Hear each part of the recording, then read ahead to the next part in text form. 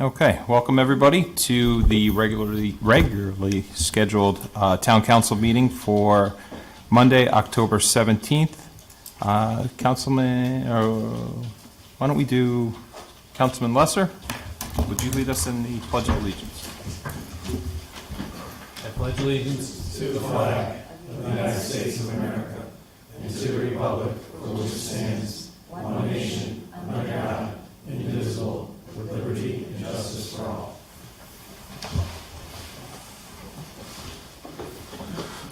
Sue, would you do us the honor? Councilor Biggs. Councilor Carbone. Here. Councilor Forrest. Here. Councilor Hill. Here. Councilor Lesser. Here. Councilor O'Connor. Here. Councilor Pentelow. Here. Deputy Mayor Mazzarella. Here. Mayor Rell. Here. Thank you. Thank you.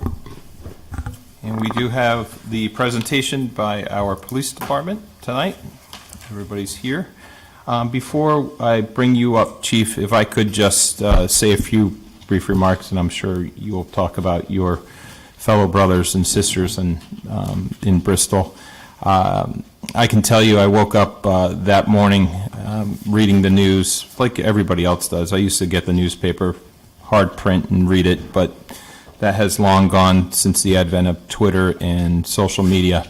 So kids are getting ready for school. It's about 6:30 in the morning, and I log in to Twitter and I read just some of the firsthand accounts of what had transpired the night before in Bristol.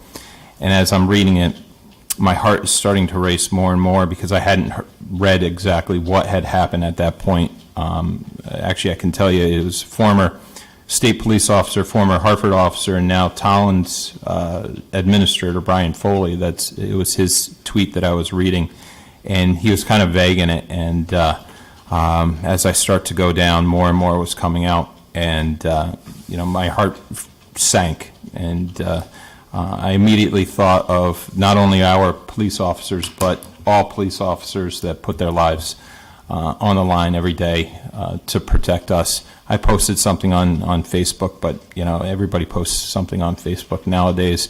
But it came from the heart from me. I think a lot of others had not only posted comments, but also talked about the grief that the families of the two officers who were killed, the third that, thank goodness, survived and made it out of the hospital, but more the impact that it had on our first responders, our police officers, our ambulance, emergency personnel, and all those who put themselves before others when called upon.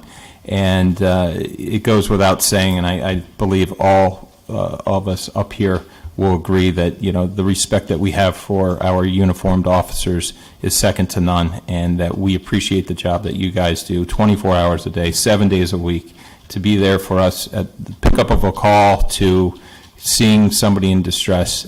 You are always there. You are always given 100% to ensure the safety of our residents, and we do appreciate not only the work that you do, but all first responders. And on behalf of the Town Council, our heart goes out to the families of Officers DeMonte and Hamzy, and we keep them in our hearts tonight. So with that, if folks could just do a brief moment of silence for those families.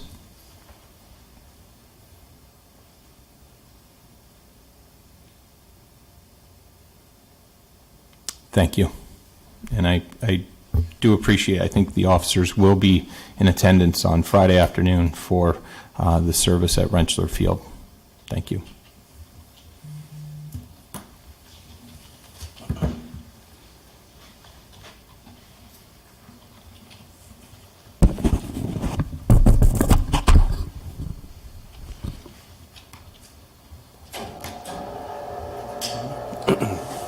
I'll start while that's coming down. So, good evening, Town Manager Presley, Mayor Rell, and Deputy Mayor Mazzarella, and councilors. Sorry. As you can tell in law enforcement, in our field, that hits home. So, thank you.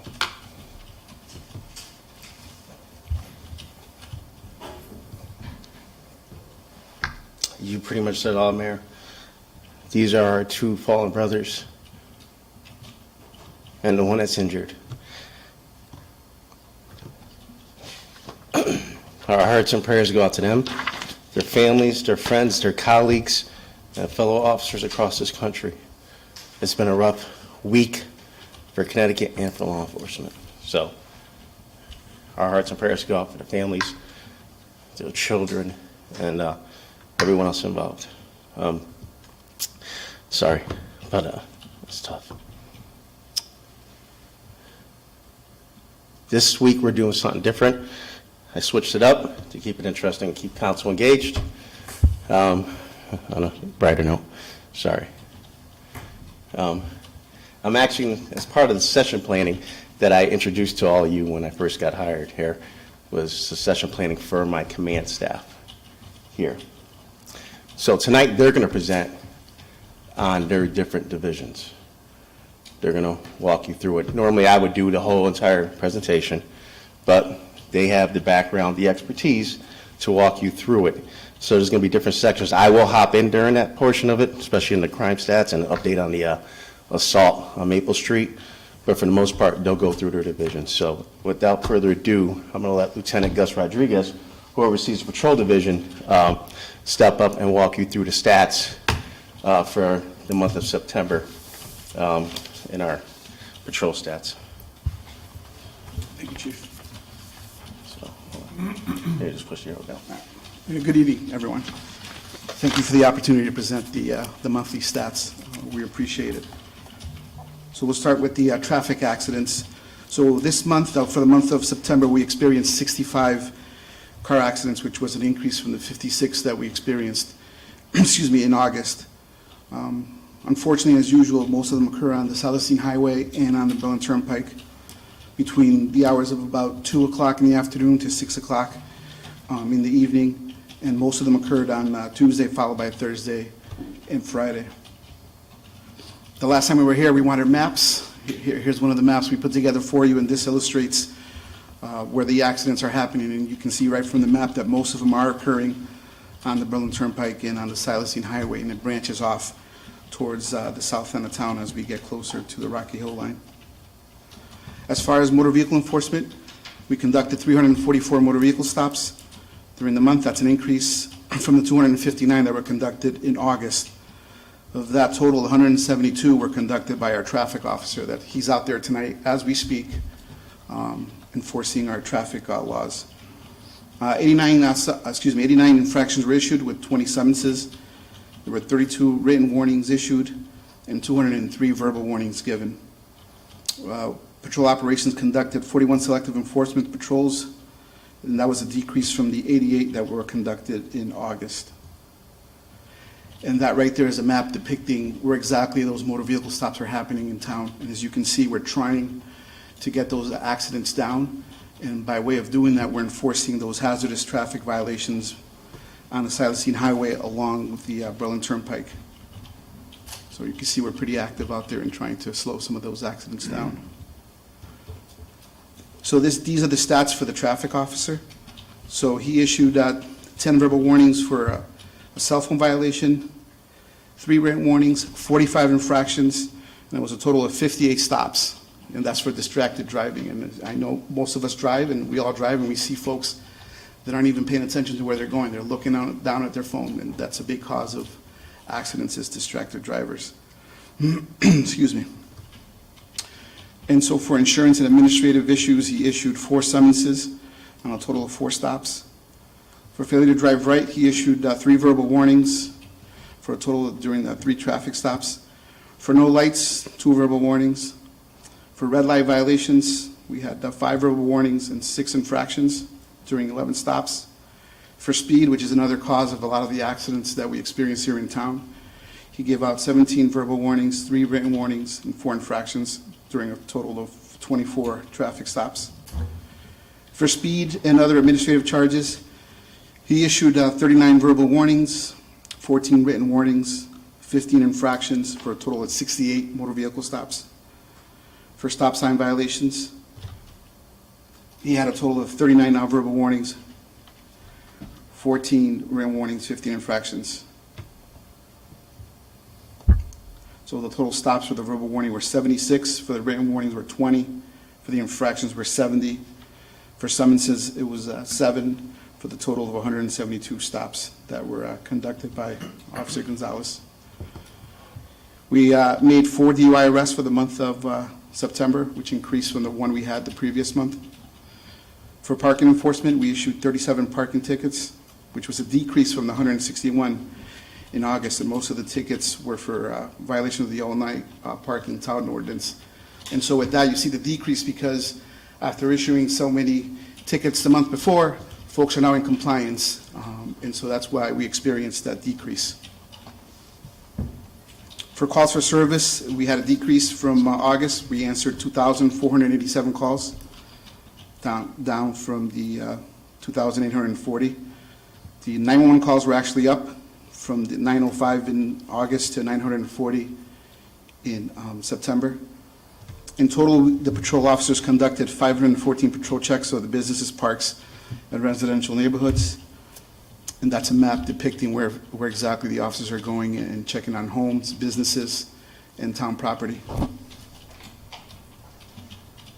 This was something that we didn't include in the last presentation, but it's just as important. These are medical calls for service that the officers respond to. In September, we responded to 67. And you can see on the map there depicting where exactly we went to. It's a very, very important function that we do in the patrol division that's not spoken about often enough. I know someone asked, I forgot who the counselor was, asked for the location of noise complaints. These are the locations of the noise complaints for the month. So last month we responded to 2 burglary complaints for the month of September. One was residential and the other one was commercial.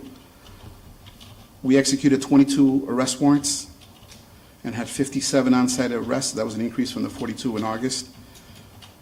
We responded to 24 noise complaints with loud music and loud noise, and that was an increase from the 11 reported in August. And most of those complaints were reported on Friday, Saturday, and Sunday between 2 and 10 o'clock.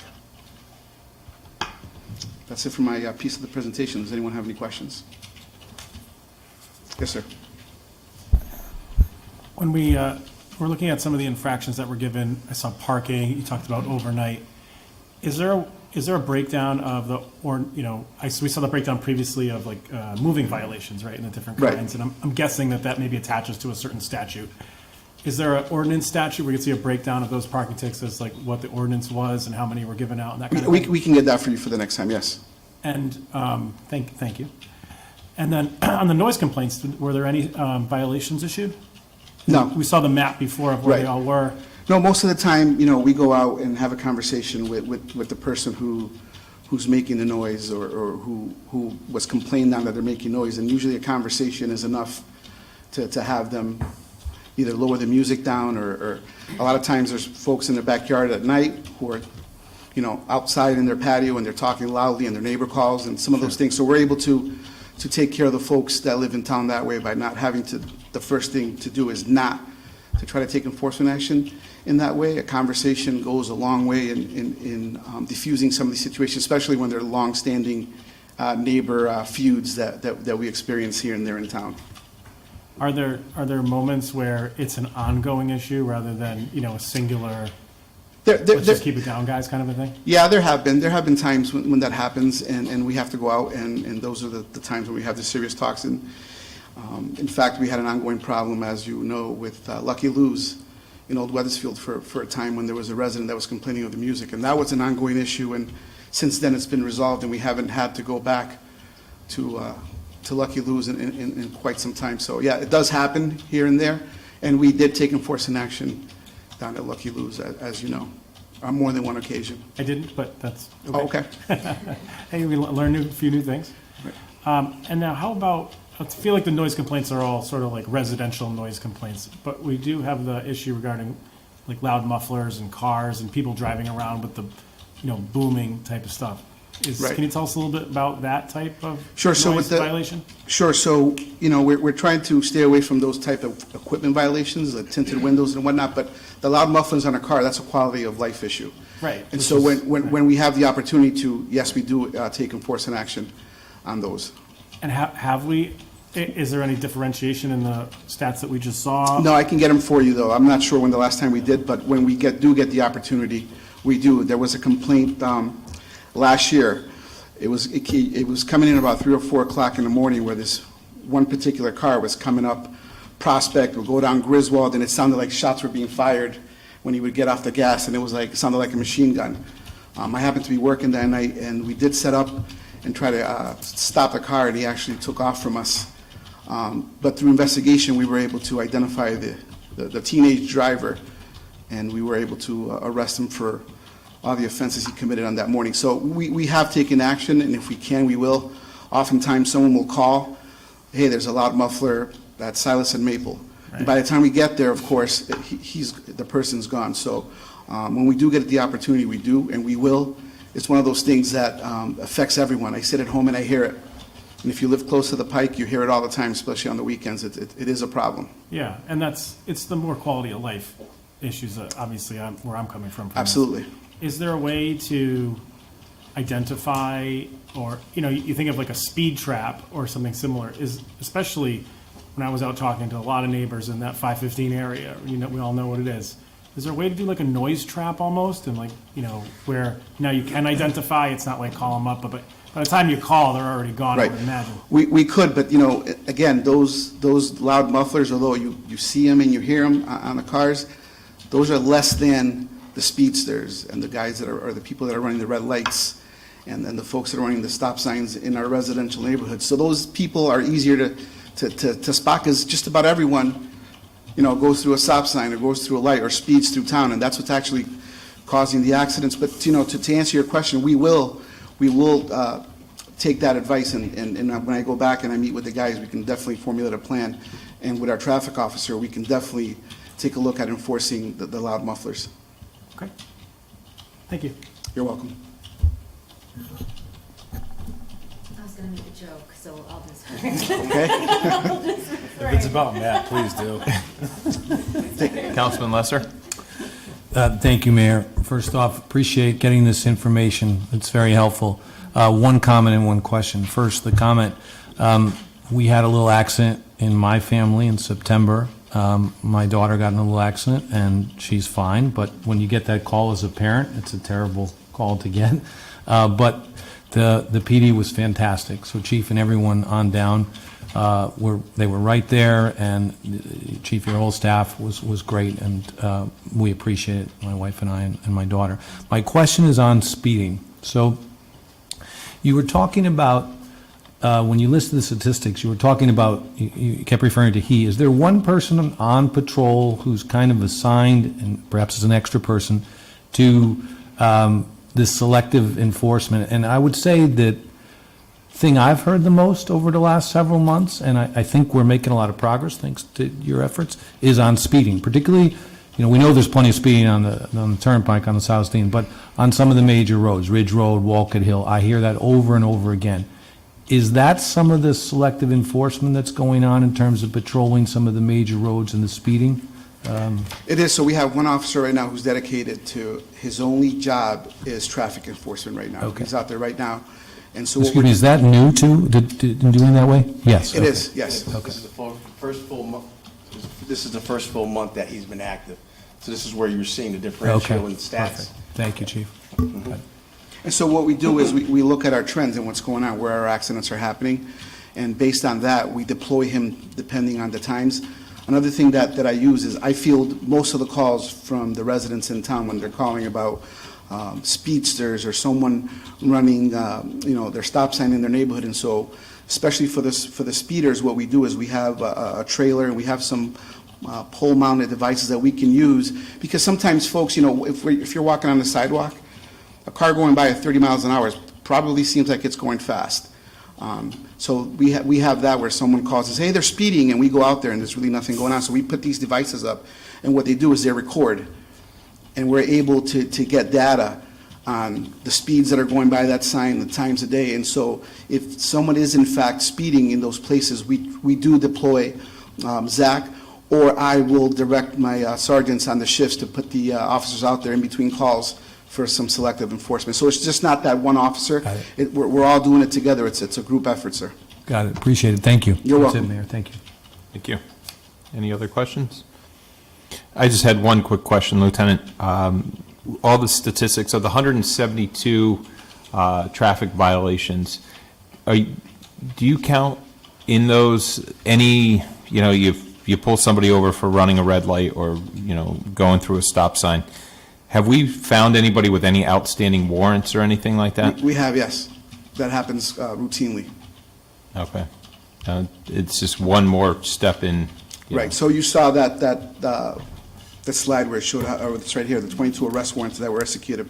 Some of those were related to our car stops. Okay. Perfect. Great. Thank you. You're welcome. Thank you. So as you can see, the activity of our officers, they're out there. And it's not just, when you say activity, it's not just pulling a car over. It's responding for these additional costs for service, answering the medical calls, or any other calls that we might receive from the public. So that's just a high-level overview. I mean, we can actually delve down into the weeds further, but that's just a quick overview for you. I really want to, touch on the assault that occurred on September 8th at 856 Maple Street, the reported assault of the teenager who was standing at the bus stop. The individual was pulled up in a stolen motor vehicle. The passenger exited the vehicle and proceeded to assault the teenager standing in the bus stop, at which time that teenager resisted, fought back, was able to rip a mask off the individual's face before dropping his cell phone, which the perpetrator took with him in a stolen motor vehicle and left. Based on the work of our detectives with Middletown, in conjunction with Middletown Police Department, one, we were able to locate the cell phone based on tracking it because it was an iPhone in the middle of an intersection. We retrieved that cell phone, still intact. We were able to do a search. Well, actually, we were able to get consent to search on that cell phone and able to view the video of the individual recording himself and during the assault. I'm sorry, it's on the hair or something over here. And the other individual inside the car. That encompassed with a couple other search warrants for DNA for the mask. We developed information on 2 suspects, which have been both arrested. The first one was arrested on October 9th via arrest warrant, 16-year-old male. He's still incarcerated. And then the second was arrested on October 10th, also via arrest warrant. As you can see there's a list of charges on both individuals: robbery second, conspiracy to commit robbery, risk of injury, conspiracy to commit risk of injury, assault third, conspiracy to commit assault third, larceny 6, and conspiracy to commit larceny 6. This is an outstanding job on the detective's part to be able to put it together from nothing, gathering information. The vehicle's not from the area, perpetrator's not from the area. They assaulted one of our young fine gentlemen in town here, and our guys did what they needed to do, and we made 2 arrests. So kudos to them, kudos to the Middletown Police Department. It's a lot of work. It's not just what's up on that screen that's behind the scenes. It's the search warrants for the cell phones, the search warrants for the DNA, the preparation of the arrest warrants, the interviews, the search for video. I could go on and on, but that's your end result, and that's a first-class job by our detectives at the PD. So just wanted to give you an overview on that we brought that one to a conclusion. So outside the patrol division, you see what our guys in the DD are doing, on top of the other cases they take on a daily basis. So for them, great job. Keith, there's been a motivation for a motive for that crime? No, that's just one of those, you go out, you do the door grab on the car, somebody leaves their key fob in the car, next thing you know, you got a stolen car in Middletown, driving through Rocky Hill, pulling on car doors. I believe they pulled on the car door of a Rocky Hill police officer prior to coming into our town, cross the line, individual victims just there minding his business, and it's a crime of opportunity. They see him, they jump out, and then unfortunately this is what you end up with. But luckily for us, he was able to fight back, just get enough for us to go ahead and help identify our 2 suspects, and we were able to bring it to a conclusion. And I received a text message from the inspector yesterday. These 2 individuals, based on their actions in the investigation, are still incarcerated. They have not been let out. Okay. So that's an outstanding job. Thank you. So, Chief, just on that point, what do you think is going to eventually happen to these two based on what we see throughout society lately with juvenile offenders and getting slaps on the wrist? What I would hope would happen, Or and I believe what's happened just based on what I'm seeing right now with them still being incarcerated and not being released, that they're probably going to be charged as adults. And that's what I would like to occur. I actually have a question. So I know in the past, they've told our children, because this has happened before, and, they said just hand it over. So you feel, based on what you said, because fighting back gave you an opportunity to catch them, which do you think is When you more say fighting appropriate back, action? it's probably the initial reaction of that juvenile. I wasn't there, our victim. That when someone strikes him with his head down, he's going to naturally resist. And in that split second, that's all it takes to knock something off, to get a piece of evidence. And he dropped his phone, and he grabbed his phone, jumped back in the car and left. So the whole thing took seconds. So just that whole reaction. So what But I advice- would say is be aware of your surroundings more than anything else. That's the biggest thing. You're in your comfort zone, and you're out there, just keep your heads up and your eyes, ears open.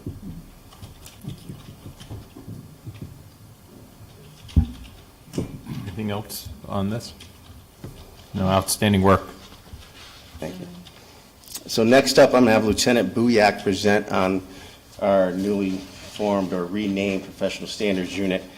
He oversees a lot, and he'll give you the whole rundown, from records retention to recruitment to what was that next? Thanks, Chief. Thanks for the opportunity to speak to you. I'm the commander of the Professional Standards Bureau. And in the Professional Standards Bureau, I'm responsible for the records unit. We have a staff of 3, a records unit supervisor, and 2 other clerks. They handle all public interaction. It's Monday through Friday, 8 to 4. One of the responsibilities is providing reports and answering Freedom of Information requests. And in September, they provided 117 records from the public, the courts, insurance companies, and other entities. They do a good job. It's a high-volume job, and they do very well at it.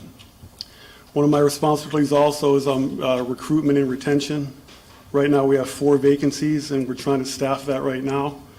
In 2023, we have anticipated vacancies of 5, so it's going to be an ongoing process. I opened up, we advertised through Police App, along with a lot of other PDs, and we're competing with a lot of other PDs, and so far, updated numbers, I got 26 applications through this morning, 19 from entry level and 7 for certified officers. And we've interviewed 9 so far.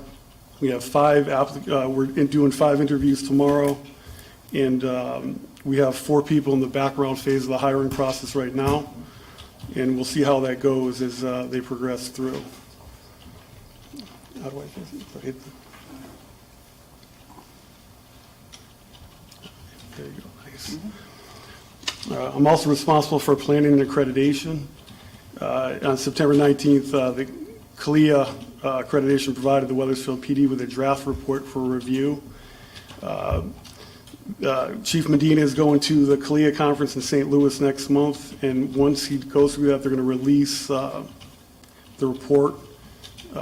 We have not seen the report yet. We've seen a draft of it. They'll release it after Chief Medina has a meeting in St. Louis in November. And then our Kycia years are May 1st to April 30th. So we start a new assessment period. It's a 4-year period. And we're in the process right now of revising it. In the past, it's always been 1 or 2 people who are responsible for Kycia. Our goal is to infuse it with the organization to make everybody responsible for it, and Chief Medina supports that. And then a part of Kycia, we did a staff inspection in September. I'm responsible for Freedom of Information, civil litigation. In September, I did 9 command level FOI requests. Most of those are media, and they require data, and it's time consuming. And then I also did 2 civil litigation cases, which is also time consuming. I'm responsible for the training unit, and these are some of the areas that officers were trained on in September. We as far as we're required by post to make sure officers get the appropriate training for certification, and we just make sure that officers get the appropriate training. Those are the subject matters on the board for some of the topics where training took place. And that's all I have. Does anybody have any questions? Huh? All right. Thank you. Councilman? No one. Great, Mayor. Thank you, that was helpful. Two questions. Yes, sir. One is on recruitment. Yes. So we read about all the difficulties around the country with recruiting police officers. Are we having that difficulty in Wethersfield, and how do you find it in Connecticut? I think we are and we're not. I mean, one of the benefits of Wethersfield, we are different from other PDs for a couple of reasons. In 2021, we received 108 applications. We ended up hiring 9 certified officers, no entry level. The draw for Wethersfield is the fact that you can buy accrued time from another PD, and that's unique to Wethersfield. So that makes us attractive. Benefit and pay-wise, we're in the upper tier, so that helps us. But with that said, everybody's struggling for officers, and we're going to continue to struggle for them. So we're hitting up social media, we're going to recruitment fairs, and we're actively advertising, and that's going to be continuous. And I think things like the tragedy in Bristol, negative public sentiment toward the police is going to keep people out of the field, no matter what their benefit and pays are. But we'll keep trying, and I think we'll be successful. Thank you for that. My second question is Citizens Academy. I think we had one several years ago. Are there any plans to bring that back?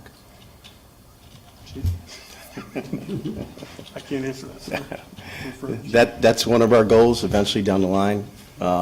As we keep instituting new programs to the town or introducing them to the town, like with the PAL program, let's hope we get off the ground shortly, and other initiatives. That's one of them to bring back. It's just more of a slow roll with COVID to start bringing them back to that community room, set up a program. And with the loss of some of our officers retiring, it's training new officers, getting them up to speed, doing be instructors, and what topics we want to talk on. So it is going to come back. It's just in the line of things we need to get done this PD to get it moving forward. Got it. Thank you. That's all, Mayor. Thank you. No further questions? Great. Thank you, Lieutenant. Thank you, sir. I just want to touch on a couple things under Lieutenant Booyak's shop, just the training. These are just bullets for some of the training that the officers go to.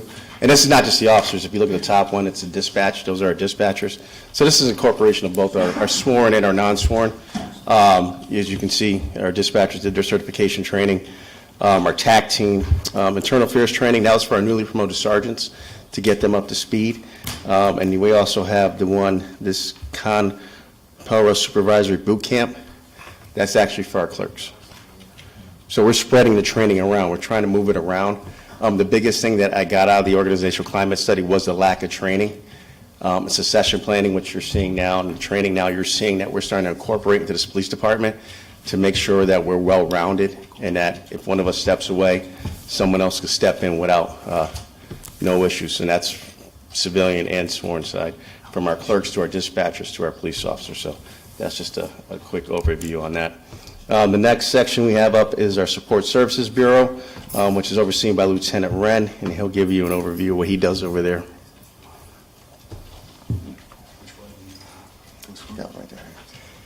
So, thank you for the opportunity. I'm in charge of support services, which basically deals with a lot of the ancillary duties associated with the PD, one of which is the property control officer.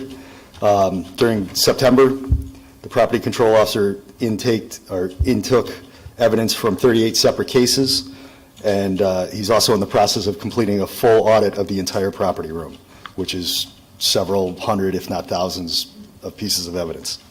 On top of that is also the court liaison. During the course of September, we processed 53 individuals at the station for custodial arrests. The paperwork also has to go over to court, and he's responsible for that. On top of that, he also processed 2 individuals, one male, one female, over at court who were in DOC custody. Those were on outstanding arrest warrants. One of the issues that we've been dealing with lately is when we do hold prisoners, we've been having prisoners that need to go to the hospital due to illness or injuries from prior medical conditions. Nothing related to the actual arrest. It's that they're going through withdrawal symptoms and they end up having to go to the hospital.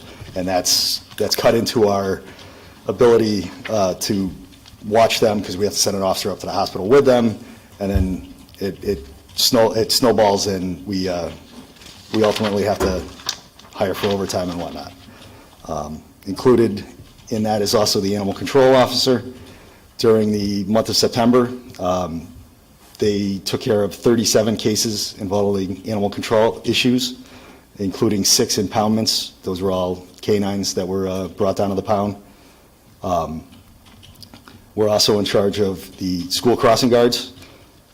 We've had experienced multiple vacancies of crossing guard posts, many of which we're unable to cover due to the current roster of spare crossing guards. I know the BOE is actively trying to hire replacement spare guards, but it's a process. As a result, we've had to cover 24 different crossing guard posts. That's from patrol, from support services, the school resource officers, and the DARE officers have all had to step up and fill those positions.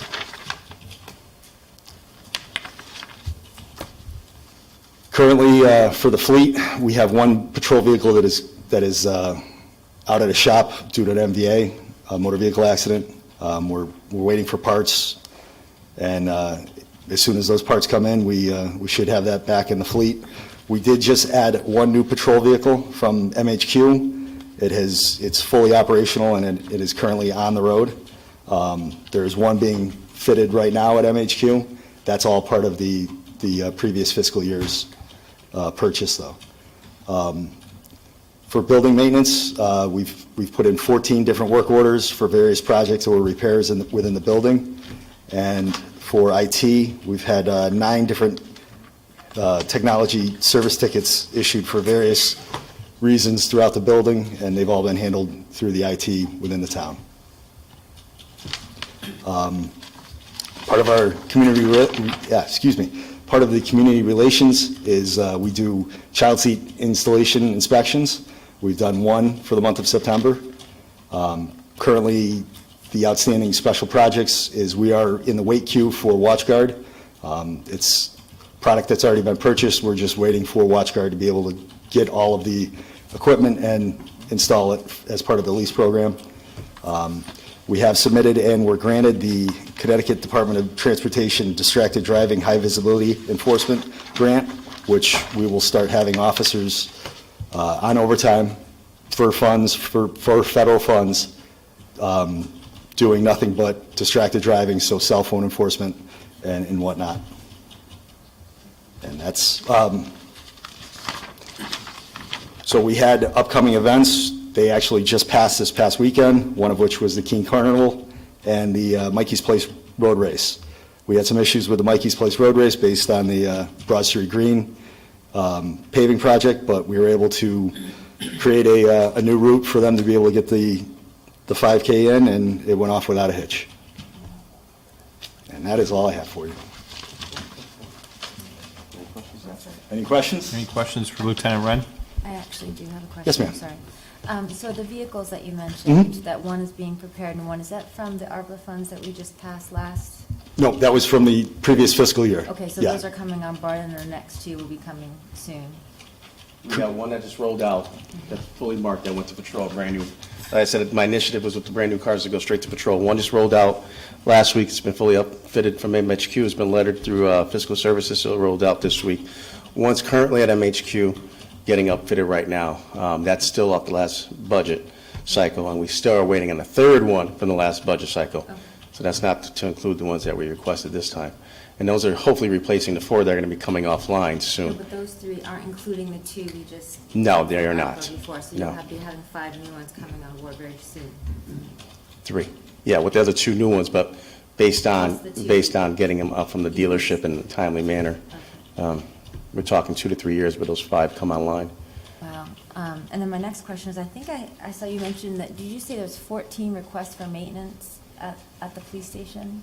So what we're starting to do now is what I'm having them do is put in a ticket for maintenance so we can start tracking requests made to fiscal services or IT and things of that nature for building maintenance and repairs and IT. So we're keeping track of that so we know what issues we have and what's been completed. Because sometimes you put a request in, but you never follow up. So we put a tracking on it so we follow up to make sure that they are completed. And I'm just curious, because I actually don't know, who's responsible for maintaining your building? Is that us? That, the town? well, Lieutenant Wren is the point of contact, but it is the town fiscal services. All right, thank you.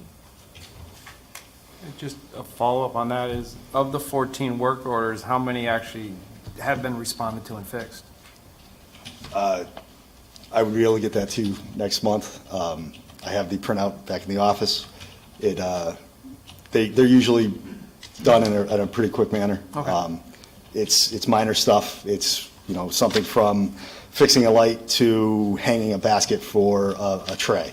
Okay. So it's nothing major. It's all minor All stuff. right, no, that's- Yeah. I don't need it then. I'm just curious if you've been sitting waiting and no one's doing anything. So- Nope, Good. they're very responsive. Awesome. Before I move on to the last slide, I promise you it is the last one. So you can move on with the council meeting. I just want to touch back on the recruitment process. And like I said, the town's very fortunate because our motto is when in doubt, pass. We're not just going to take a person to fill a void in our staffing, because if you take the wrong person, we all know that comes along with that is if it's the wrong person, the wrong fit, you can be involved. There are situations where it involves use of force issues or complaints or unnecessary lawsuits.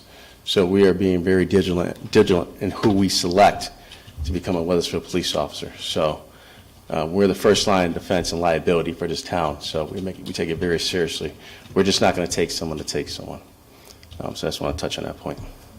And last but not least, just quick officer recognition. As you're all aware, Captain Petruzzi was sworn in on September 6th. He's now the number 2 overseeing the admin side of the house, overseeing Lieutenant Booyak and Lieutenant Wren. Officer Mike Wildman was recognized by MAD, Mothers Against Driving, for his efforts in his town, and he received recognition at the ceremony at Mohegan Sun Hotel, where he received his MAD award. Officer Justin Hilchek was appointed to the rank of detective and assigned to the Detective Bureau. He replaces now newly promoted Sergeant Kevin Foster. So he went through the testing process, or the interview process, with 3 independent, 3 members on the panel who were independent from the police department, other police departments, who were able to rate the individuals who put in for it, and he came out number 1, and he is now in the DD, newly appointed. So kudos to him. He worked hard to get it. And last but not least, we're circling back to Bristol. Huge shout out to our dispatchers and peer support. We've been going over there, covering their calls inside. And our peer support people have been speaking to dispatchers, officers, and giving them that comfort they need during this time. So it's a big family, it's a huge family, and we look out for each other. So with that said, any questions from me? That concludes this presentation. Thank you, Chief, Captain, Lieutenants, all the best out there. Please stay safe, and thank you all for the hard work that you guys are doing. Feel Thank free you. to sit down and enjoy the rest of the meeting. Yeah? Well, there's a Yankee game on, I heard, so. Next year, there'll be a Red Sox game in October, I swear. That's supposed to be the Mets. Thank you all. Moving on the agenda, there is a hearing. This is a hearing that we had brought forth last meeting. This is the order of business. And I guess it's just the public hearing now. The council comments will come later. Is anybody in the audience here to speak on the amendment to Ordinance 180-11, order of business? Seeing none, I'll close that hearing. We'll move on to item A2A. This is public comment. Just a reminder for folks or to those who may be new, Public comment, there's 2 public comment sections, 5 minutes in the beginning, 5 minutes at the end. Please state your name and address, and you can speak on any comments. Just raise your hand, and I will pick on anybody. Yes?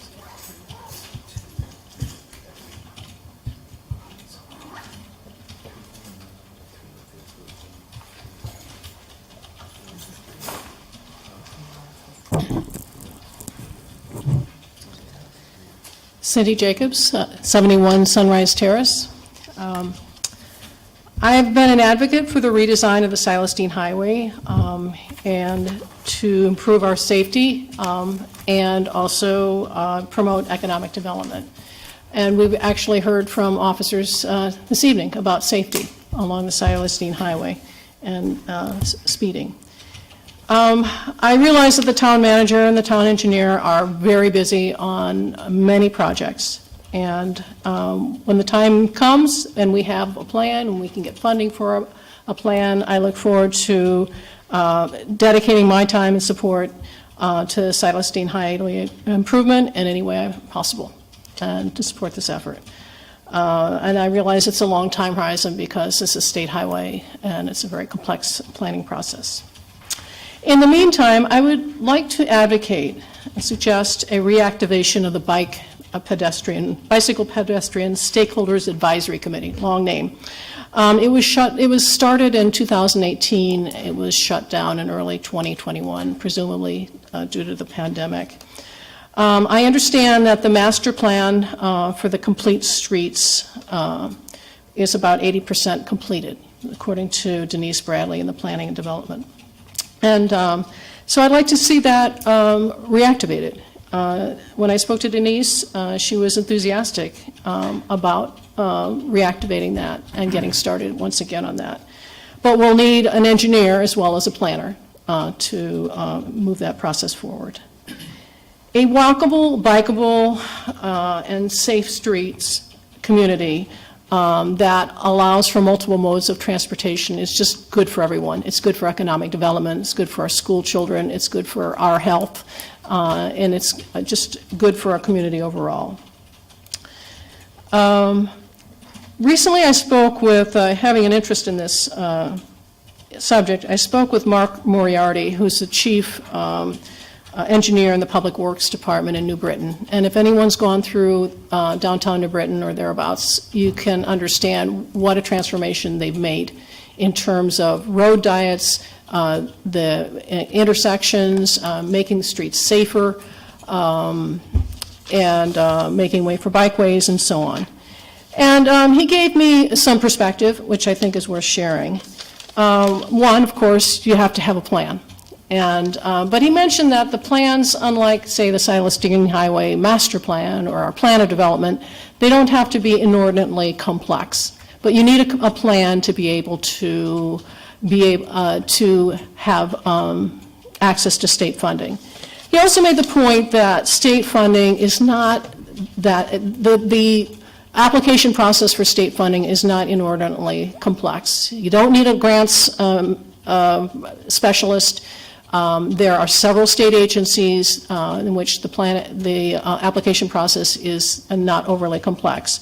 There are grants in the Connecticut DOT, the Community Connectivity Grant, DEP, Recreational Trails Grant, OPM, DECD, the Transit-Oriented Development. So New Britain, having a plan in hand, having a master plan, has been very successful in being able to get external funding.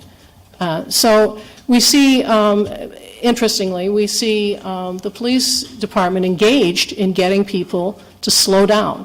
And we see multiple accidents and reports of multiple accidents, of speeding and so on. Another tool in our toolkit is the design of our streets for safety.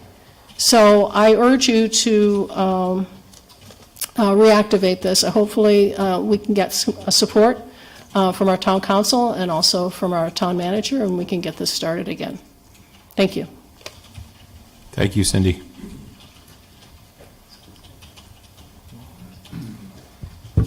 Tom?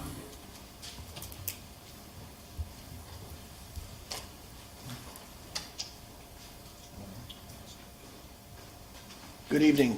Tom Carson, 12 Avalon Place. I didn't know that Cindy was going to speak tonight, but I wanted to speak specifically to the agenda item for creating the speed table on Main Street that you have, and just to voice my support for that those are the types of traffic calming projects that don't require any sort of speed limit reduction or law enforcement activity. That we have a lot of wide roads in our town, not necessarily there on Main Street, but people will travel at speeds that they're comfortable traveling at. And the only way you can truly reduce speed is to make it less comfortable for people to drive fast. I'm not a proponent of speed bumps at all, but speed tables are great. And I look forward to that project being done because I think it'll be we've already had a demonstration project down there that this will be a real demonstration project for, I think, other traffic calming projects that we want to do around town, specifically on the Silas Deane. I didn't know the police department was going to be here either, but we really need to do something to narrow our streets, and especially the Silas Deane Highway. It's way too wide, and that's one of the reasons that it creates a situation where people will just drive fast. And so that's really it. So I urge your support for the speed table. Thanks. Thank you, Tom. Amanda, and then over here.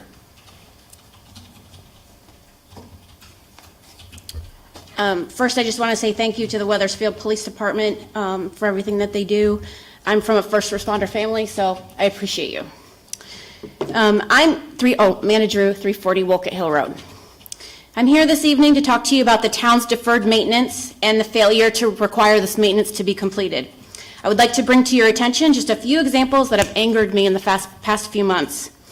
First, I emailed the town manager and mayor about this one last week, and I sent it about 2 hours after I heard about it. I was floored that it has not been corrected even as of today. There is a wheelchair-bound student at Crest who cannot gain access to the playground. The path that they were required to take ends in wood chips, and they are unable to move through with their wheelchair. Because of those wood chips, he cannot make it to the playground. It is almost November, and this child has not been with his peers in a play environment all year. From what I've been told, the district notified the town about this a number of times, and nothing has been done to correct it. Whomever made this decision to not immediately rectify this glaring violation of ADA should be fired. Also, the only swing that this child can use has been broken and not repaired. It would be great if he could actually participate and play. I don't see how any of you sitting up here believe this is acceptable. No child should be denied use of public space or play because of a disability. Let's be better. My second example is of the middle school sidewalks in the back entrance, and I have pictures. I took these yesterday. I know at least one of you has spoken to the town manager about this. Back in June, my husband and I attended our child's 8th grade graduation.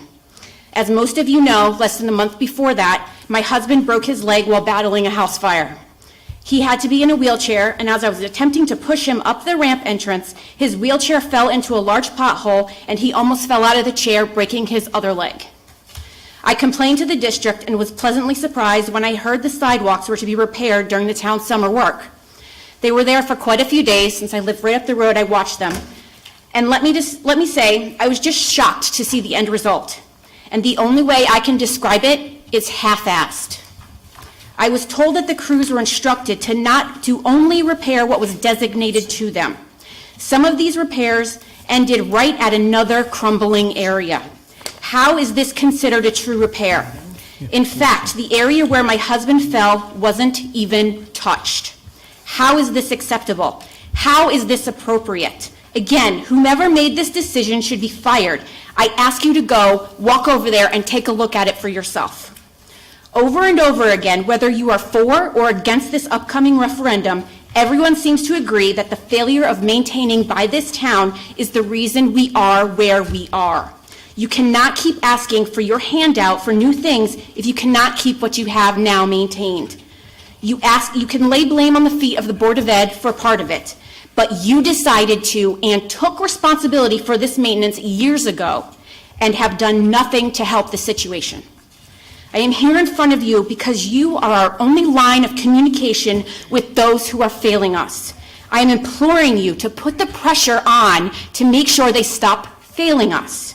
It is about time we get rid of those persons who are literally breaking the law or whose inactions will cause lawsuits. Not may, but will. Do not keep adding to our burden if you cannot manage what you have. No more excuses. Be the change. Be better. Thank you. Thank you. Yes, sir.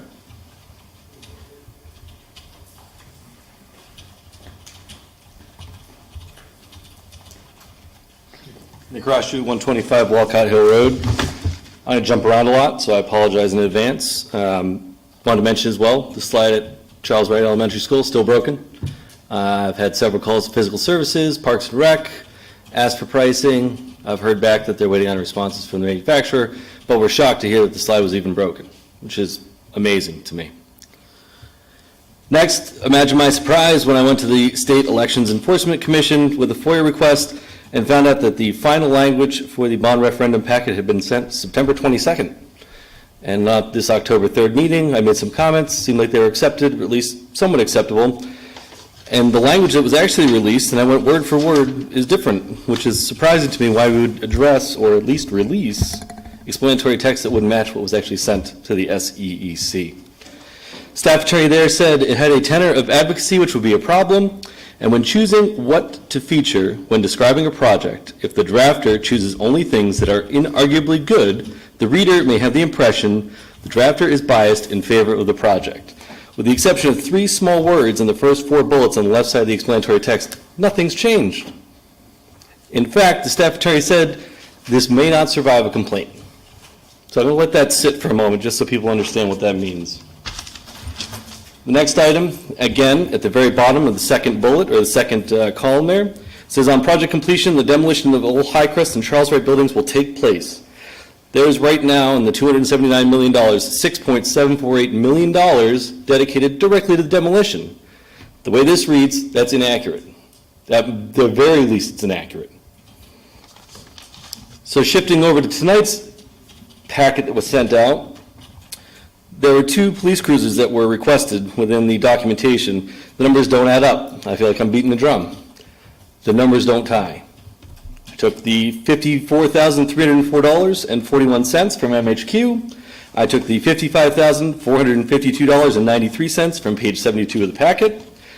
And I was off $1,148.52. There were 2 items that were not included in the upfit to the tune of $850, which leaves a weapons rack where apparently we said there were 2, had no highlight about why there would be a difference, and if that's the way math is done, somewhat frightening for the upcoming budget schedules, or the upcoming budget meetings. The last 2 things for me, again, related to taxes and related to the software purchase. The tax write-off packet that was included for property taxes that are over 15 years old was dated on June 30th of 2021. That to me is unacceptable. There should never be a listing, a dunning listing or an aging listing of property taxes that's over a year old. That's absolutely unacceptable.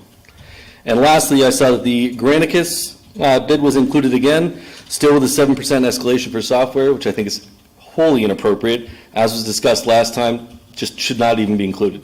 The fact that the bid has expired already and there's no new bid and the same incorrect information was included is an embarrassment. While I have you up there, can you just go quickly again on the tax deferral? There's a 15-year tax write-off under Connecticut General Statutes. On the very top of that page, it says as of date, 6/30/2021.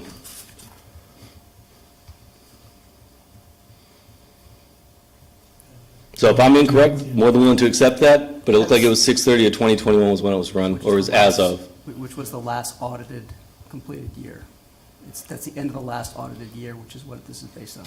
So nothing's been collected subsequent? Excuse me, it's for 2005, that's all we're talking about here. I understand that. Yeah. So there's been no efforts to collect any in arrears tax, is what that means, in the last 18 months? It means there haven't been any beyond that, but. For these folks, or in? Well, there's a listing, there's two columns. The first column is the $42,000 that's mentioned, the second column is an adjustment column, about $792.39. Process and the dates are all defined by the state, and we've followed exactly what the state law requires. My only request was if it was as of that date, there's been no dollars from that $42,000 collected in the last 15 months. Again, after 15 years, that's it. You write off, so we stop per state law. Stop Stop what? the attempts for that year, because it's older than 15 years. Because then you have to wait for the audited financials to come in, it closes it, everything out. If something were to come in before then, we'd make adjustments. So there have been no audited statements that would have adjusted that as of 6/30/2022? Our next audit was just wrapped up, yeah. So that write-off is essentially that first column and not the adjustments column? I don't understand what you just said. There are two columns. One is the adjustments column, Yep. $792. The other is the $42,000 that's being written off. Right. I'd like to know how much revenue this town is writing off, which isn't really write-off, it's uncollectible debt. Correct, it's uncollectible. So is it the first column or the first two columns, I guess is my question.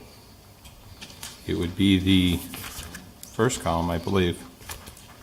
Yeah, if you look at the first page of that, Yeah. in red, 42,131.60. I'm asking why the second column is not included. I apologize. Excuse me? I'm asking why the second column is not included. I don't know if Marjorie or Marlene is here? No. Yeah. Well, we will check with our tax collector and get back to you. Thank you.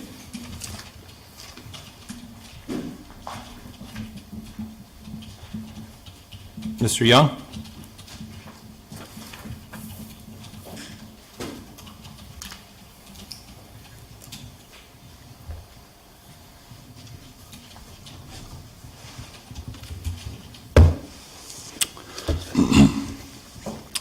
Good evening, Robert Young, 20 Cobber Mill Road.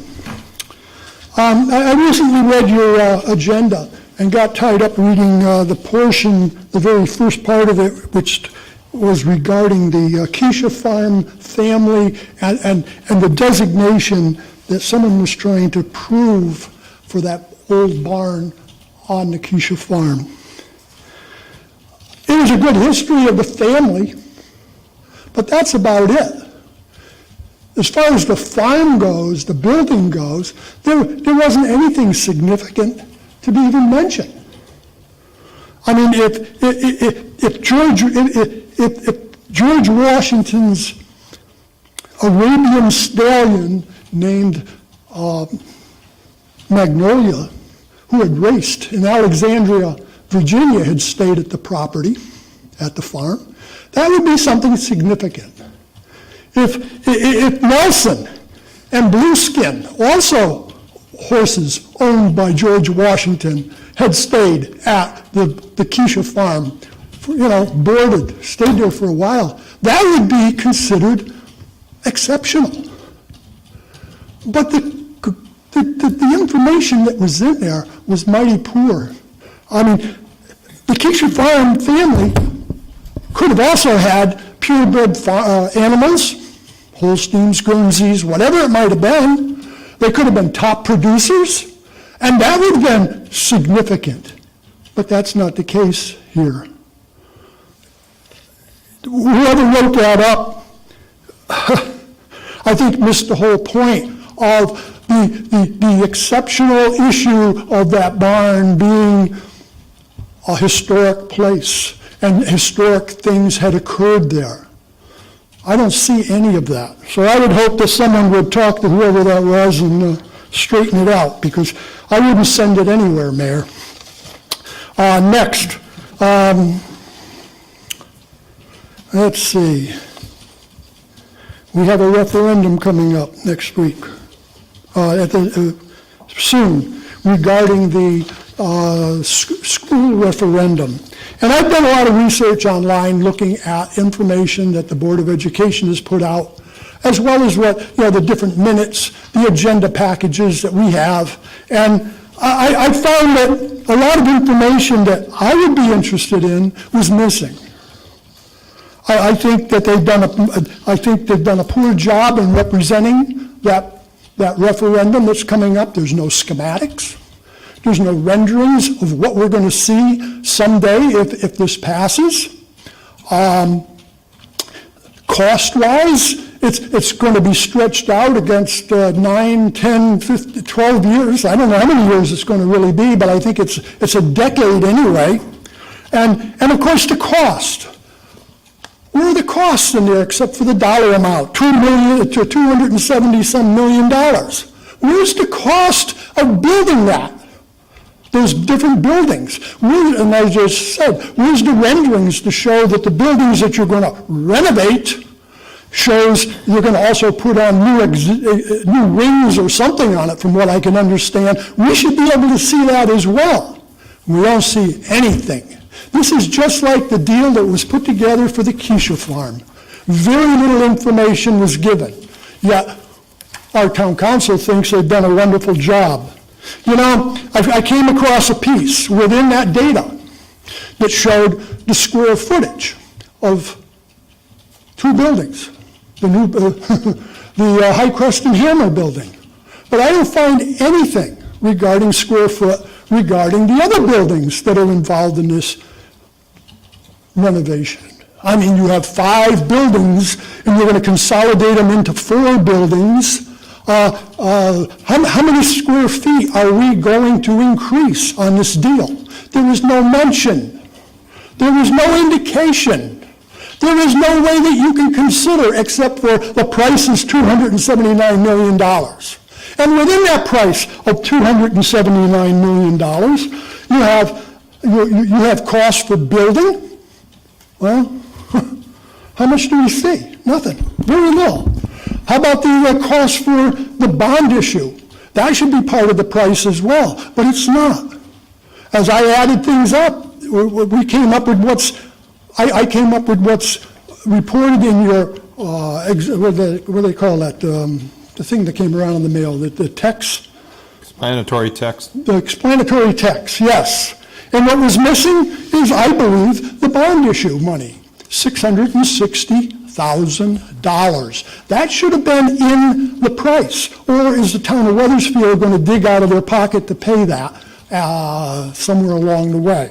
I believe that text is wrong, and that money, that price should be in that text money. 279 is shy of $279 million, but it should come up a little higher because of that money that's missing. So I don't know what's going on here, but you know, this longevity of the project, I'll wrap it up, with all the estimates and all the guesstimates and all those escalations that are going on here, so they claim, how can anybody reasonably believe that this is a good number? Thank you very much, Mayor. Mm-hmm. Anyone next?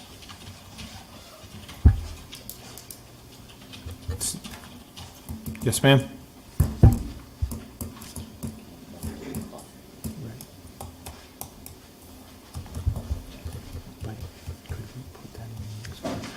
Hi, my name is Mary Kay Jensen. I live at 23 Quail Hill.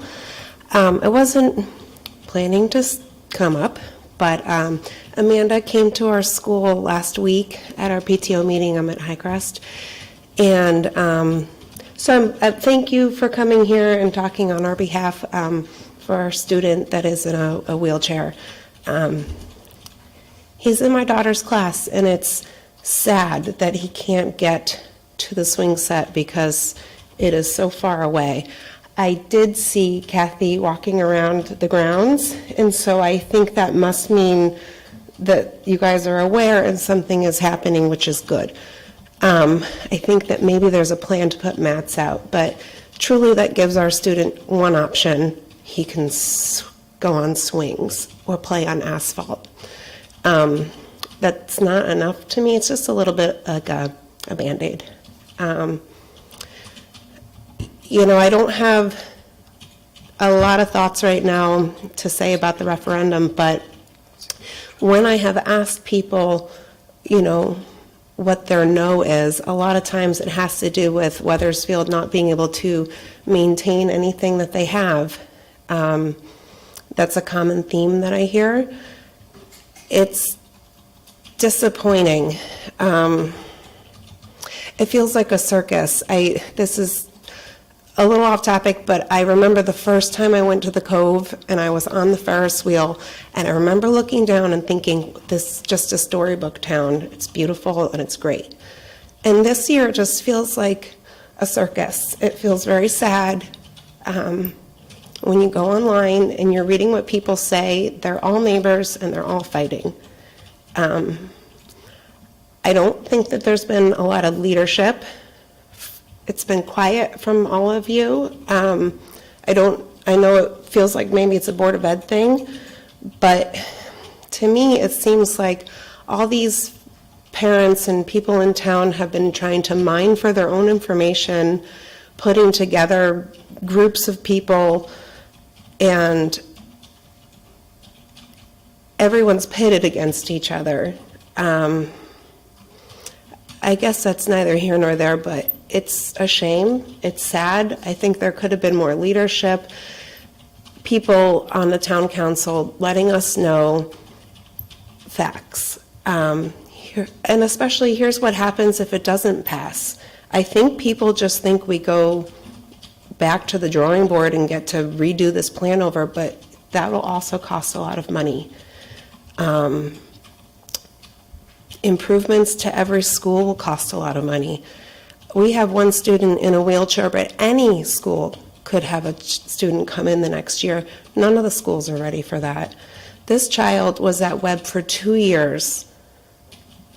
And this is the first person that has come angry, saying nothing's been done. We're in November.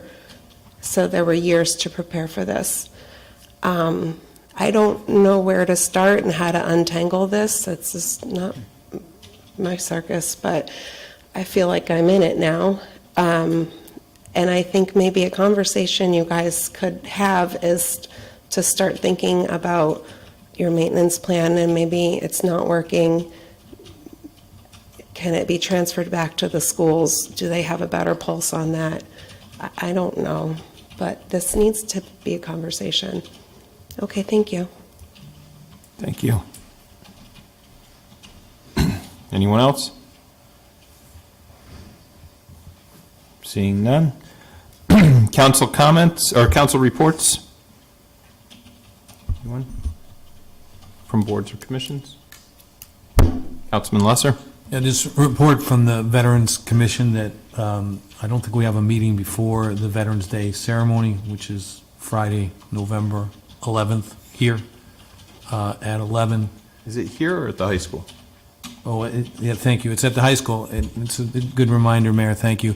The high school, this will be the second year in a row, the high school is now open, and there are programs with the veterans in town and the high school students, and the ceremony will be at the high school. Thank you. That's it. Okay. I just have one thing to report from the Housing Authority. I mentioned it about a month or two ago about a possible tour of the properties that the Housing Authority oversees. I think we've settled on a date, and hopefully folks can make it. We didn't want to do too close to the election, leading up to the election, but we thought that Thursday, just before Veterans Day, November 10th at 6 o'clock would work. And Sue, I think we would probably want to have a special meeting notice for that, just in case more than 5 or more of us get together for that. Kate Forcier, the Executive Director of the Housing Authority, and the board would welcome us to join them on the tour. I think they would all partake in it as well.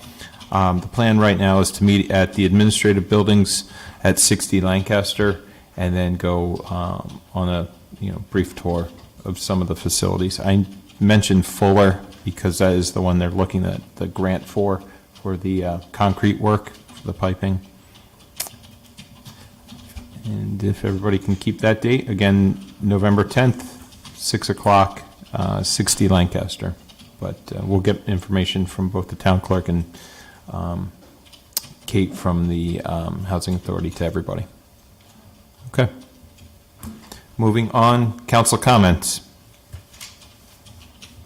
Councilman O'Connor. Yeah, I just had a couple of questions. One was, prior to Fred coming on, we had allocated funds for a grant writer, and during the course of one of the conversations from the public, it made me think of that. Whatever happened with that? Because we hired someone, and they were supposed to go out and do it as a trial basis, and Yeah, we do have an individual that's been, a firm that's been hired to do grant writing for us. We just had another meeting with the individual last week with engineering, economic development, and planning, and we went through the next year's worth of grant opportunities. We ranked, we put projects in each of the categories. She's going through and putting together schedule for applications for the various grants that we can go after. So we are working with that individual, and we set up regular meetings. good. All right, and then the other thing I was going to say, just when Mr. Carson spoke about the Silas Deane being too wide, the first thing that came to mind was that picture you gave us during the interview process. Have you pursued that or done anything in regards to the trees and? So that's one of the priority projects that we talked about with the grant writer. There's several different opportunities we're looking at, the infrastructure grants that are out at the federal level, but some that are being offered at the state level as well, looking at ways that we can move that project forward for the Silas Deane and some of that calming, so those pedestrian nodes that I referred to in my interview, but also taking the plans that have been done in the past, bringing those forward, updating those, and then putting in grant opportunities for that, yes. Thank you. Any other council comments? Okay. I just wanted to mention one thing to the 2 points on the handicapped accessible playground at Crest. I just looked through my emails. The first I was notified of it was September 20th. So if this child was at Webb before that, I'd never, and I don't know, I'm not speaking on behalf of anybody else up here, just myself. Never got any notification of that prior to September 20th of this year. That date, I did converse with the Board of Ed chair about it, and I believe I'd sent information over to the town manager. And maybe, Kathy, when you're coming up later, you could speak on some of the progress that's been made getting that. But today is October 17th, so it's less than a month. But it was, at least from me, when I got it, it was immediately handed over to the Board of Ed chair to ask some questions about it and to the town manager to address it. Mr. Deputy Mayor? Thanks. I'm sorry I failed to make a comment. Do you think it would be appropriate for possibly the town manager to advise the public about the non-advocacy period of the referendum question and what we're allowed to speak up here and, you know, present more information, more data that might affect someone's decision? So. Sure. Well, according to our bond counsel, we've been back and forth several times on what can and can't be done during this period prior to the referendum vote. Essentially, any individual member of this council or the Board of Ed may speak their mind about the referendum themselves, even up here on the dais, as the case may be. As a body, you can't take a position until after the vote is cast, and we cannot spend any town funds to support one side or the other. So we have to be very careful with that respect. You know, we can't host, we can't allow groups to come in and use town facilities solely for that purpose without it being a situation where they would pay a fee just like any other group using any town facility to do whatever they wanted. If they pay the fees, so we're not incurring any cost, then they can use our space, because a lot of times towns have the only available space for certain meetings. So, but in terms of what members can do, members can say, you are free like any other citizen to, you know, state your case on that. But as a body, we need to remain neutral, and all staff needs to remain completely neutral. The information we put out needs to be neutral. I think to Mr. Rochadou's comments, he was correct that we did send that to the state. He was incorrect that we made no changes or changed 3 words. We actually adopted every change that the state recommended verbatim, and we went through that with our bond counsel as well. So all the language was adjusted to their recommendations to maintain neutrality, and they had some very good comments, so we did make those changes before the final went out. So that, in a nutshell, we can't spend money to advocate one side or another. We have to remain neutral as a body and as an administration. Same thing with school administration. And we can't allow, I know there was an issue with during the parent-teacher conferences that PTO wanted to hang signs or posters in there and hand out leaflets. They could not do that on school property because it was a school function, and it could be inferred that the school was in support of one thing or another. So it's a gray line, but it's something that we have to be very careful and try to avoid crossing. Thanks for that, Fred. I'm not big on social media, but there's a lot of talk in town about the town council and the Board of Ed not providing adequate information on this project, and the reality is we've been talking about it for probably 3 months at least up here, and substantially longer on the Board of Ed side. So I guess, those were the meetings that the public needed to be following, and it's unfortunate, but we're very limited about what we can do up here at this point. So I just wanted a little clarification for the public. Thank you. Councilman O'Connor. Just to follow on that, and just so I understand, it was posted on social media. I wasn't invited, but it was posted on social media. There's a meeting being held at Charles Wright to discuss this. So is that, I'm just trying to say, is that allowed or is that not allowed? So, again, we've been dealing with that a lot over the last several days. Essentially, again, it hasn't been clarified yet who exactly is calling that meeting, but regardless of who it is, they would need to pay a fee to utilize a town facility. It can't be something that's provided for free, because any, the lights being on in the building for longer, custodians, we need to bring in extra people, that has to be paid for by whoever uses public buildings, whether it be the community center or school, or even the town hall. There's a process, there's a policy.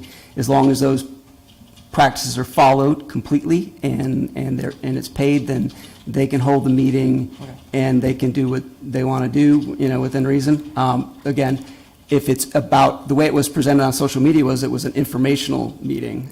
If they remain neutral, which is very difficult to do, which is why I spoke to the superintendent again today, and we both feel it's very strongly that the organizers need to pay for that facility in order to utilize it, otherwise you're going to have to find another location. And just for, I don't have a problem with them having that meeting. Sure. When the comment came up, it made me think, well, isn't there one being held there? And Yeah. what are you going to do? Someone going to walk in and tell them they have to leave? I mean, I don't think anyone wants to be in that position. Yeah. So we're trying to clear that up with them. Nothing else? One thing I neglected, and I thought of it earlier, Councilman Hill and I went on a brief tour of the first floor or lower level of the library. For those that don't know, there was a water main break 2 weeks ago now, a little more than 2 weeks ago. I don't know how many gallons of water, but it had been pressurized. It was a pressurized line, and it burst downstairs underneath or inside the children's library section. It did extensive damage, not so much to the furniture and to the books, but the flooring had to be ripped up. A number of rooms and storage areas had to be cleaned out and cleared out. Unfortunately, the Friends of the Library lost a lot of their books that were in storage in one of the rooms, the most impacted room of the pipe bursting. But Kerma is working with the town. We do have a contractor in there remediating everything and cleaning it up, but I believe it's going to be a couple months before things get back to normal downstairs in the children's library section. But they are hard at work, and if you guys want to talk to Brooke Berry, the library director, and take a look for yourselves, I can tell you, I don't know about Councilman Hill, when I walked down there, I thought it was just the storage room where it had burst and then expanded out, but it is literally the entire floor, that basement floor. It'll need work, but hopefully the insurance will pay for it. and that's why we have coverage. Thank you. Okay, no further comments? Mr. Town Manager? And I'll just make a brief comment about the handicap accessibility for the High Crest Playground. Kathy has been working very closely with the folks at the schools on that, has been out to the site on several occasions, had our recreation, our equipment firm out there to provide possibilities that we could do to provide access to that. They provided a solution for us, and I believe Kathy is working on getting that ordered now. So it's something we have been working on since we've been notified about it, and it will be corrected. Moving on, under my report, as was referenced in some of the comments, there is the Keisha Barn Historic Analysis Report. This was a report that was grant funded. It was approved by the council to have this done. That has been completed, and it is part of the background materials. That report, any report of this nature, is automatically provided to SHPO for review. SHPO at this point is, that State Historic Preservation Office is awaiting word from this council on whether or not you would like them to entertain reviewing that officially as part of their regular meetings and making a determination on whether or not this is an historic structure or not. You'll notice also in your background materials, in addition to the report, there is a one-pager that essentially goes through and talks about what that designation means. This is a state designation. This is not a federal designation.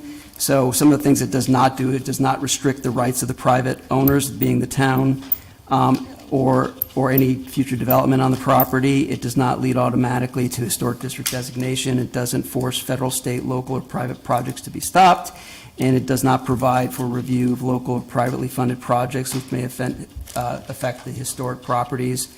It also does not guarantee that grant funds will be available, and it doesn't provide tax benefits to the owners.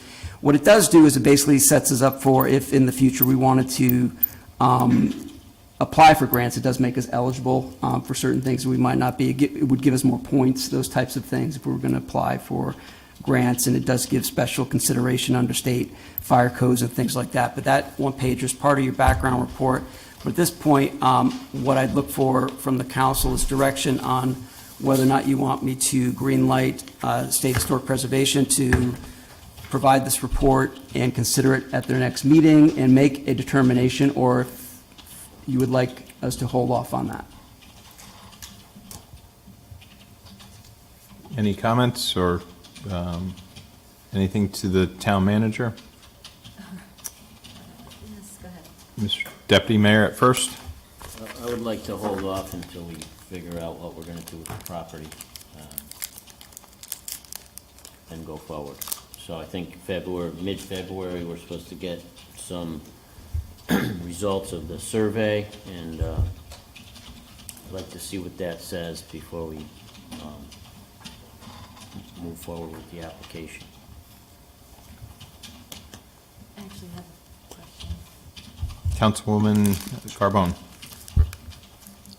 I'm not going to stress everyone out by asking if we find that that building is not salvageable and, you know, unsafe, would this forbid us from tearing it down, removing the structure? No, it would not. No, okay. And what benefit, other than grants, would this offer the town, offer us? Again, if you look at the things that it does do, it's basically, it'll be listed on a list of historically significant buildings throughout the state. It will, help us potentially if the council decide to move forward and preserve that building, maybe do some restoration. It does, again, it helps us in those grant rounds. It, for documentation and other things, it would, again, encourage more support and resources towards those efforts, essentially. I'm in agreement with Tom. I think holding off till we have a better grasp on what we're doing with the property would be prudent, especially since I thought that land survey was coming in sooner, no? Not till February? The land survey will be coming in sooner. I've got a meeting with University of Connecticut folks later this week or next week. And then they'll be hopefully coming to you all in November with at least some kind of an update on their work, and then hopefully wrapping that up by the end of the year. Great. And then this, once we apply, about how long does it take to know whether we've received it or not?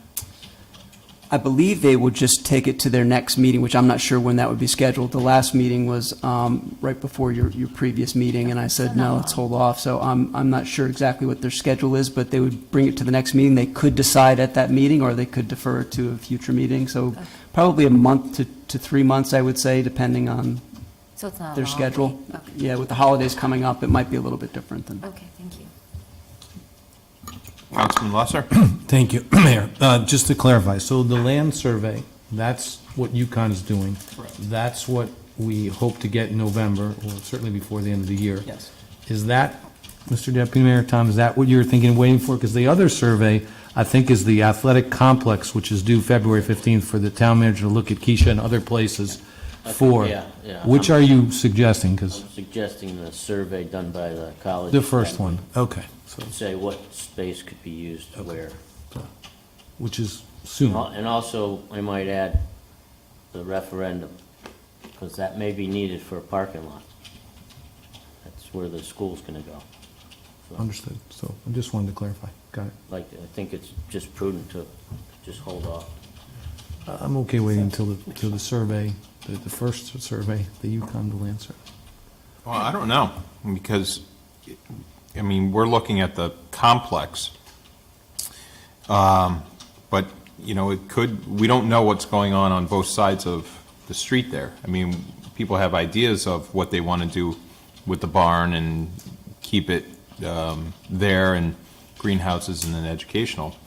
But I don't know your purview of what you're going to be looking at for sports and recreation. Does that just narrow it to the 27 acres, or are you looking at the other 5 acres as well? I'm looking at every town-owned property and also some privately owned properties which might support recreational fields. So I would go even beyond the possible November date of the UConn study and go to Fred's if you're looking at all town property.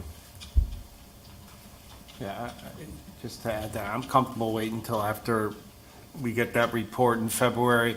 I don't see the sense of urgency here on this, and I also have concerns with regards to if the referendum passes and they decide to level High Crest and rebuild, you know, that's going to have an impact on that area. And so, you know, until we know the results of that and the plan following that, I don't think it makes much difference. I do have a question, though, on this Keisha committee. So the Friends of, I'm not even sure what the name of the committee is right now. The Friends of Keisha disbanded, is that correct? Now, the Keisha Farm Committee was created by this body, and they completed their work. They provided you with the report as they were instructed to do.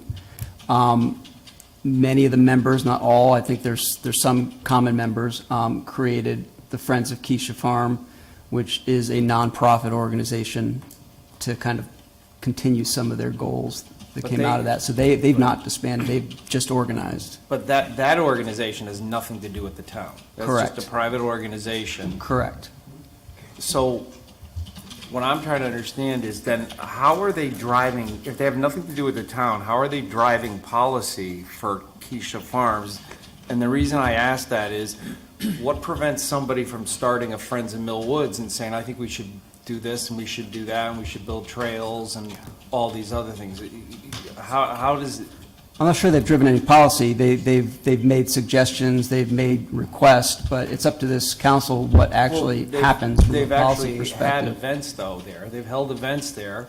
They've held on town events. So I could start the Friends of Mill Woods and hold a concert in the middle of Mill Woods. and you- Anybody can apply to a town facility to do an event. There's a process that we have, there are fees involved. and- Yeah, there's, The wedding. anybody can do that, but yes, I mean, if, someone could start a Friends of Mill Woods tomorrow if they wanted to. Okay. And I just didn't understand it, but nope, that's good, thank you. I actually have one more question. I'm sorry to be such a pain. So who helped put this application together? Who put this application together? Who helped these people? Who gave the initial information to the people who created this application? The Keisha Farm. Yeah, this committee? was started when the committee was still in force. So Oh, they're the I see. ones that applied for the grant, and they're the ones that moved forward with the proposal to have this study done. Oh, okay. All right, thank you. Okay, so we're good? So So we're going to wait till the report in February? Okay. The building's been waiting since 1940, so Yeah. a couple more months shouldn't hurt. Fair enough. That's if Washington's horse is still there. Is this time for what came first, the, And then the next item under my report is the grand list write-off. This is something that we're required to do by state law. And again, this is uncollectible taxes that are 15 years old. This is for the tax year 2005.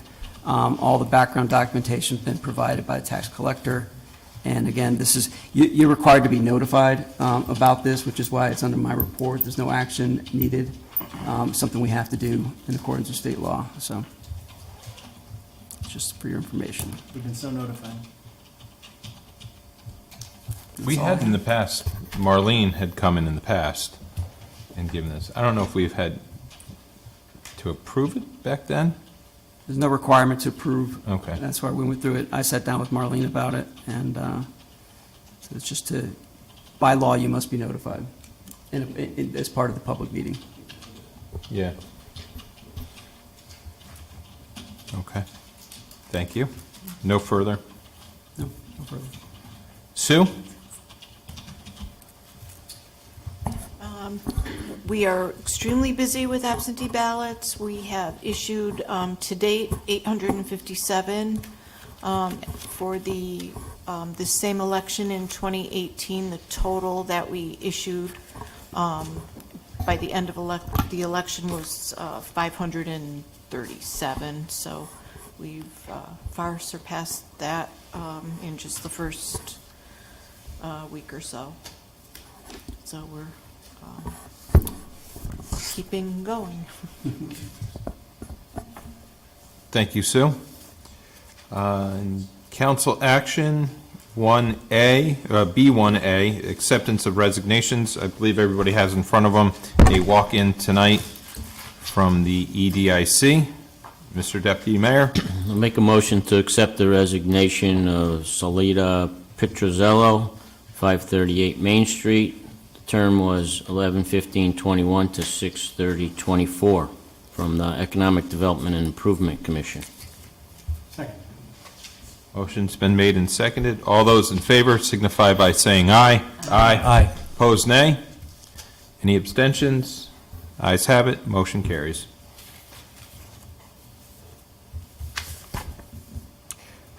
As we can see on our agenda, there's no appointments to boards or commissions. Item B2A, this is the amendment to the Ordinance 157-2, conveyance of restricted on certain streets. This is what we discussed last meeting. I believe we've had a hearing on it as well. The town manager has reworked the language, and I believe it is all before us tonight. Any comments beforehand or comments? Just quickly, the things that I did change, so the Great Meadow, I took out the center line, Putnam Bridge language. I did keep Great Meadow Road east and south of Putnam Bridge, Memorial Bridge, because that's where it is located, and we need some kind of designation there. I did also change under E. I took out the with good cause language with respect to allowing others, and I also specified that other Weathersfield residents may request access to operate a motor vehicle on the roads of Weathersfield Meadow pursuant to 157-2.1 to the town manager, and he shall make reasonable arrangements to accommodate such person's request. So I took out the language with respect to good cause. I did leave the good cause language with respect to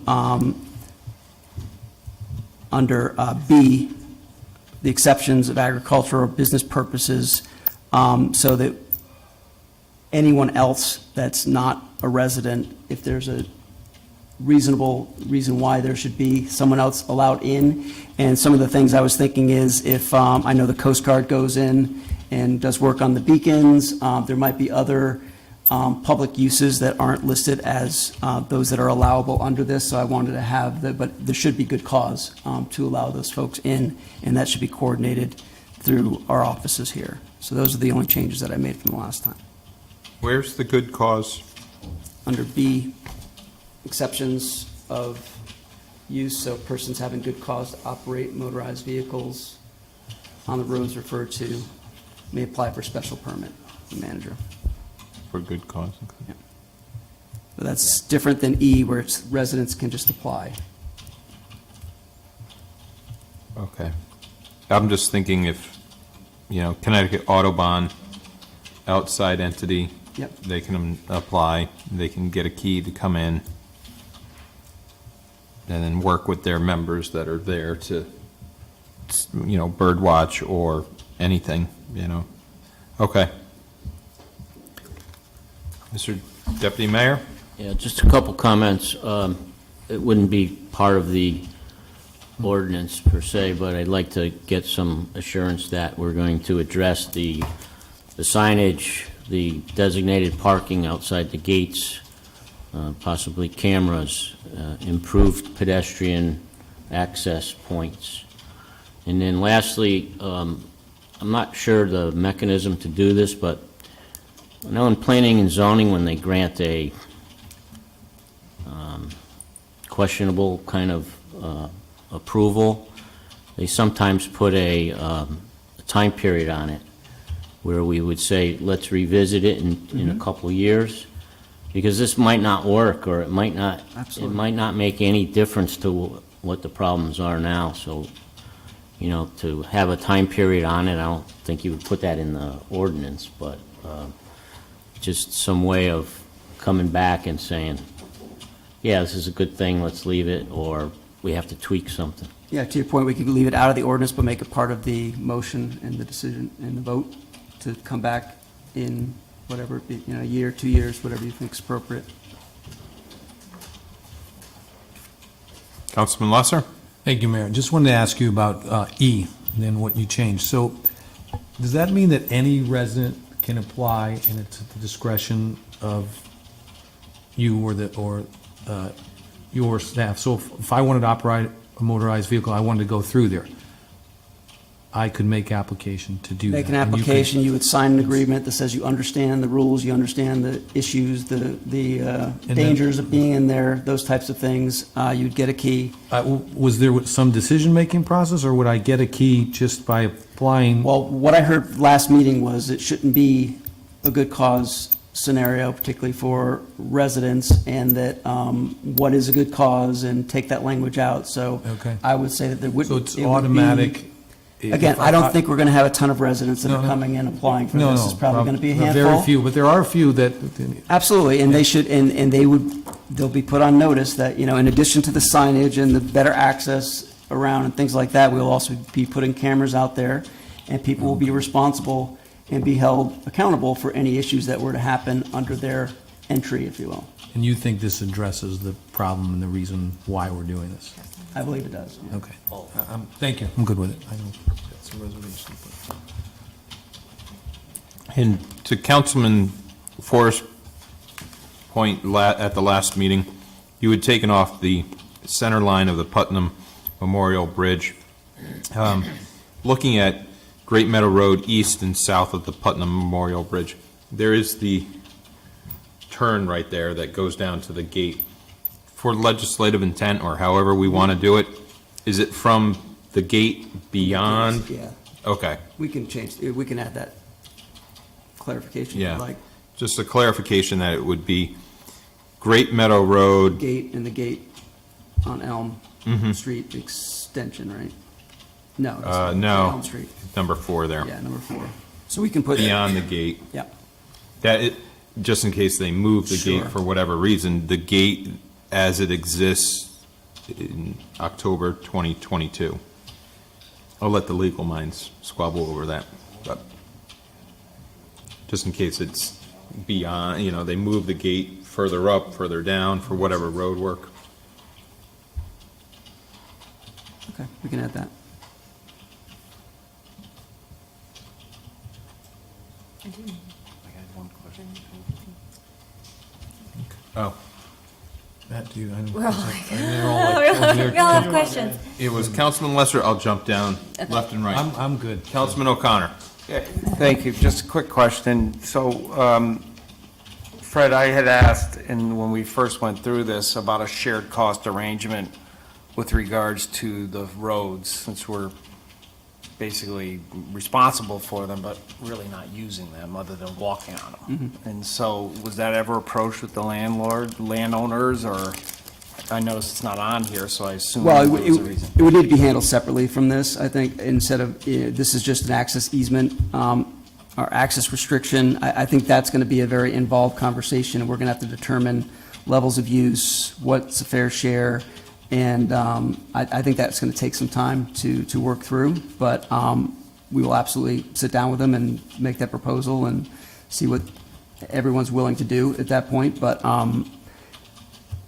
I mean, we can hold off on this until that. It's up to the council, but I would suggest that be done separately from this. But they can sit there and just say, well, no, we're not going to agree to it all, and this is already done, so we'd have to go and undo this.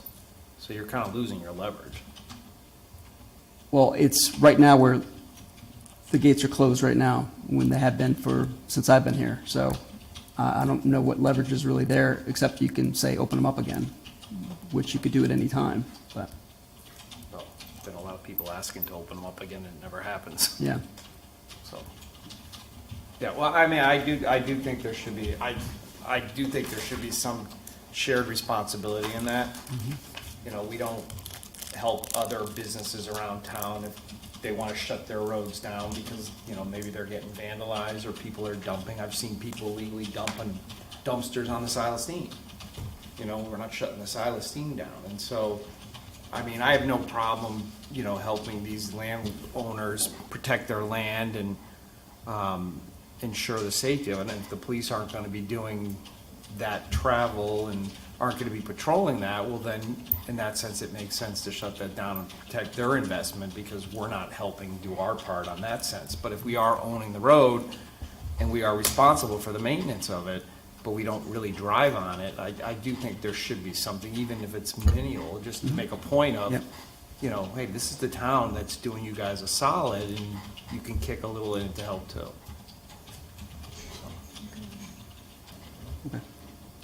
Wonder if there can be an assessment placed on property taxes. I don't know, something to consider. Special district or something? Mm-hmm. Right. Councilman Forrest? Thanks, Mayor. I think that we're all talking in the same direction, and I'm not against willy-nilly opening up the gates and just letting the floodwaters open, but back to the least restrictive ordinance. There's some language here which I think needs to be changed because it just needs to match. So if you think about it in theory, in D, the town manager may provide a key to any person that's a landowner. Cool. So now in E, though, if other residents request, right, and it could have an application, so, you know, maybe a type of car, your license plate, notification of the various security measures, maybe even letting them know, like, there's private property around there and you shouldn't do things, right? Education. But the town, on the end of the sentence, though, it says the town manager shall make reasonable arrangements. But if it's equal, then it should say the town manager may provide a key to, right? So make reasonable arrangements is now, we're going to be treating the public differently on a public road, and they've gone through the vetting process to recognizing to protect the location. So I don't think that's, the way it's written is not the least restrictive. I believe it should say the town manager shall, just as it says in D, provide a key to accommodate such person's access, just as it said in D. But there's still the application process and the rest of it. But I'll note that just before that, so that's one amendment which would be consistent, D to E would be consistent with you follow, either you're a landowner or you follow the application process and you get the same access. We're treating people equally, but still protecting the environment.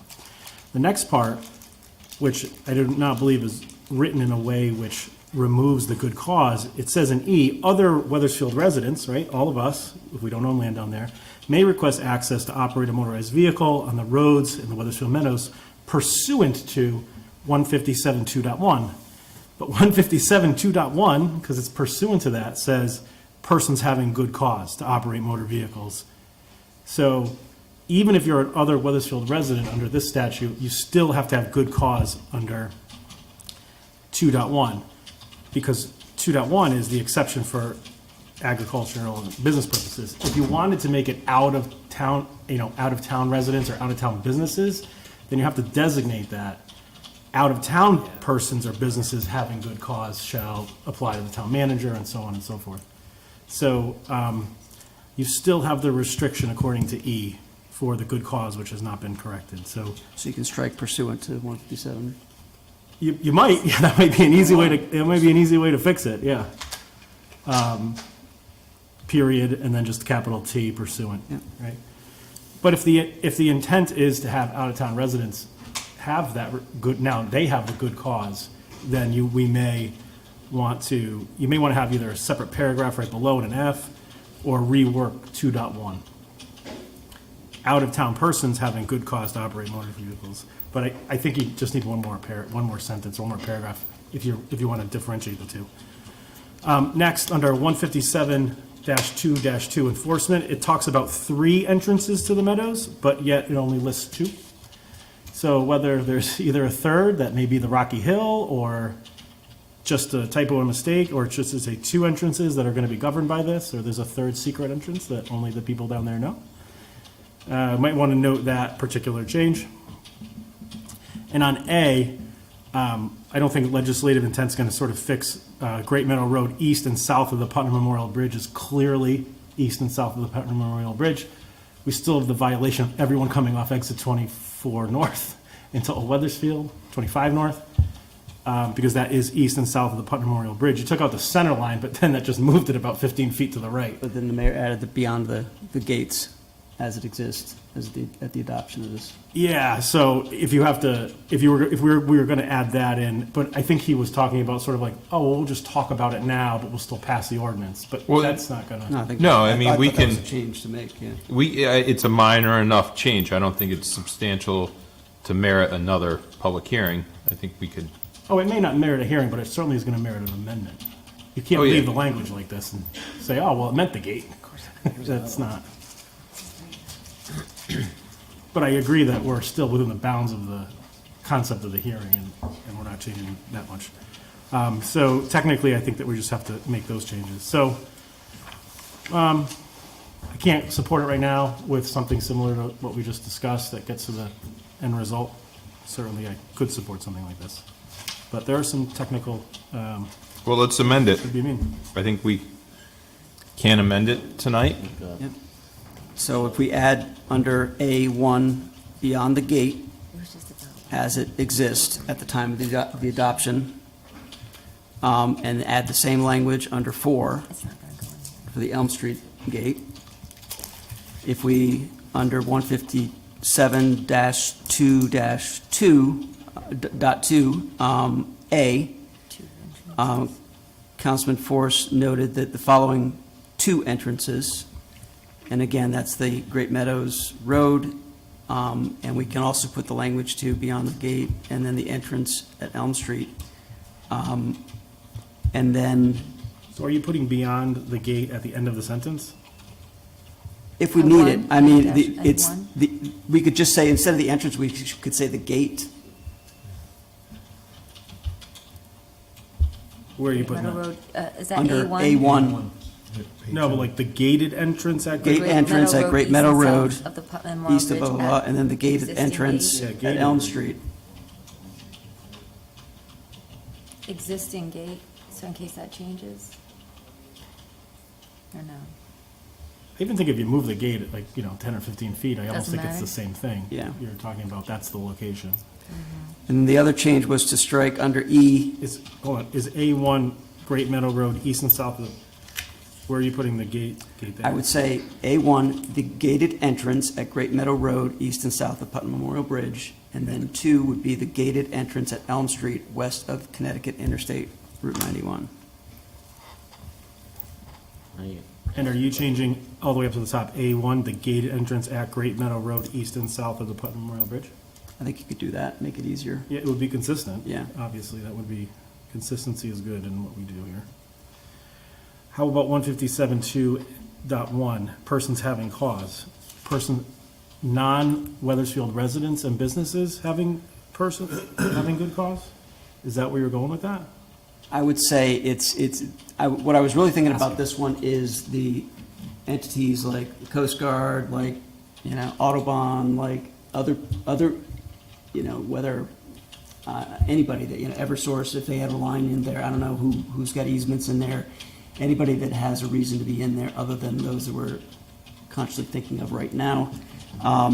Not so much individuals. If Rocky Hill needed access to do something on their side, but it was easier to get at from our side, that type of thing. So could I replace, see that under there, it says persons having good cause? Could I say non-resident persons or entities having good cause? That's fine. Is that acceptable? Then the other change that I saw, well, I guess there's 2. One is under E, we strike pursuant to 157-2-1. Yep. Put a period. And a capital T. Capital T. Yep. Agree? Town manager shall provide a key. To accommodate such person's access. Yep. Provide a key. And then we strike make reasonable arrangements. Agree? Yes. That's all I have. I didn't know if you want to do that up here at the dais like that, but just try to do as fast as we could. Well, just, Sue, did you get those? And I can restate them, Sue, if you want. I've got them written down too, yeah. Yeah, either way. I was trying to write them this way. I don't know if it was better for me to mark up my copy or just get it from you. Well, if you make the motion, you can just read them either way. Make an amendment? Yeah. Okay. But if you want to talk about it, just in case Yep. there's a, right, instead of going down that path and having to reverse it. Mr. Deputy Mayor? I just have a couple questions. I'm not sure, but I thought there was 3 gates. Does anybody know if there's 3 gates? There's the third gate was on the Rocky Hill side. Actually, Chris, you've been there a lot, no? Yeah, there's 3 gates, but I don't know the condition or the lock mechanism of the one by the NBC. The water. But that's Rocky Hill property? That's Rocky Hill. Yeah, it's Rocky Hill. Okay. It's 2 on ours, yeah. Thank you.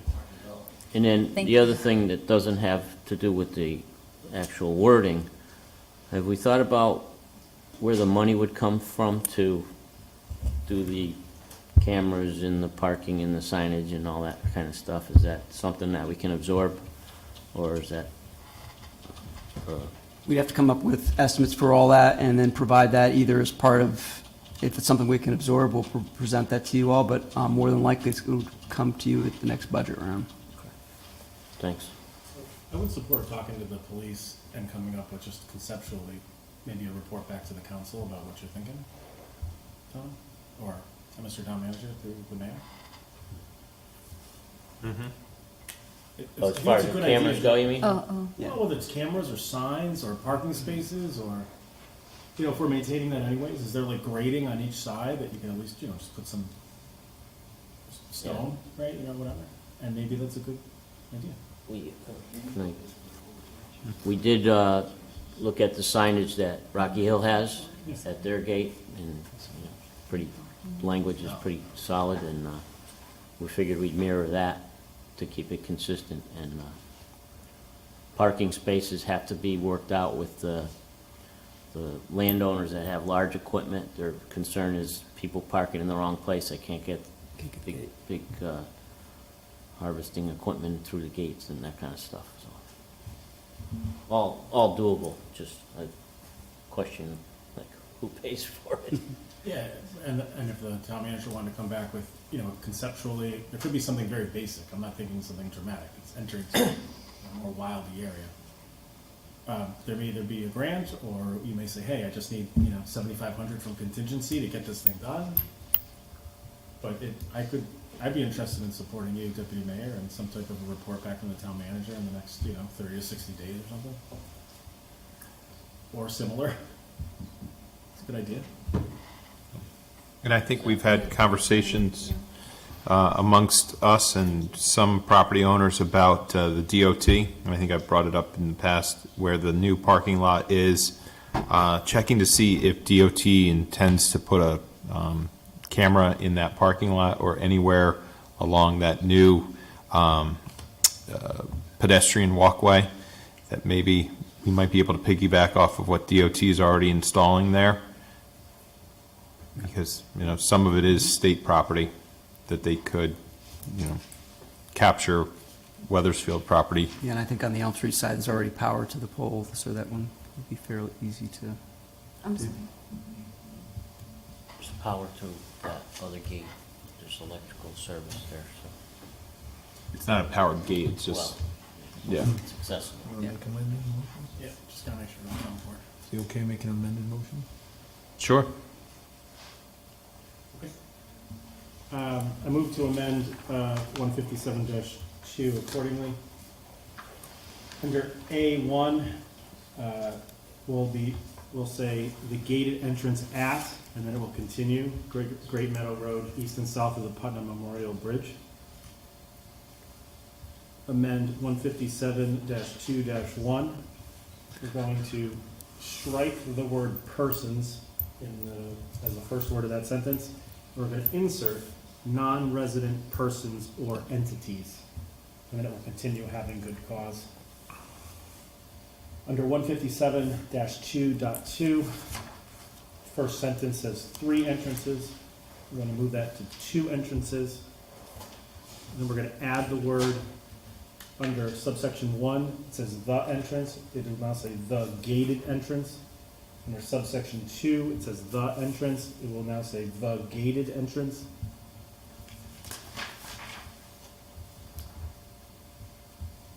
In that same section, 157-2.2, enforcement, subsection capital E, first sentence, we're going to strike the words pursuant to section 157-2.1.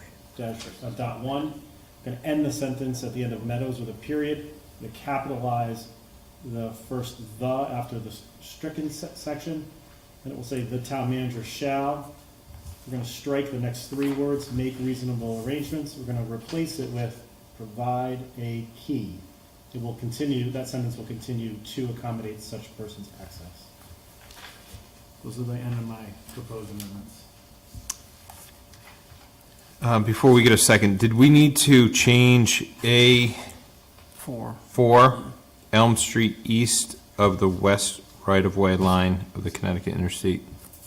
I believe we did. I'd like to add to that amendment, since it hasn't been seconded. Nice job, Mayor.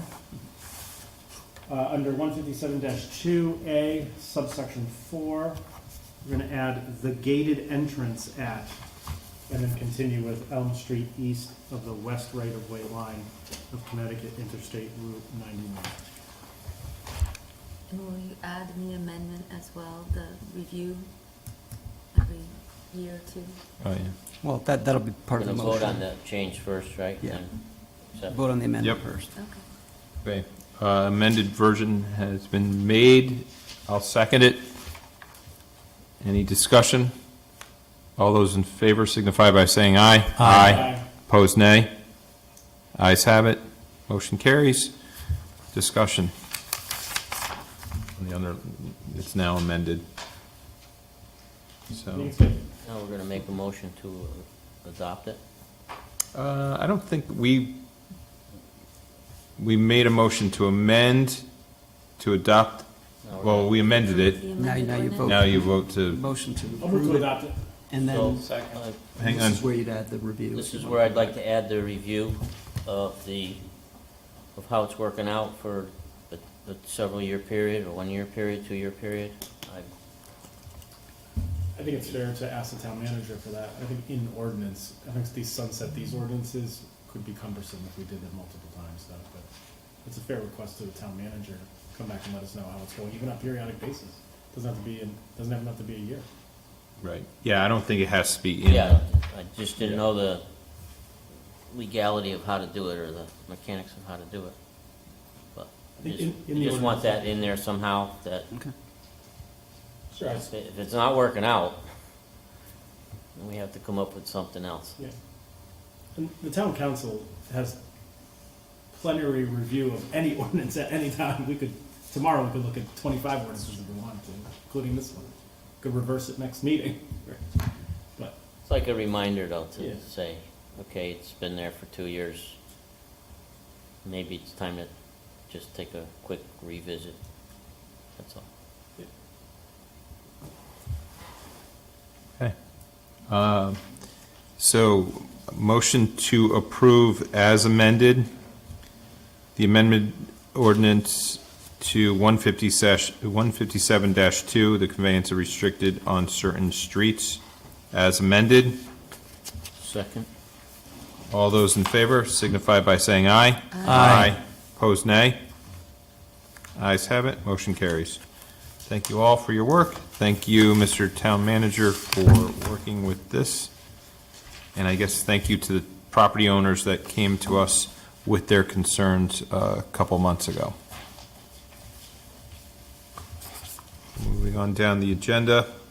This is item B2B, amendment to ordinance A180-11, Town Council Order of Business. This was brought forward by our town manager on the consent order or consent items. Consent agenda, yeah. To make the process a little bit smoother for town staff and for us on any items that are not up for, or any controversial items that are up that we could place on consent. Any questions for the town manager on this? As it came before him? I know, where is it? Trouble finding it. I'm having trouble finding it. So this was actually part of the public hearings, so it's the it's the very first beginning. item in your packet, Oh. would be the order of business. Got it. Anybody needs it?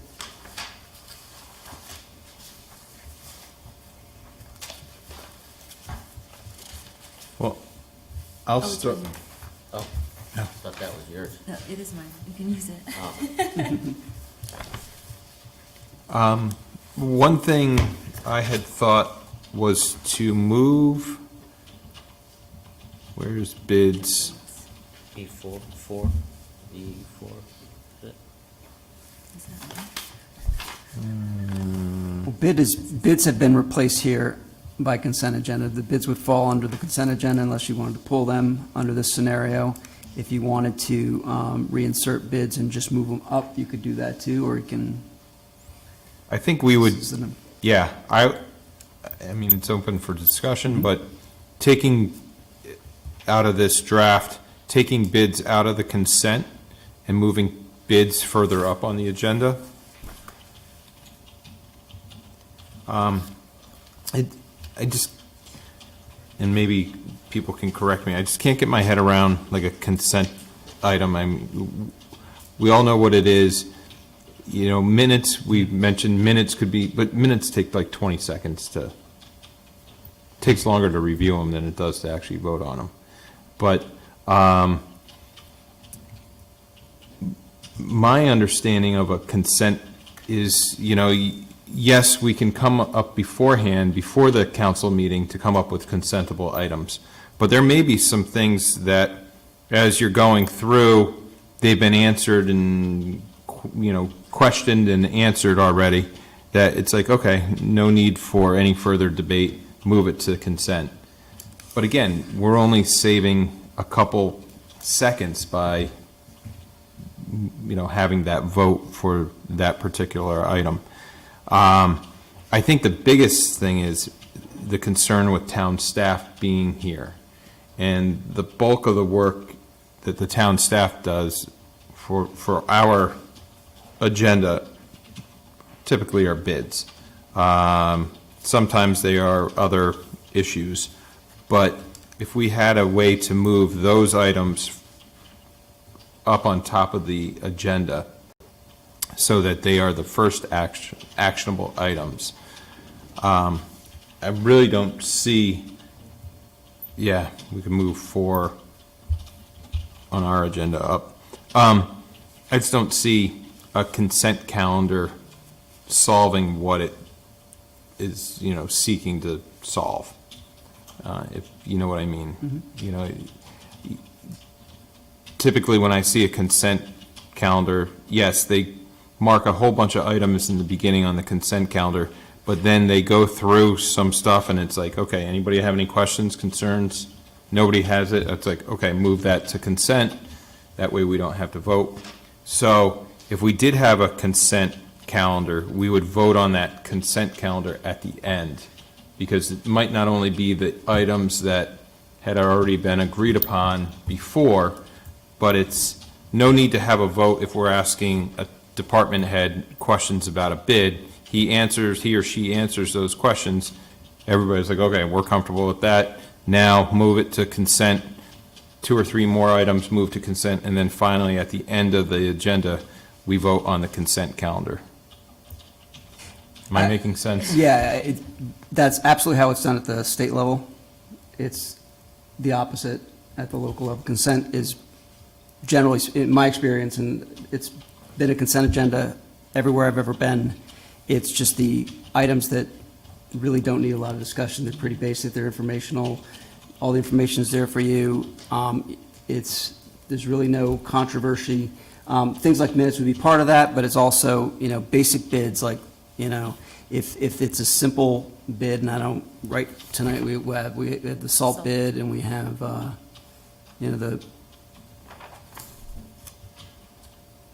the $150,000, that one you would want to discuss, obviously.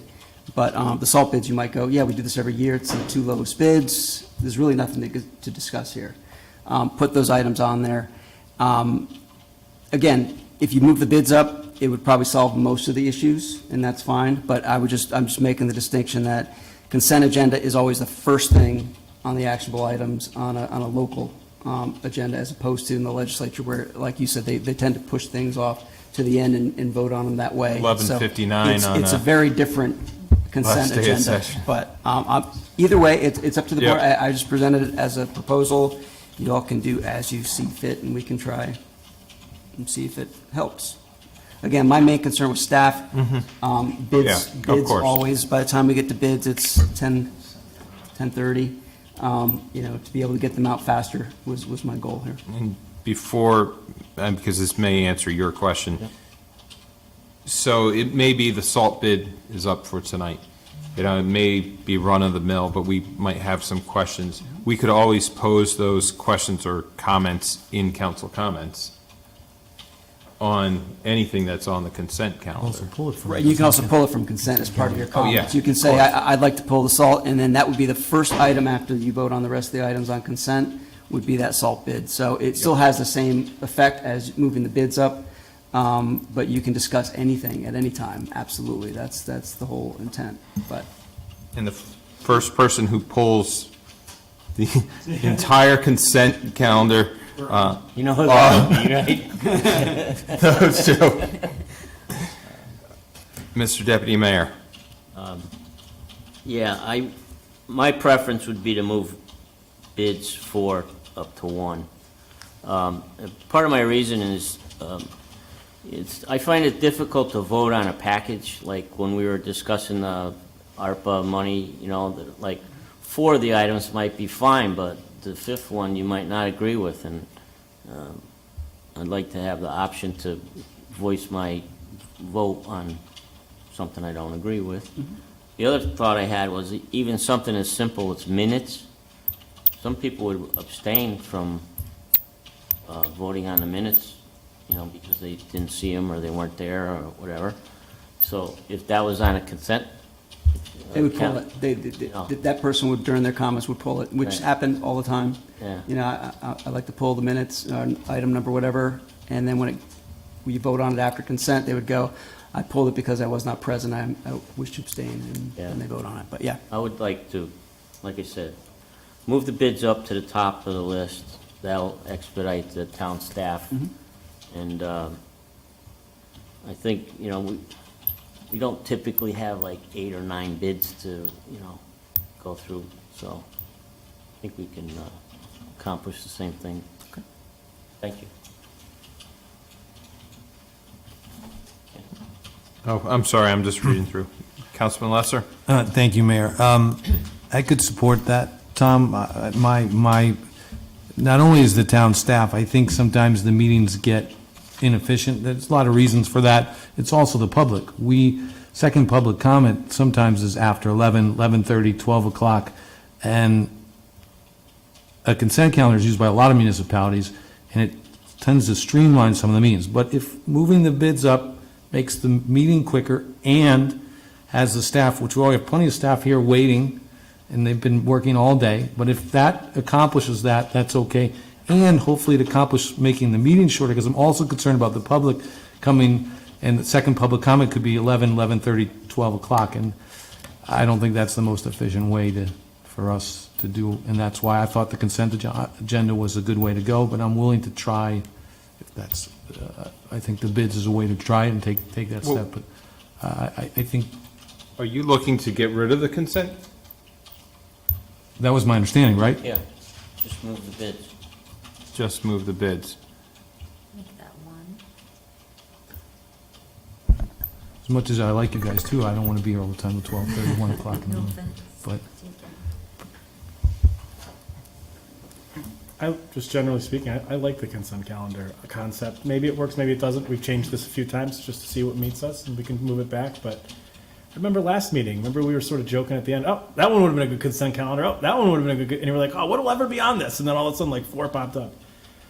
And I think what it also improves is a little communication before the action happens up here, right?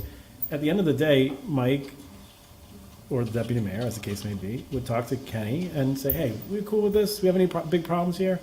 And generally, if that went through, and it could even be a big issue, right? But if we're all just right on board with whatever it is, maybe we hash it out for 6 meetings before, it's an opportunity, gives the mayor a little bit more flexibility to conduct an orderly meeting. So I'm willing to give it a shot. Anyone here can just say, pull the bid, let's talk about it, and, But, I don't know. yeah. I'm giving you flexibility, so. But also, I mean, it could be a controversial issue, but, you know, we're all in agreement on how the outcome of the vote would be. But is there any dialogue? That's my point, is you have the dialogue, everybody works out the differences, and nobody's in opposition to it. Now you place it on consent. But that dialogue on that issue, you had mentioned, yes, it may have gone back 6 meetings, but if there's just something that is debatable, but we're all in agreement that it's needed, like the gate access, we all voted in favor of it, it needed some tweaks. I'm not saying it needs an amendment, but it needs to be fleshed out as we're talking about it and everybody coming on board, then we all are in agreement. Why should that be on consent? If It wouldn't be if any counselor thought we should flesh it out a little bit, make sure we have comfort level even maybe. I think a lot of times we're at that moment in time where we're like, I'm not there yet, but I'm almost there. Pull it out. According to this is not my idea either. I'm not pushing for this. This is the town manager's idea, but yeah, I'm willing to. I'm willing, yeah, I'd suggest, well, there could be another way of doing it, moving bids up and having a consent calendar, or just having the consent calendar. What would you? I also like resignations and appointments could be on the consent calendar. Sometimes it takes. Yeah, I'm fine with that. We have a lot of appointments, it takes a and while. there's pieces that are, you can find throughout. I mean, I just found out, we don't have to read those. It's not a requirement. I didn't know You can that. say, except Could as, say, though, except as written. submitted. Right, Yeah. so. Yeah. Why don't we move bids up anyways and still do the consent? Okay. Everybody good with that? Yeah, it doesn't matter to me. And real quick, under 8, 9, and 10, unfinished business, new business, and other business. What differentiates, obviously, unfinished and new, but other business? Other business is, basically, it's items that, it could have been something that was introduced before, but it wasn't, it didn't have this, defined report back. It might just be something that we got, that a council member wants to just throw an item on the table. but it's not official. I mean, this was the setup that you already had. I just moved them around. So I don't think that I've ever put anything under other business yet, because new business and unfinished business. Well, other business pretty tonight much is follow. ordinances and resolutions for introduction, none. Okay, yeah, so that's actually, the way it's set up in the current ordinance is other business ordinances and resolutions fall under that. Yeah. Okay. The other business, can I speak? Yes, sir. The other business category was, in my opinion, was a mistake when I rewrote the order last year, and it got typed that way. It was supposed to be Okay. taken out, and So those we could just- already voted on it, and I couldn't take it out. You so- can now.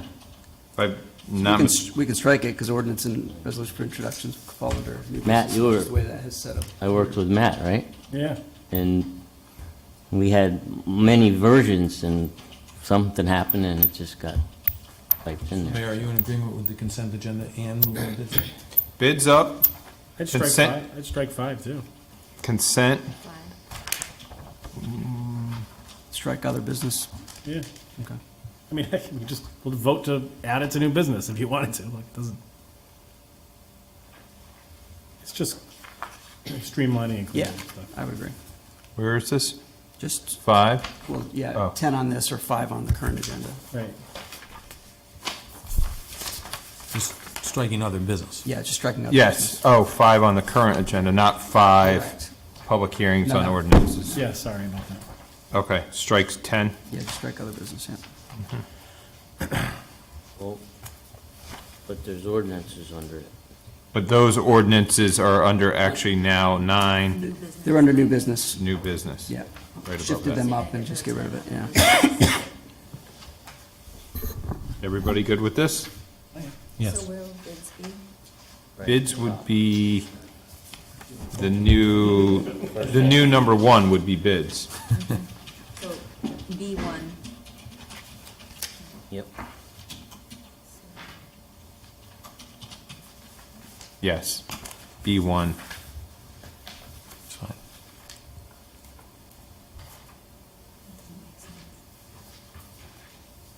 Okay. Be the first thing under council action would be bids, followed by consent, or consent followed by bids.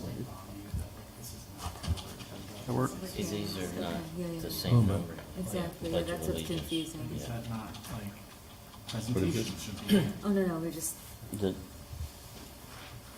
The numbering of this is not the same as this, because you have Pledge of Allegiance is 1. Yeah, that's why it doesn't line up, yeah, Doesn't because line up. this is the way the ordinance is written versus how the agenda's done. Right. Yeah, See what I mean? Yep. The order is the same. correct. Yeah. See, With the- see, like, No. regular meeting, because they have to put it up here somewhere. Pledge of Yeah. Allegiance is 1, but it's actually 1 down here, so A1 it says. that's why it just looks funky. Yeah. I think this is the template when they fill out the Yeah. agenda. Is that- Okay. But we can make an agenda however. Yeah, Yeah, just say this, correct. this. It's just the order. Yep. That's why it says order of business, it's not the numbering. Okay. Councilman Lesser? Thank you, Mayor, and anybody can help me if I get this wrong, but I moved to approve the amended ordinance 180-11 Town Council Order of Business and move bids up to number B1, add a consent agenda, and eliminate other business as an agenda item. Second. If I got that right. Yeah. Did I miss one? Well, you're referring to this, so you need to refer to the ordinance, so it would be under, the first item under council action, item 7, would now be either consent or bids, followed by the other, and then everything else we can, and then to make the changes the other changes as presented, and striking other business, I would say, that's what I heard. Striking other business, moving bids up to number 7. 7. And, under council action, and then moving the consent agenda right after bids. Is that- Yep, that's Does fine. that accomplish what? Second. Sorry, I hope you guys got that. Second again, yeah.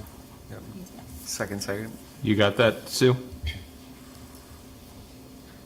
To approve the amended ordinance 180-11, Town Council Order of Business striking other business and moving bids to, Bids and consent to first items under council action, so 7, section 7.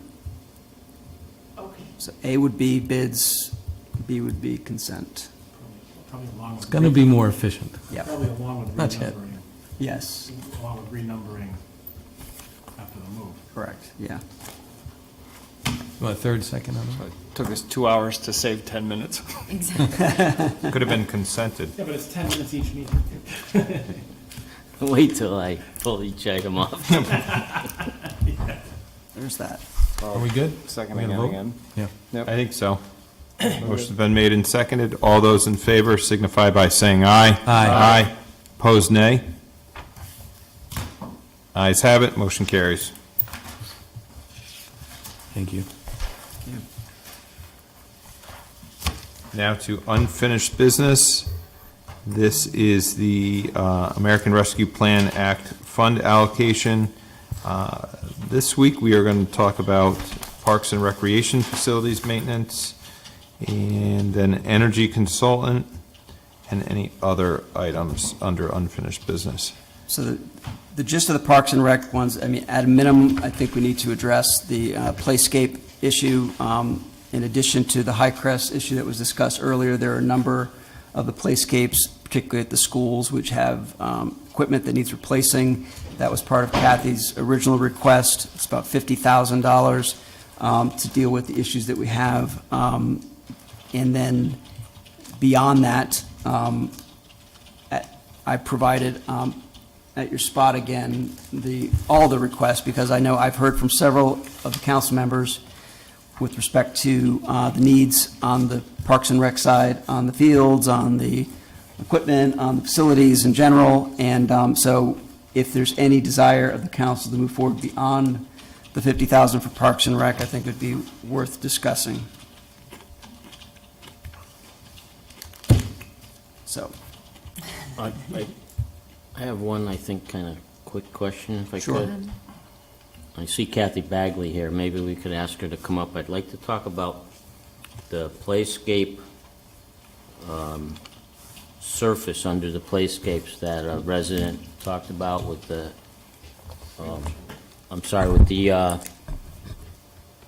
with the mulch, the wood chips, and the inability of the individual that's in a wheelchair to get to the various handicapped accessible swing, and I don't know what else was there, but what do they use? I mean, all of our playgrounds have wood chips, don't they? Not all of them. No? Nope, some have the surface underneath, that's the rubberized surface.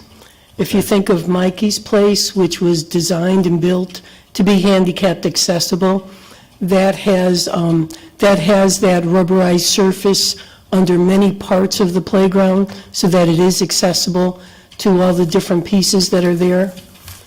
The Greenfield Playground has some of the rubberized surface also. At one time, there are playground standards for all playgrounds as to what you can do that is handicap accessible. And for certain types of disabilities, wood chips are accessible. Different types of chairs, wood chips are accessible. In this particular instance, they're not accessible for the type of chair. And when we did find that out, we went up and met with school officials, checked it out, met with one of the parents of this student, talked with them about some of what they had been talking about, and taking, when we deal with playground equipment in today's world, we have to make sure we meet all our standards. So we literally brought out one of our company playground representatives that deals with a lot of our playscapes in town, and brought him out to look at the area.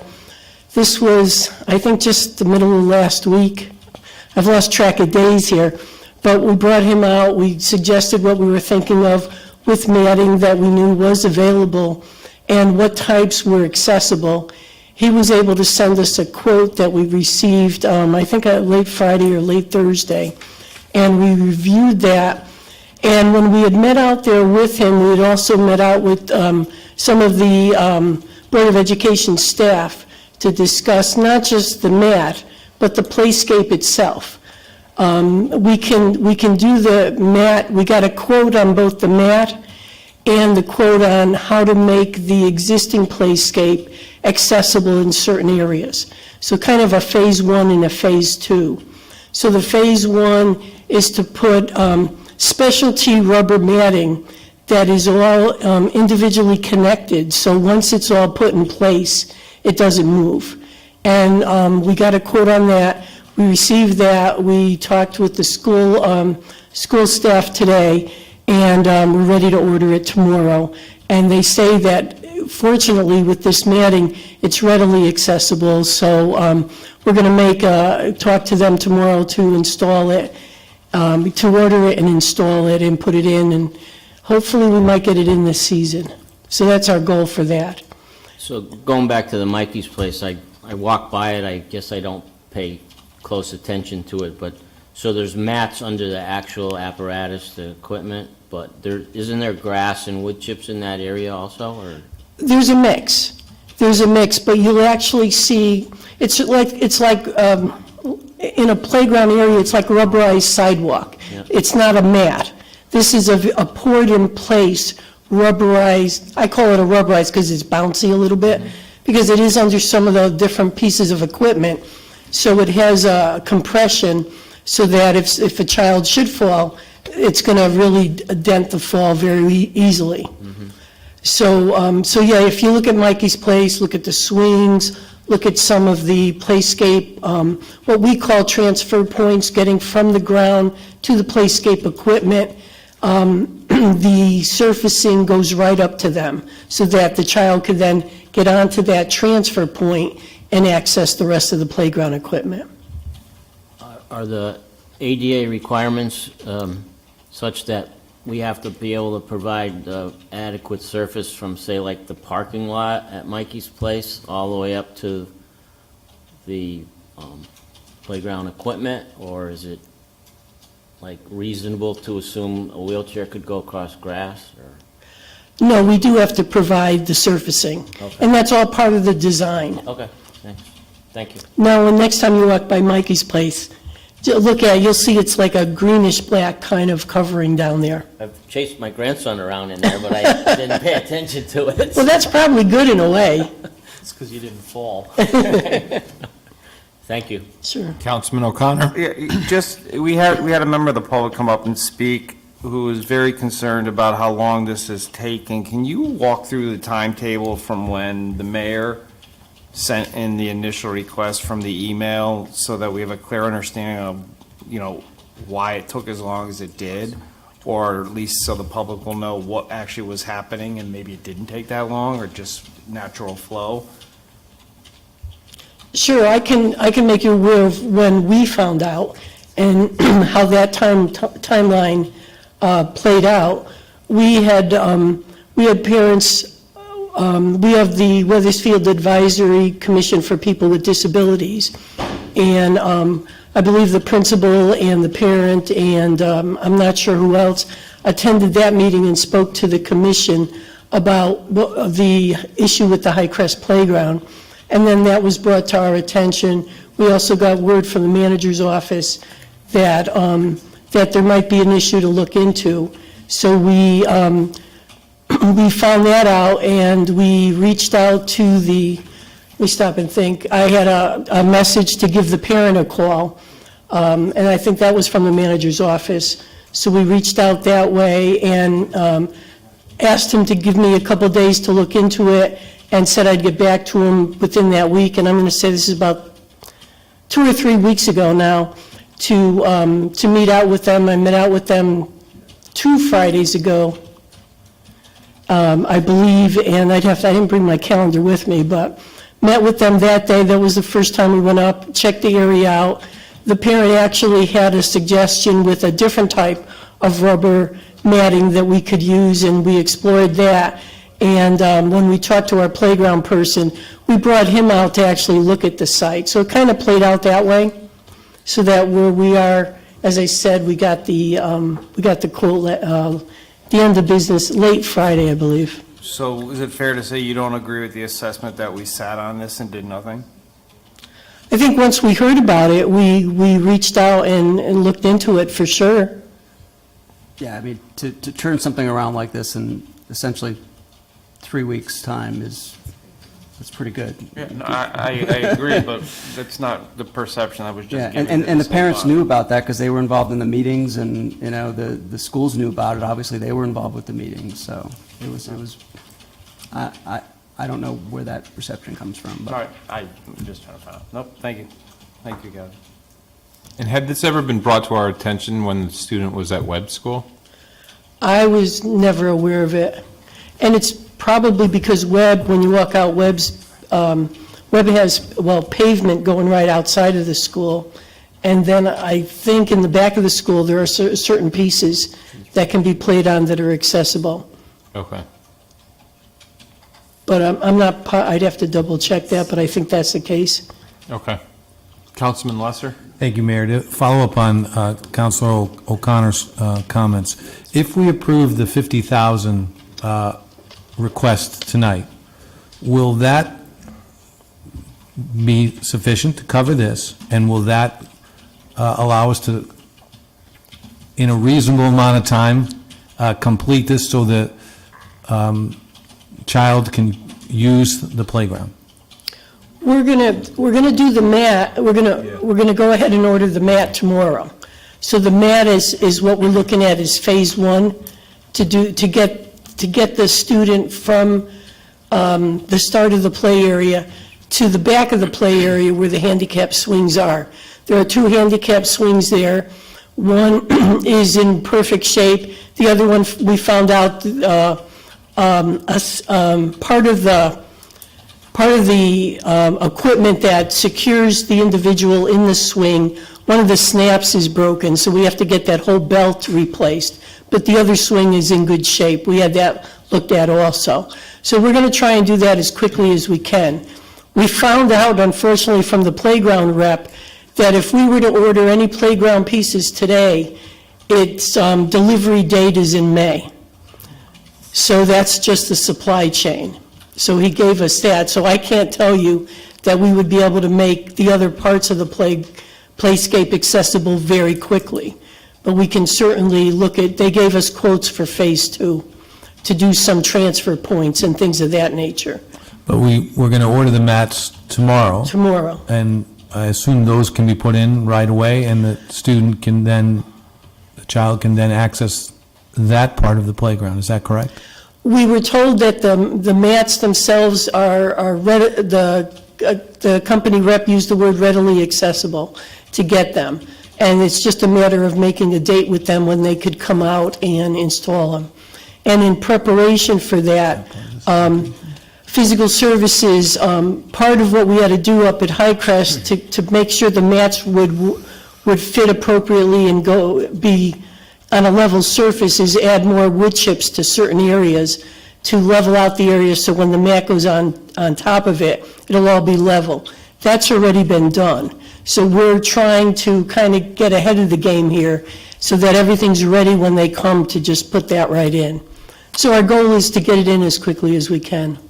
Oh, good, thank you. And lastly, part of this allocation is also for the Emerson playground, is that correct? Yeah, there are a few things at the different schools that we need to address. With this 50,000? Yes. Okay, thank you.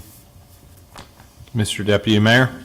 Are we going to address a piece of equipment at Charles Wright? I believe it's a slide. Is that? Yep, we've asked the company rep for a quote on that. Is that probably also in that category of a May delivery, or we don't know yet? We don't know yet. He was going to check into that too. Okay, thank you.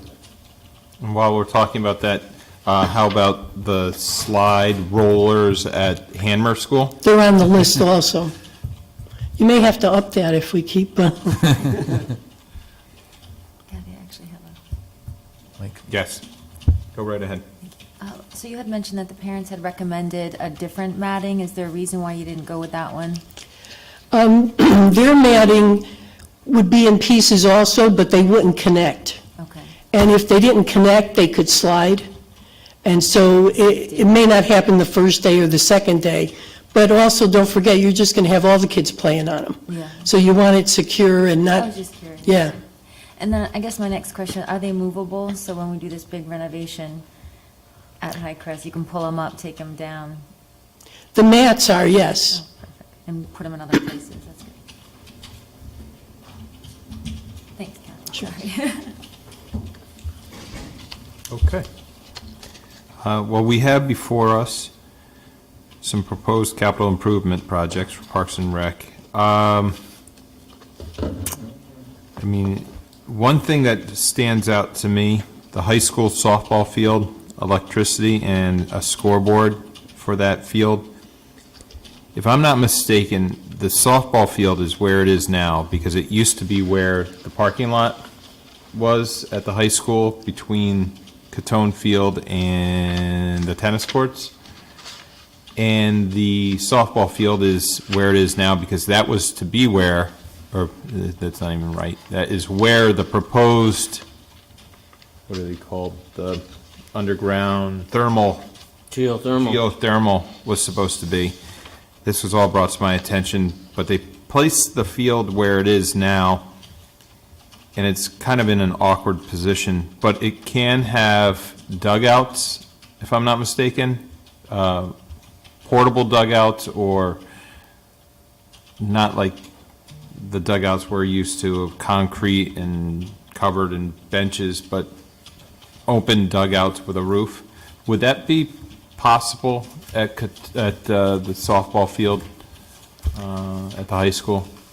Yes, it would be. We would have to do some work on the third base side where the slope is. Mm-hmm. You'd have to cut into that slope and stabilize it. And Okay. Just because I know those using that softball field, their dugouts literally are just a steel or aluminum bench with no cover. And if it's raining, their bags, their equipment, the players themselves are getting wet in the rain. I noticed that we have item number 7, softball field, electricity, and scoreboard. Do we know how much? I think it's this one.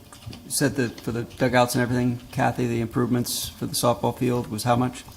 we had estimated $33,000 to $39,000 to do the electricity, the dugouts, the retaining wall, and the scoreboard. Okay, 33. 33 to 39, just because we didn't have, we were kind of using an estimate. Okay. I don't know where everybody is, but that is one thing I think when they redid the softball field during the high school renovation, I mean, how can you not have a scoreboard at a softball game? I mean, it's hard enough watching my own son figure out how many strikes, balls, and outs there are. I think we can easily bring electricity over to a scoreboard, and then, again, it's no fault of this council or this Board of Ed or anybody, but years ago, they decided to put it there and not put dugouts for a softball team. I don't think an additional $8,000 to $14,000 is much to ask for this high school softball field. I would agree. I think it's a no-brainer. I think they should have done it to begin with. The only question I have for Kathy would be, by putting a dugout on the first base side, or even maybe on the third base side, does that do anything to our warranty on the turf? We wouldn't be anywhere near the turf. Okay, perfect. Yeah, this would be off the turf. We're All not right. cutting into the turf. Yeah. 33? 33 to, 39, yep. yeah, For everything. yeah. What are you just talking about, 8? Over the Oh. 25, just for the. Yeah. Okay. So Is that what she meant, or the Yes. cost? No. 33,000 or? 33,000 to 39 39. includes dugouts, electricity, and a scoreboard. And the retain, well, And, and the retaining wall for the dugout on the third base side. yep, yep. So my differential of 8 was the 25. Yep. So the dugouts would only be 8 to 14,000. I know these are the revised costs, but are we asking for all 9 of these? This one, Are we talking about just picking one of 33 to 39. No, is that what we're doing, or there? Yeah, and I'm fine with that, but none of these others. Talk about possibly. No, those others have been, A broader, We talked about it. Okay. that's why I Want me provided to that to bring you. that You up? told I'll me, be happy because to. it's, because the those two are that I things- had were school-related. Mhm. I've High got the school? baseball The field, baseball field as well. Those are separate of Millwoods and Keisha and all I that. think they should be, and I think they should be done soon. Yep. And then the other one that I was going to mention, and I don't know if anybody from the boys' baseball team has gotten to any folks, but, and I think maybe you or Sally may have spoken to them, the infield at Esposito Field, the baseball field, when was the last time that was taken care of, or regraded and leveled? Wow, it's been a while. We've had it on our capital list for probably 6 or 8 years, maybe, to Okay. get funding for that. I don't have that in front of me. I believe it's 1994, Mayor. 1994? It was on the pitching mound. This was, what Sally gave me. Won the first game at home with the new infield. Do that field. Yeah. 76. Yes. Yep. I'm looking at the older one, but there's a newer version. Where's it on here? It's I didn't not. see it on here. No. But it had made it to capital improvements in the past. Can I just Yeah, it's on the last page of say the something? online Sorry. thing. I think we're all on the same page with wanting to get our parks updated. I think a lot of that deferred maintenance I keep hearing a lot about has just allowed all our fields to they're just in horrible condition. And I know it costs money to get there, and I think you all have been very fiscally responsible. However, I think there comes a time when you have to invest in this. And it's not just our fields. Our fields definitely need to be updated and renovated, absolutely, but all our parks need to be updated and renovated. And I think we have such an incredible opportunity that just kind of fell in our lap with this ARPA funding to be able to do that for our town and for the residents. And a lot of what I've heard since we've been talking about allocating these funds is kind of like, well, we have to do this now, and this is what we have to do. And at some point, we'll get to an area where, yes, we will be actually able to do something nice for our residents. And I just see the money going.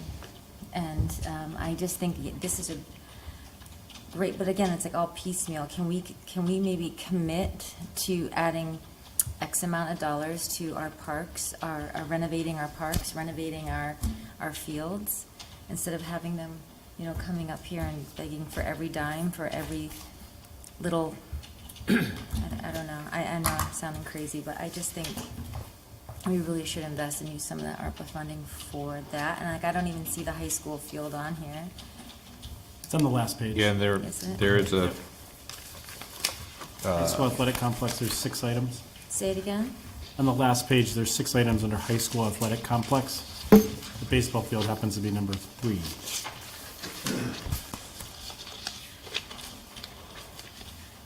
Although I'm not sure if the improvements the mayor just talked about fall under that 25,000 for 22, 23. no. Oh, the work. That's where I asked in the front, under number 7, Parks and Recreation, on the first page. It's the same 25. It's the same 25, but we, plus the cost to incur dugouts. Yep. And actually, while we're at it, the $75,000 to renovate Esposito Field, I don't know if that includes a press box. It's unclear the scope of some of these items. It does, there's already a press box there, unless they're asking that it be renovated. I haven't heard that. Is there any, I don't know. I've heard some concerns about the press box, but I think maybe we could do some work in-house to do the work. I don't know. It's very possible. I mean, that's not come to my attention. Okay.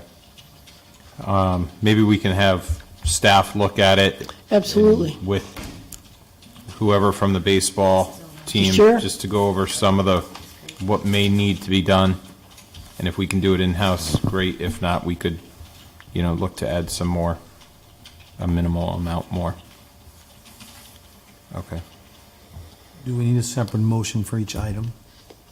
No, if we could just get, so it sounded like the playscapes. Yes. Everyone For is sure. pretty much in agreement with. Yep. Softball field, Softball field, the 39.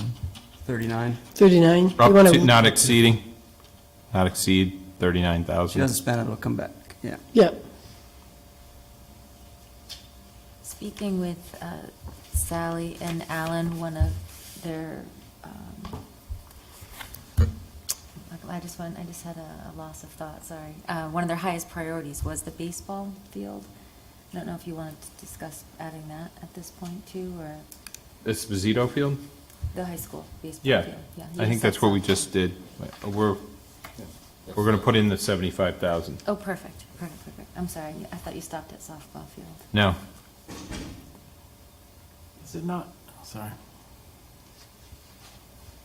Councilman Forrest? To Councilor Carbone's concept, though, we haven't gotten the field report back, which is the comprehensive look across all of them. There's about, 25 various items for fields and courts here. It would seem that we should have a comprehensive look at all of these, and some of them will be new, as we talked extensively, Councilor Connor's at concepts. Yeah, And then also there's renovate and improve and update, that's all good. But it feels a little hopscotchy. What, We're the just- baseball? Well, with all of it, right? And on top of that, we haven't gotten a comprehensive look back. I did talk to, I think it's Mr. Hacker, who's the president of Weathersfield Little League.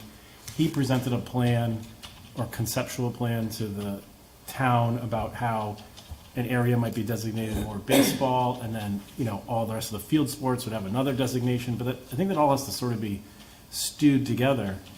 And then we can come back and maybe even not here, but even in a more of a workshop type of a manner, or say, hey, here's our interest, we can get together, because if we build a field here, then another concept comes from another side, and I feel like all the hands don't necessarily know what the other hands are doing.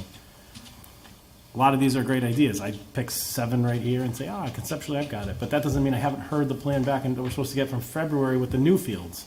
But we don't know what's going to happen with the referendum, and on here, there's stuff about Charles Wright fields. So I do feel like, aside from some of these a little bit more pressing things, the ones we just talked about, that I feel like at some point we can get together and do what they say at the state capitol, have like an aircraft carrier park and recs bill. Okay, what's our actual plan here? We're going to renovate 6 fields, we're going to have 3 baseball fields, we're going to build 2 fields over here, blah, blah, blah, and here's the concessions and the rest of it, and it all kind of lines up, and the whole thing just sort of falls in a good way. But now we're starting to get, everyone's sort of chomping at the bit, and we're sort of doing it piecemeal, sort of a little bit more comprehensive, but we talked about doing it comprehensively, and now we're going back to piecemeal, and The only reason I put these 2 others under the playscape is just, we were focusing on the schools. Obviously, the playscape ones are of immediate attention. Right. ADA, the slides and all that. I just, before we got into Millwoods, the basketball courts, all that stuff, I wanted to make mention of the softball field and the baseball field to tie it into the schools' work that we were going to do at the schools. I wasn't meaning to piecemeal anything. Actually, I was going to leave it alone at that point. I just wanted to make my point about the baseball and softball field, and then let us have a broader discussion about the true recreational fields. yeah. And if we could, as we get more sort of general information, we have things like 75,000, renovate Fuller Fields. But like, what does that mean? Are we relining it? Is it drainage? Are we and some of this is renovate, and then some of it is drainage, but it's the same field in different numbers, and I'm guessing that's because it's different things. But what are we getting? What's going to be the results when I see renovate classic? Does that mean press box and new fences and updating the scoreboard and sound system? Or is it just you get a new grass infield along with some drainage? Do we want to do one or the other or both so you can see how it's really I think a workshop would be great for this. I would agree with the workshop. I think it would be very helpful, but I would also say, for the sake of time, and I think if I felt like there was consensus on it, is we should actually, for now, do the playscape, the softball field, and the renovation of that field, the baseball field, which I believe was 75,000 in there. Yeah. At least move forward with those three and set up a workshop for the rest. So those three add up to 164,000, and then there's the energy consultant, which you all discussed the last meeting, not to exceed $100,000. If you're in agreement with that, that could be the motion for this item and move it forward. So moved. I'll second that motion. Discussion? Consent agenda? We have, well, just, Do we have to hang put a on. dollar amount in the motion, or no? What do we have for the energy consultant? That came in. Up to 100,000, right? Up to 100,000, and you've got the RFQ But- that's provided to you all for consideration. And that was put out. Salt. That's salt. Where are we?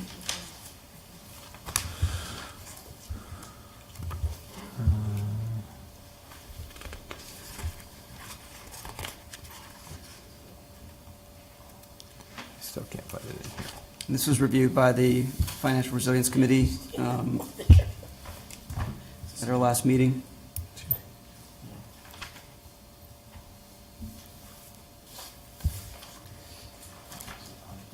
Okay, so it's town and BOA. Yep. These different agenda item numbers, I thought.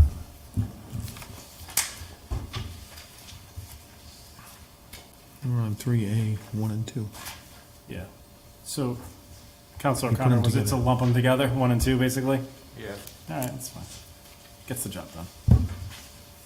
We don't need dollar amounts that can just say, or do we? The motion, I think, do we need to specify or no? What I said was the 50,000 for the playscape, okay. 39,000 for softball field, 75,000 for the Esposito field, totaling 164,000 for Parks and Rec, and $100,000 for the energy consultant. Good. Oh, Yeah, I think we, just before we do that, or before we vote on this, You could vote on it's the, been motion made and seconded, but I did open for discussion on the energy consultant. Mr. Deputy Mayor? No, I was asking you if you wanted to comment on it. You would. Yeah. the Financial Resilience Committee, right? yep. Very resilient. Yeah, we are.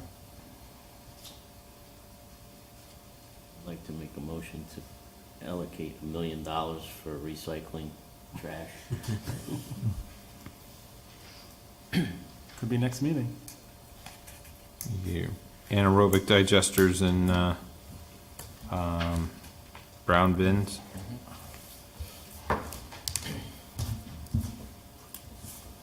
Okay, you guys are all good? Let's go. Motion's been made and seconded. All those in favor signify by saying aye. Aye. Opposed, nay. Oh, I didn't mean I'm so sorry, I'm getting tired, I apologize. I did not mean to say nay. There's, motion carries unanimously. I apologize. Okay, and then we will do the other items in a workshop. Thank you. And then next, and the 100,000 one. Nothing, is there anything in the other unfinished business?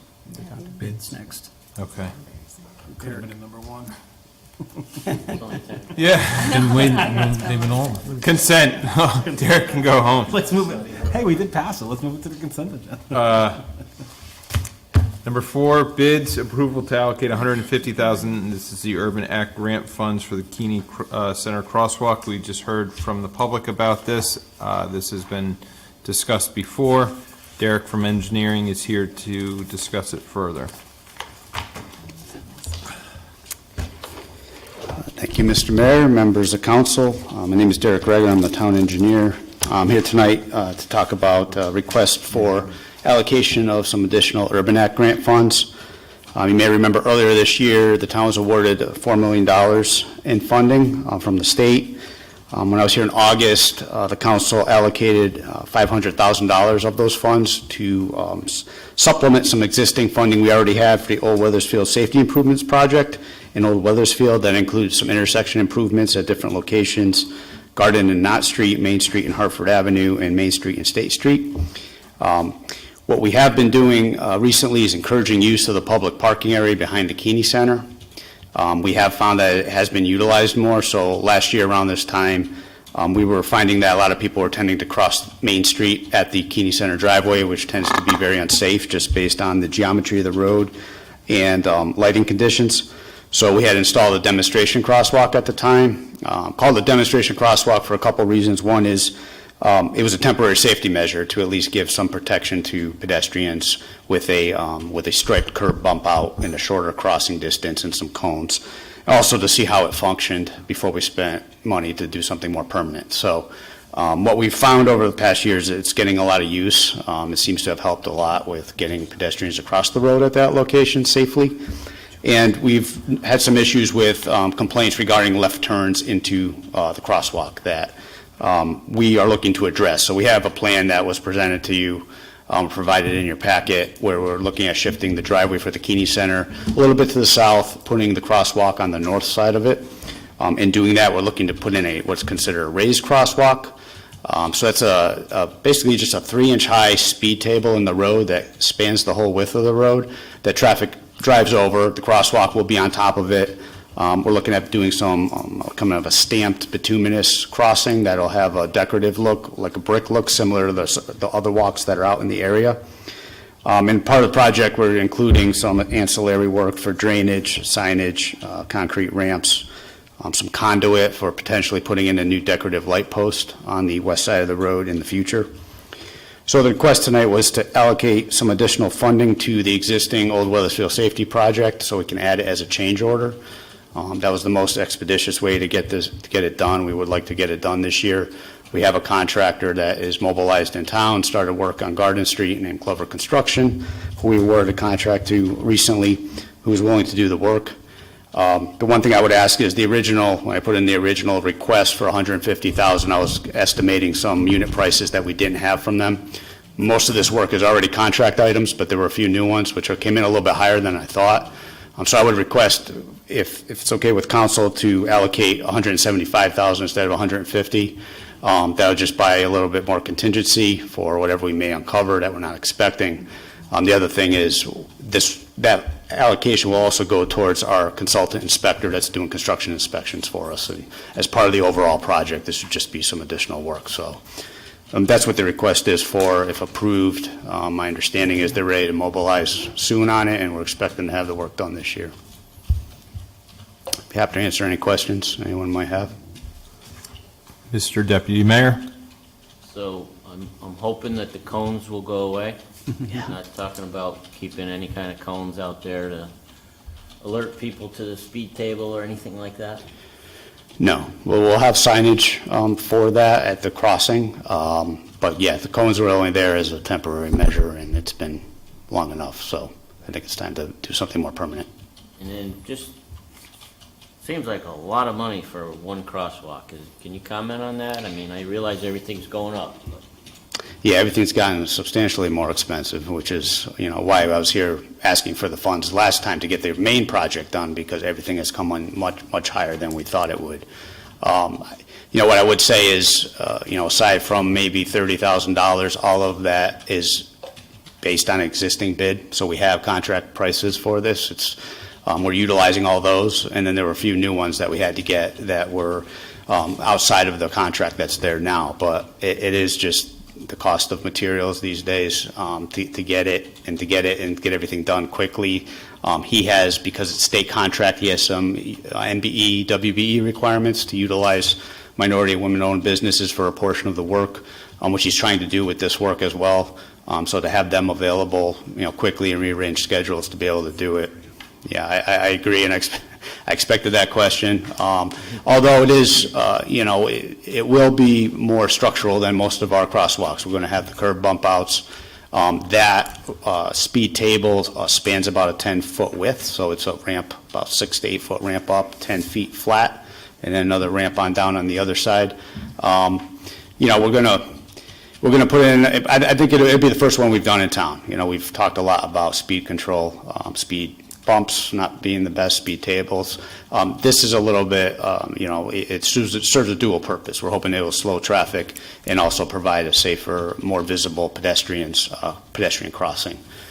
It's a good opportunity to try it and see how it works in this location. I have some thoughts of some other areas along Main Street, just given the heavy pedestrian volume we have down there, where something like this may also make sense. But for right now, this would be a good one to start with to see how it works.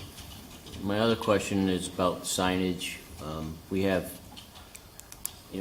some residents feel we have way too much signage, and I was wondering what you had in mind for this. It would be similar to the signs that are out there now for the crosswalk. I know we've talked about this a few times, and we do have some funding for inventorying all our signs, and as part of that process, we're going to look at where we have duplicative signs or signs that could be taken down. So that is on my mind every time we're putting another sign in town that has come up. So we need to evaluate, we're going to be evaluating that whole stretch of Main Street in particular for that type of thing, as well as parking controls and such. But yeah, it will be just limited to the signs that are already up in that area. Great, thank you. Sure. Go ahead, Dan. Just a quick, we had a resident who came to numerous meetings, and I know you've spoken with her as well about the cones, and I think even her car got backed in. This is going to address that situation there at the corner of the Old Town and... Yes, we're going to have the crosswalk on the north side of the driveway, which I think will be safer for people pulling out, looking to the right and taking a left through the crosswalk. And those cones there, as we're just to kind of identify where a bump out would be to get pedestrians closer to the road for a crossing. So the new curb lines will be left wide enough, they'll be narrower, but they'll be left wide enough so we can have 2 travel lanes of 10 feet. So we are looking at Main Street as having 10-foot travel lanes to help slow traffic, and also wide enough to provide some space for bicycles as well. So we're considering that with the design. Thank you. Councilman Lusser? Thank you, Mayor. Derek, I really like this solution. I think it will slow traffic and be safer for residents walking. And just to keep things moving, I'm going to make a motion. Oh, hang on, I just want to ask a couple of Okay. questions. I was just going to put it on the table, but go ahead. Speaking of bicycles, is the raised crosswalk curb to curb, or is there a bike lane? It runs curb to curb, because at the top of that speed table between the curbs is where we have the crosswalk. Okay. So yeah, the bicycles would travel over the speed table similar to a vehicle. Okay. And then, has there been any concerns, and I see Ms. Katz in the back, with plows, and speed tables have been in existence in other towns, and the last thing I want is us to be here in March and maybe not this, well, maybe, because you're thinking about having this done possibly as early as November? Yeah. So after the snow and all that, plows ripping it apart, we're pretty confident that... I'm sure Physical Services has their reservations, and we have spoken to all the departments involved, fire department, because they're right there as well. It's been taken into consideration on the design to make it as easy to maintain as possible. Obviously, it's going to be a little different than what they have had to do. However, it's not uncommon. We're putting in concrete curbs for being more durable than bituminous, and trying to build it in a way that it can be maintained that way. As you said, it's not uncommon. It's done. And it's not something we're looking to do everywhere, but I think there are certain locations where it does make sense, and this is one of them. Okay, and then, just so the public knows, and maybe some of us need to know exactly. So if you're in the back parking lot of Keeney Center, there is a existing sidewalk that goes up and stops where the staircase to the front entrance is. You would extend that sidewalk to the crosswalk north of the parking lot, or the entrance to the parking lot of both the Keeney and of the Old Town, or that shopping, or that plaza right there. That sidewalk along the driveway will be extended out to where the crosswalk is on the east side of the road. On the west side of the road, we'll also have a brick walk that comes to a concrete ramp that'll cross as well, just north of the Old Town driveway. Okay. Yep. So we move all what we've been hearing from residents is the concern when you take the left out of Old Keeney or take a right out of Old Town, that sign is right in the middle. So we are addressing that. Yeah, I think the new location will serve that better. We'll see how it operates. There shouldn't be a need to have that temporary sign that's been there in the middle of the walk once we have this improvement. Right. Yes. Just wanted to make sure everybody knew exactly where it was going. Councilman Hill? Thanks, Mayor. And just real quick, Derek, I agree with Councilor Lester. It is a very elegant solution, so I thank you for all the work you've done on this. I know it's a long time coming. You had mentioned trying to get this done through this year, which would be terrific. In terms of the amount of time it would take, I only ask because Main Street's obviously a major artery. Would the street have to be closed, and if so, for how long? Yeah, that's a good question. We've started a conversation with the contractor about that. We'll have to get the police department involved. I think for most of the work, we can handle it with some alternating traffic as needed, but there will probably be a period of time where we're going to have to fully close it when they come to pave. It's all bituminous pavement material that will be building off the speed table. To do that all at once so we don't end up with a joint down the middle would be preferable. So we'll have to figure that out on how that gets done and how we time it. I haven't gotten enough information from them yet on how long that'll take, but I would think that's a one-time deal. So we're probably talking about a number of hours to place some material. Great, appreciate it. Thank you.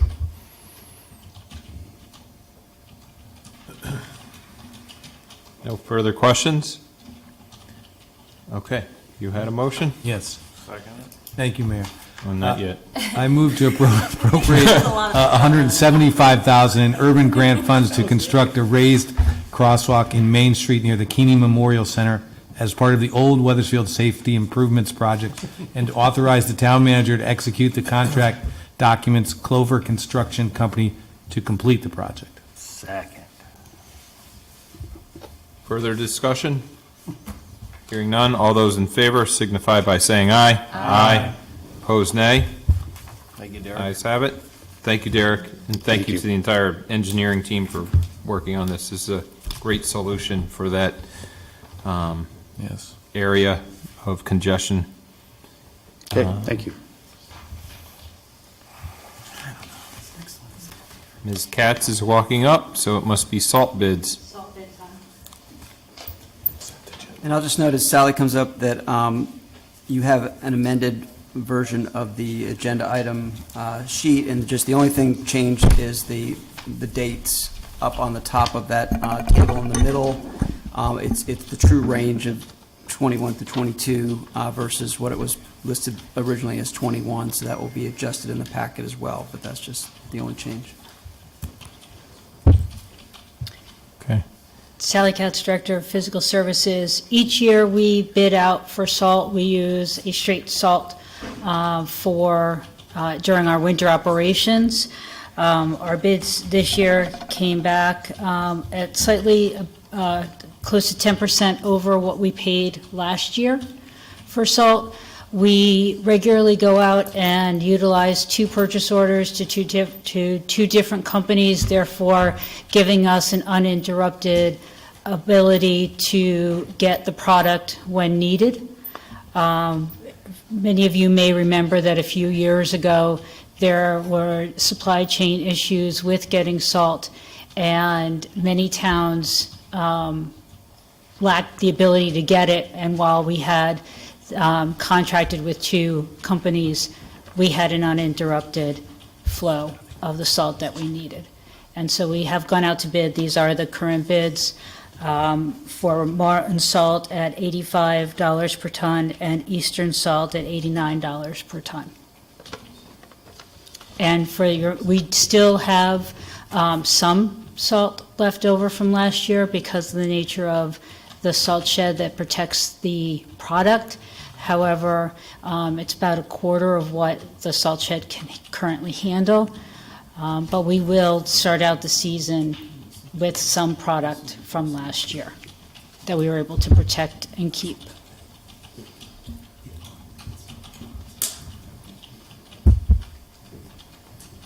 Any questions for Sally?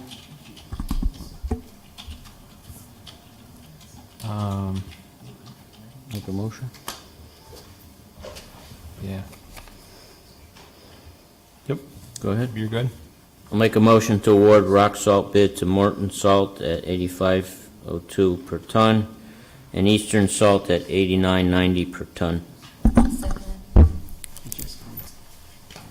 All those in favor signify by saying aye. Aye. Opposed, nay.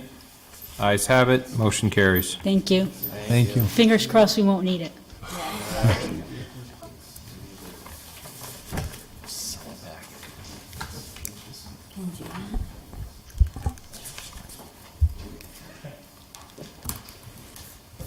And the next item, Resignations agenda and meeting management software, Mr. Town Manager.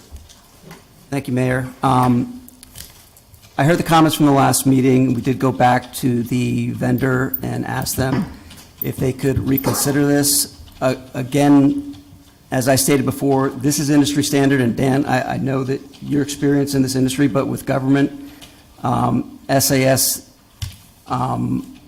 this in particular, like I said, this is the 3rd time I've done this, and there's always been an escalator that's based on CPI. And right now, as you all know, inflation is through the roof, and CPI is running between 7 and 10%, depending on who you're talking to. So they gave us the lower end of that, and that's where they're at. The other vendors that make similar software are all in the same place. They all have this escalator in there. I will note, too, that prior to even bringing this to you all, we got the price talked down about $15,000 just from the negotiation piece, but that escalator's never changed. And that's where they're at with it. Again, all due respect, I feel that this is, again, industry standard and is something that we desperately need here. I think it's going to greatly relieve a lot of the pressure that staff has, particularly my office, but all of the staff, all the department heads that they put in these agenda items. Right now, everything is done by paper. Everything is done as one-offs, and there is no flow to approval process other than what we have to manually do right now. My executive assistant spends easily between 10 and 20 hours herself just on every agenda, putting this together every 2 weeks. My time additionally with the manual effort that's currently involved in this process is easily that much or more. And then, again, the rest of staff, and I know Sue's involvement as well. So this will not only make it easier for us and for staff, but it's also going to make it a much more accessible product for the end users, which is the public. They'll be able to access items. They'll be able to access videos at a point of their interest. They don't have to sit through the whole meeting to find something. They can just click on the agenda. It'll take them right to that point. All the documents will be right there for them on that agenda item, all linked and available. So it's just it's the industry standard today. You'll see that most of the communities around here have this or a similar product, and I just ask the council's approval on this to move forward. Council, rebuttal. Yeah, I would just tell you is I appreciate your efforts there, and I understand the value in this application, but I can't in good conscience vote for that because, one, I think they're full of baloney. I've sold to government entities In fact, I've even been required to actually have the fee go down the second and third year. I've never seen anything like this. I sell SaaS software, that's what I do for a living. Trust me, if we could do this, we would, but there's nobody who would take advantage of it. And so I feel like they're gouging us here, and maybe, you know, their industry gets away with that, but I just have a hard, I don't want to make more work on your end. And even though it's not a significant amount, I just think out of principle, I think this is just absolute, I can't say it out loud, so it's just. I respect it. I know too much about this industry and how software is sold that this is a joke. And they could easily, in fact, guarantee you there are other companies out there that are actually lowering their fees just to lock in second and third years. So that's my 2 cents worth anyways. I'm just looking to see last week's agenda. Did we have, you said it went down? No, not from, I said, before we even brought it to you, it was a much higher. Oh, okay. Yeah. They didn't budge at all. They didn't budge on the escalator. And we did ask them, and they're still actually talking it and trying to get it down, but. Did you tell him Dan was on our council? I did. I did tell them. They actually watched the meeting. We'll watch it again. Mayor, if I may? Yes, sir. Through you to the town manager, is the cost of this service, and I'm looking at the left side here, the 24-2, year one, 18-6, and then 19-9, is that the yearly cost for this program and service? Hold on. Because they also see. On the right-hand side? On the left-hand side, then they also see the budget source amount. So those So- are two different numbers. Could you? Right, so what I've done is, and this is generally what I think the approach should be on any multi-year item that is, that we're targeting these funds for, is that we wean ourselves off of the ARPA fund for this, and we build it into the budget process. So my proposal is year one, 100% from this source, the ARPA source, the 24,000. Year two, we drop that down to 50% of the cost, and then year three would be 25%, and then year four, we're 100% budget reliant. And that way, it's not a shock when we come out of the third year and have to put that all into the budget. But on the left side's the actual cost? One, two, three? So the first year is higher because of there's a initial setup cost and training, and that's the difference. Just trying to understand the cost, 24, 18, 19, Yep. 9? And then is there a year four, are there years after year three, or is there We- proposed renewals? Or? We'd have to, no, we'd have to renegotiate and talk about things then. Okay.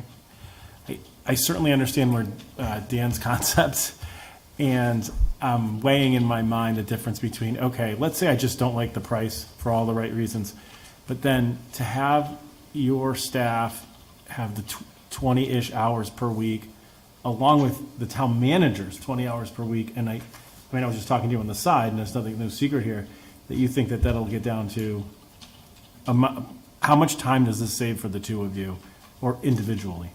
I think it will cut our time in half, at least. So, in my perspective, for this value, to get our executive and this team back and working on stuff that I think we find more profitable, whether it's grant writing or energy development or the Silas Highway or Park and Rec's thing that he's due to us in February, I think this is money very well spent to get efficiency in that office to do more high-level stuff that's going to change this town for this amount of money. So I'm using that as the gauge about why I think we should pass this, because the return is much bigger. Although I may not, if this was 25,000, that would be great, but even at its current price, I think the return is much bigger. So I'm going to support this, but certainly recognize Councilor O'Connor's position, and I respect his knowledge on this issue. So.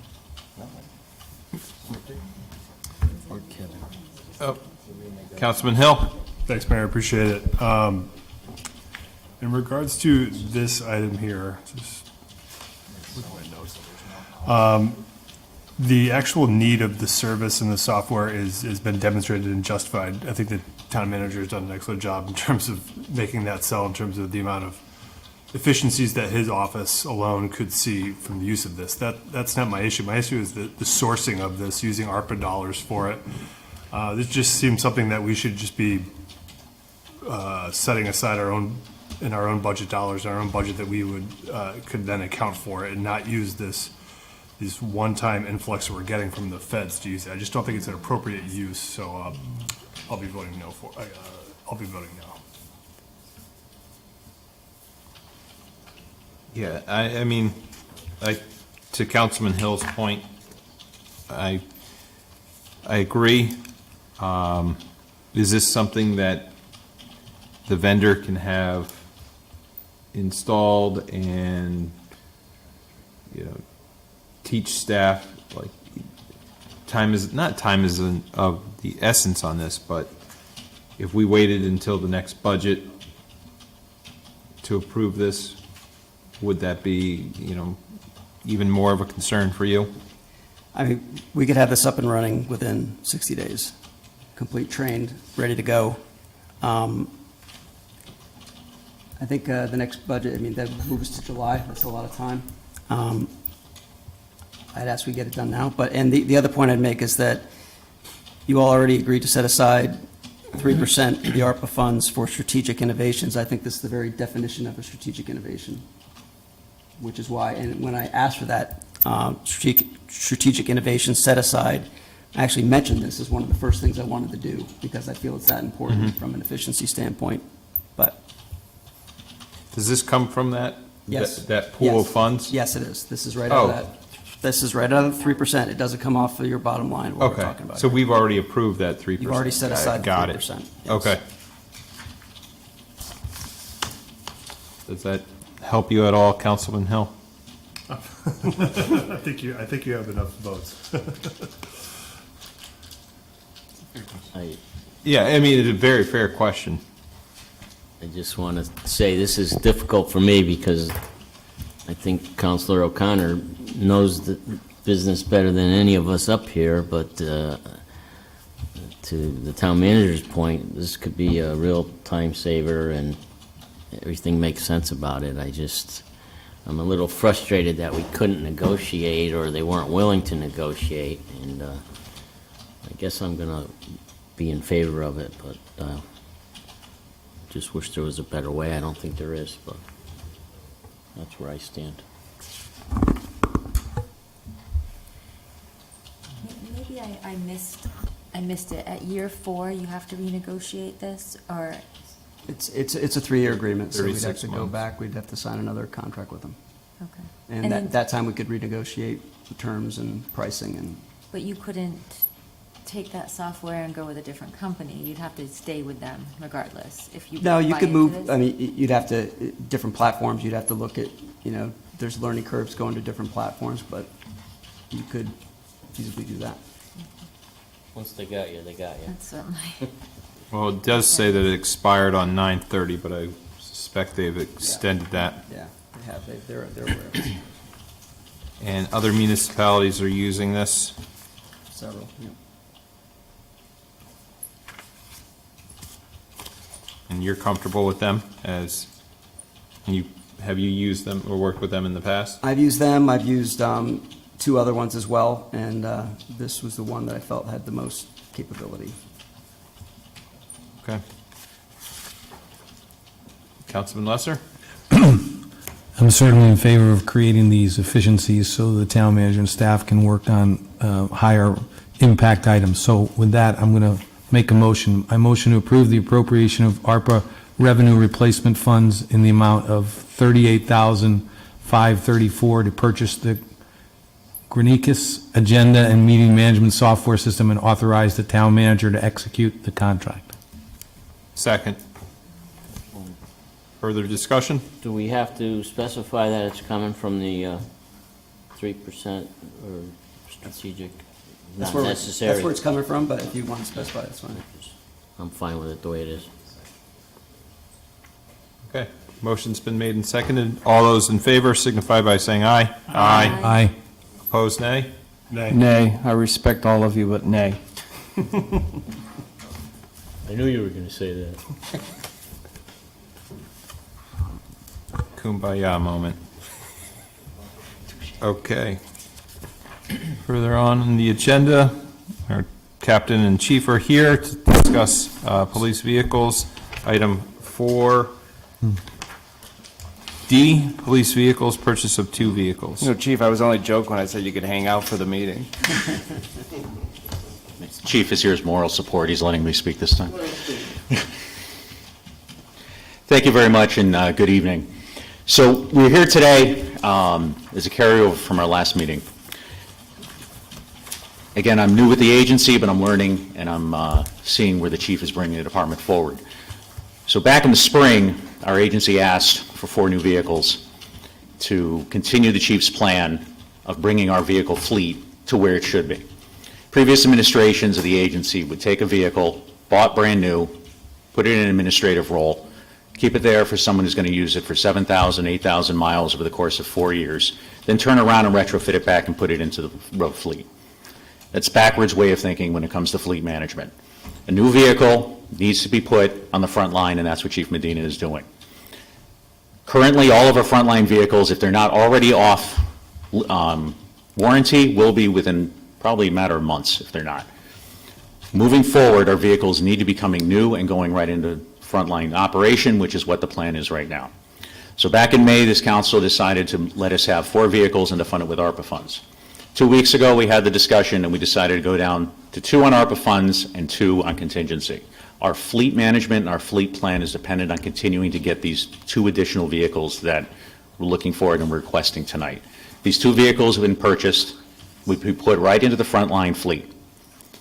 Earlier today, we talked about how we are still receiving vehicles from the previous fiscal year allocation. We have one that just went into full service about a week and a half ago. Another one is getting upfitted right now. The third hasn't even shown up at the upfitter yet to be able to be built out. So I just want to make sure the council understands that these 2 vehicles that were approved last week and these 2 we're discussing tonight, we need to have them approved now so that we can plan on having them probably in the next year and a half on the road. Not having them now and not approving them now would put us that much farther behind, and having frontline vehicles that are off warranty, suffering failures that we have to pay for out of our pocket, as opposed to being able to take care of it under warranty, which is the way frontline vehicles should be operated. I just want to say, I wanted to just put that out there and to let you know where we all are. But again, these vehicles, when they are approved and are ordered as soon as possible, there's still a long lead time on them. You can't buy these off the lot. Ford builds them at certain times of the year, and when those allocations are done, they're done, and they go back to building Ford Explorers on the same line. So we have to be able to have the approved funds in hand to be able to purchase them and put in the orders when the order windows are open. If we miss those order windows, we look at 6 to 12-month delays. Thank you for indulging me in the opening statement on that. But please, if there are any questions, I'm here to answer them best I can.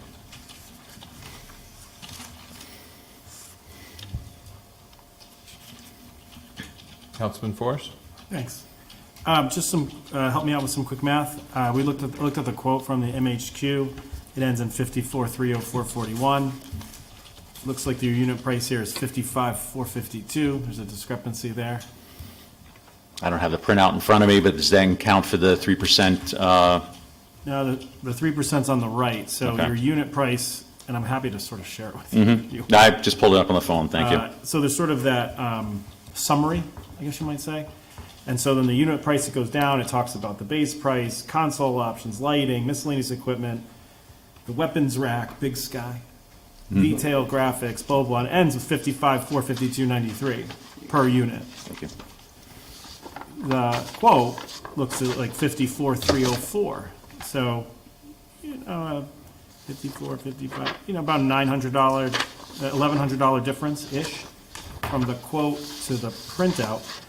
But we're asking to approve the summary. So I'm just trying to make that connection. Maybe there's something extra in there that you think you needed, or 54,304 versus, I see your difference here, yep. I apologize. it's okay. I'm just,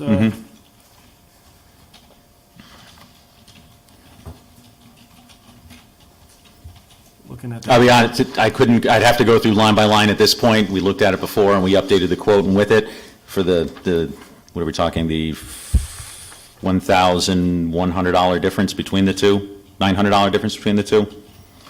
1,100. 1,100 for each unit, 2,200 bucks. Mm-hmm. Maybe get a charging cable for that. Make slight jokes, right? A little. So there's that, and then I saw that the Big Sky racks had 4 in quantity with the 2. There's 2 vehicles, so I didn't really know why there would be. One rack for each weapon. Okay, but the quote has an installation of one of those. It's one installation cost. They install at the same time.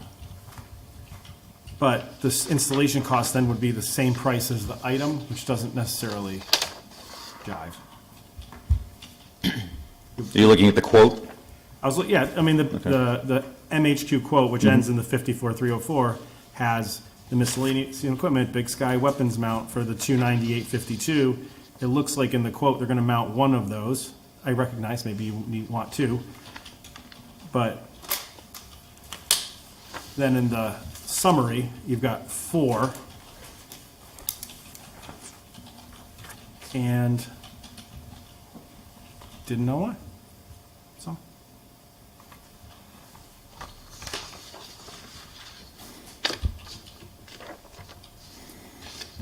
So on the summary page, if I'm just going to make sure, this is the one you're referring to here? Double-sided one? That's good. All right. About that. It looks about that.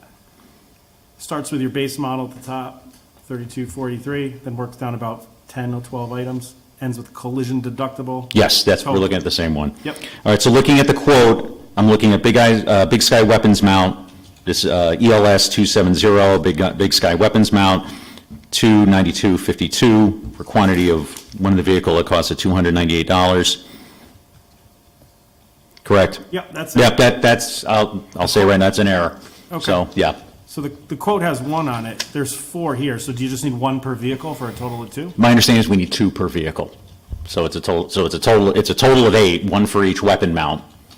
So- Because there's 2 weapons, one mount for each weapon is my understanding. So the quote actually needs to change to 2 per unit then.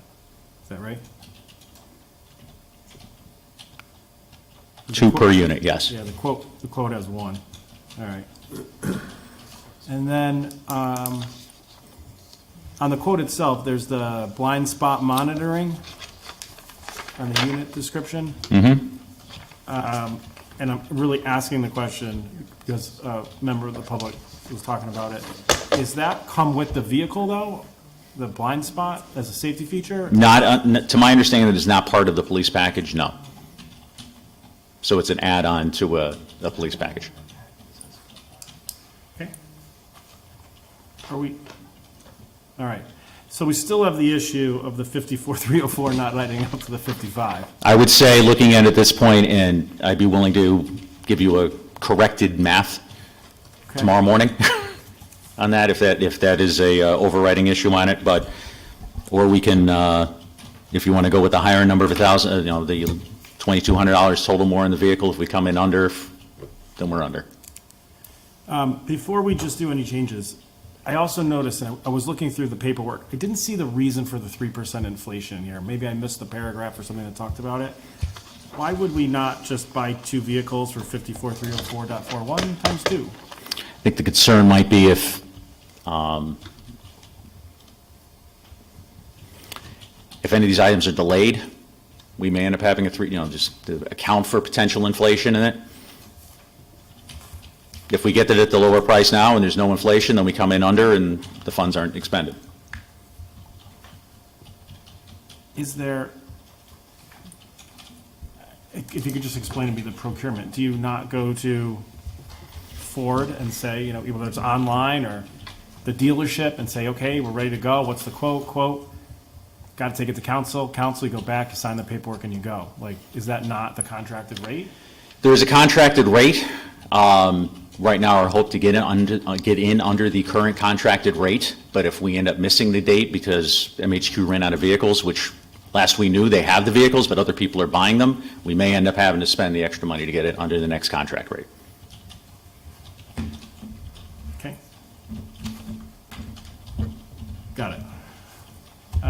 thank you.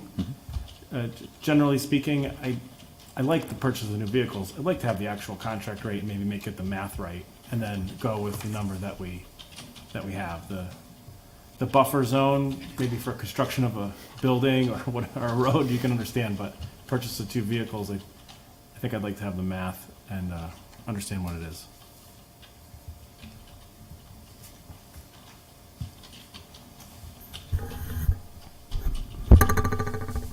I have just a question, and, I'm just looking at the add-ons.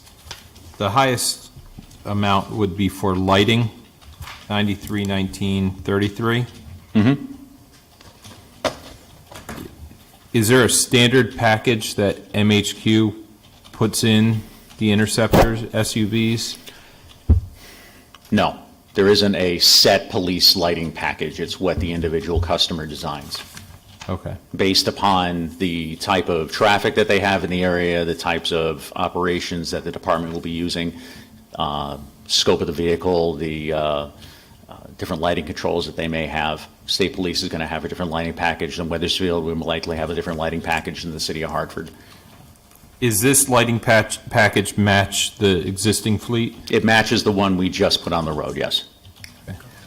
I'm just thinking, I've seen them all lit up for parades and never behind me. Unless we're on the way to something, Mr. Mayor. Yeah. Exactly. Escorted. Do we need that many lights on these? When you start considering intersection angles, when you start considering the ability of these lights to not only warn traffic, but to direct traffic, when we start talking about being able to be lit up on the side of the road without them flashing, the overall package is very effective for what we have. Okay. Thank you. Yes, sir.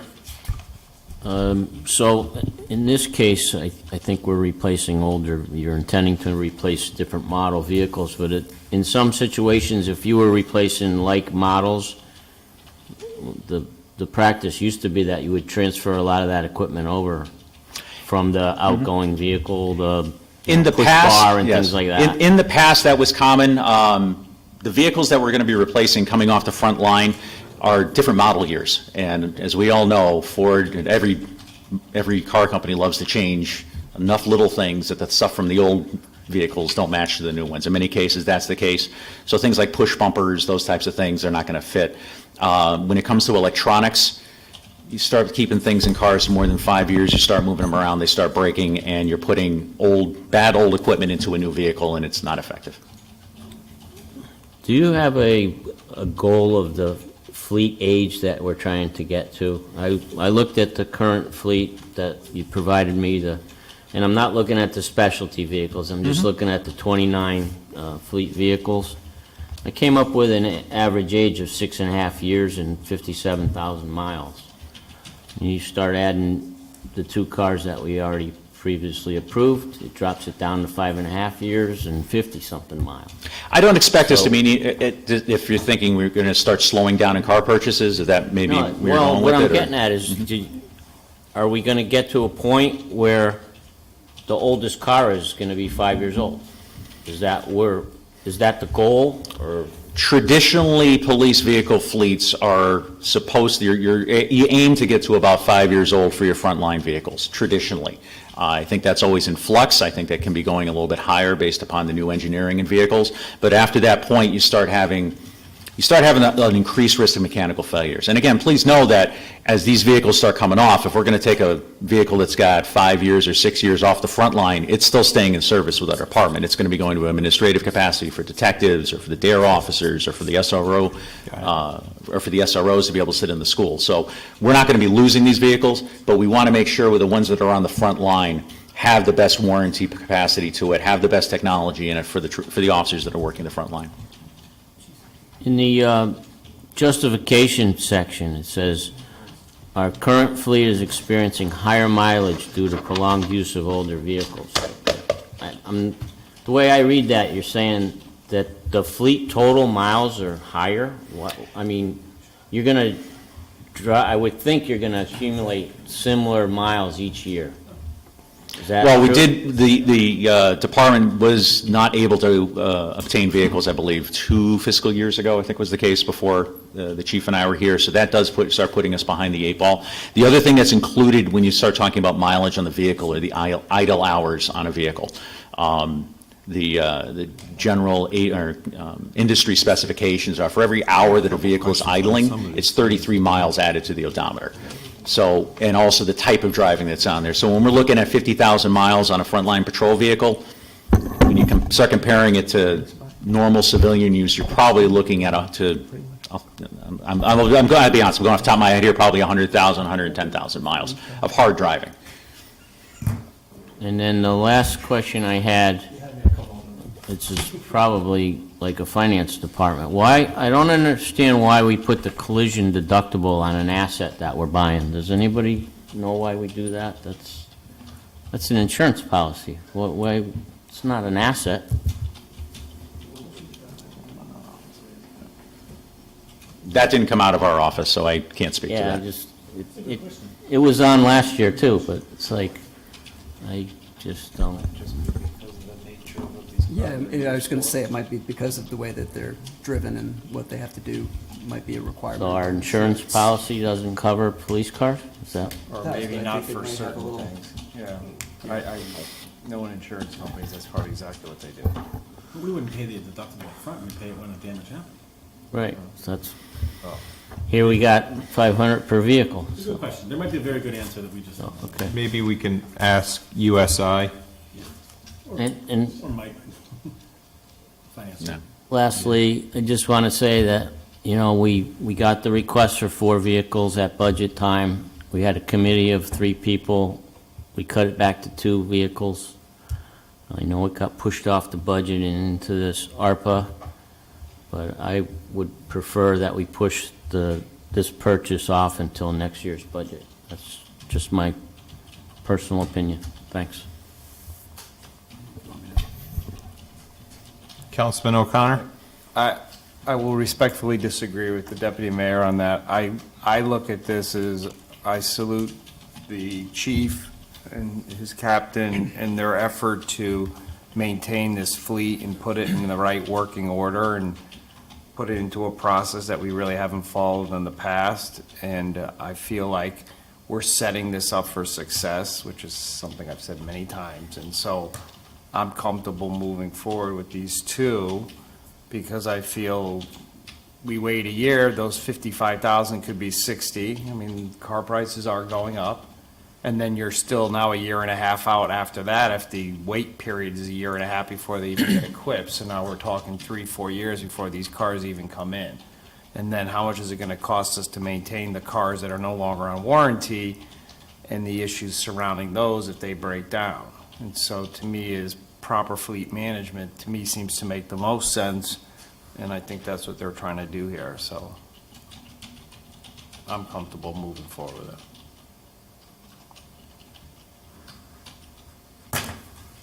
Councilman Hill? Just real quick, Mayor, thank you. Just a confirmation of what the budget source for these items is, because I know the town manager comments is that it does recommend coming out of ARPA, but the budget source amount says contingency funds. The contingency was what the council voted to kind of move this forward to the next meeting to consider it under contingency. I stated my opinion then. I didn't think that was an appropriate use of contingency. This would basically take away half of our contingency budget, and we're only in October right now.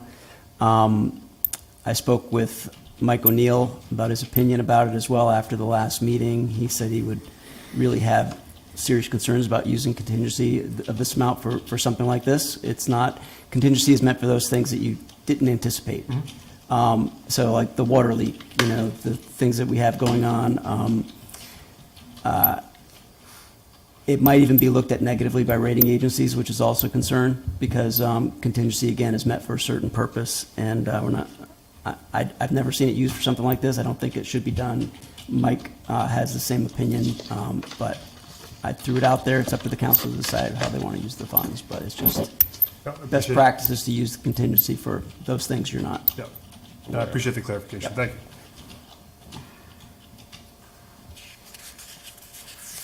Lots of good questions.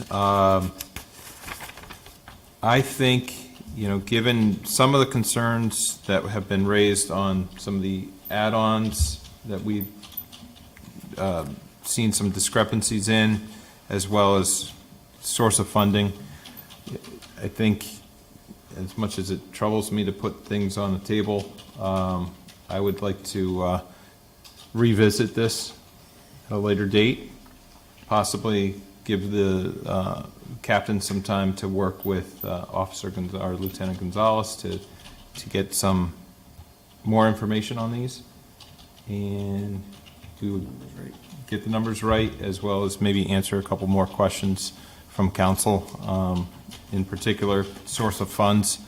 So if it's okay with everybody, put a motion to table until next meeting? Next meeting's canceled, right? Yes. Well, next meeting would be. Next regular meeting. Next regular meeting. Yeah. Yep. End of the month. Yeah. Okay. Just a point of reference is those cars may not be available in 2 months, in a month, and they may end up pushing that out, and the cost may even go up. So, we have to factor that in. Could you have Sergeant, is it Sergeant? Or he's not a lieutenant yet. Sergeant Gonzalez, check with the dealership, and if need be, we could schedule a special meeting between now and the December, is it 7th meeting? November 21st. Oh, November 21st, right. It's just a month. Check with the dealership to see if. We'll get the information together tomorrow on the current status of ordering vehicles, and we'll get the numbers clarified by the end of the day tomorrow. Okay. Comfortable with that? Yep. If need be, we can, if it comes back to us that there's only 2 on the lot or 2 available from Ford, do you guys get them from Monaco? No, it's that MHQ is the vendor. They're a licensed Ford dealer specifically for police packages, so the entire order is placed with that company, MHQ. They purchase the vehicle from Ford as a manufacturer, bring it right to them, do all the outfit, and then we receive it from them. We used to buy them ourselves from them, our guys. Yeah, yep. I'm just going to add something real quick to that. MHQ is the dealer for the majority of police law enforcement agencies in the state, so we get in line. So as we come in, we get in line, and the state police might order 50, and every other municipality is sitting behind state police, or we're sitting behind New Britain, or we're sitting behind the larger municipality. So when we get an opportunity to get them, that's when we try to get on them, because once they commit to an agency, especially when it comes to CSP, they shut down for months and they don't work on any other agency car. Just to put that out there. Okay. The upfit of a car, of a single car, can take anywhere from 3 days to a month, depending on if they're doing them in series or if they're doing just one for that agency. Yeah, and they do work on 3 to 4 at a time. They are a very qualified outfit to do it. They do a very good job. They work very well with us if we have to have issues, but it's an involved process. So the vehicles that were purchased, not in this most recent budget, but FY22 budget, they're in that queue right now. We're behind either municipality. Of those 3 vehicles from the FY22 budget, 1 is on the road, 1 is being upfitted right now, 1 has not been received by MHQ yet. Okay, for us. For us, yeah. I'll throw state police under the bus. Feel free. They got ahead of us on the line. Okay. Are you guys comfortable with that? If we table for tonight, we can get the answers to some of our questions, and then if we report back that MHQ can't get those in time, we could schedule a special meeting together prior to the November 2nd meeting date of November. Yes. Yeah. Okay. Good. Okay. Motion to table? So moved. All those in favor signify by saying aye. Aye. Opposed? Did you get a second, Mayor? Well, oh, Did you? I made the motion. I'll second. Okay. Yeah. Okay. Yep. I didn't say second, though, but second. I got it. It's getting late for me. Yep. I did. And I got the vote. Yep. Thank you, guys. Thank you, guys. Thank you. I think that's it on actionable items, if I'm not mistaken. No ordinances before us. Oh, new business for discussion purposes. And this is just for discussion. Tonight, we would like you to consider voting on this at your next meeting. This is a flag policy. Earlier this year, there was a Supreme Court case, Shirtlift versus City of Boston. City of Boston refused to fly a Christian flag outside of Boston City Hall. And the Supreme Court found that the city had violated the First Amendment rights, and mainly because they allowed other flags to be flown that could be considered secular, and they did not have a policy in place to say which flags could fly and which flags don't fly. So what that's done is it's put several communities in jeopardy in terms of how they go about what flags go up on town property. So it's been recommended by the county attorney, and there have been several Connecticut communities that have recently adopted a policy. The county attorney put together a draft policy that you all have. I put it in your spots here. The town attorney. I'm sorry, the county, yeah. It is late. Thank you. So the town attorney has provided a draft ordinance, and essentially, there's a couple ways you could go out about this. What some towns have done is, if you look at the first small couple of sentences up top, it basically says the only flags that could fly are these right here, actually, and minus the POW flag. Others have said all of those flags are the only flags that could fly, period, anywhere on town property. What that's resulted in other communities is a huge outcry from citizens and long meetings of comments saying, no, you need to be able to represent other things. The pride flag is an example of one that's caused a lot of people to come out in force. So this is an opportunity for you all to decide if you want to go something more flexible that allows you the ability to allow certain commemorative flags, which are defined in here, but it does separate out religious flags and other flags that are political in nature, flags that endorse outcomes of elections, flags that, some of the, I don't even know if they're actual flags, but he's pretty much covered everything else as regarding what shouldn't be flown. But it also gives you all the ability to, one of you would introduce if you wanted to consider another flag at a meeting, and then the following meeting you would vote on it. And if it's majority vote of the body, then that flag could be allowed to fly for a defined time period. If it's not defined, it's 7 days. If it's, the month celebrating something and you want a flag for that month, you can define that date. That's it in a nutshell. You don't have to decide on it now, but if you have any comments, suggestions, I can get that back to the town attorney, and we can discuss it at the next meeting. But it's, we have had requests recently for religious flags to be flown, and my answer's been that the council's about to consider a policy, and I want to wait until that happens before we respond to that request. Without a policy, I would say that based upon the town attorney's opinion, that we would be in jeopardy of being challenged and potentially losing, which is why a lot of localities are going to these policies now. Any questions? So just a couple, I just read it quickly, but Yep.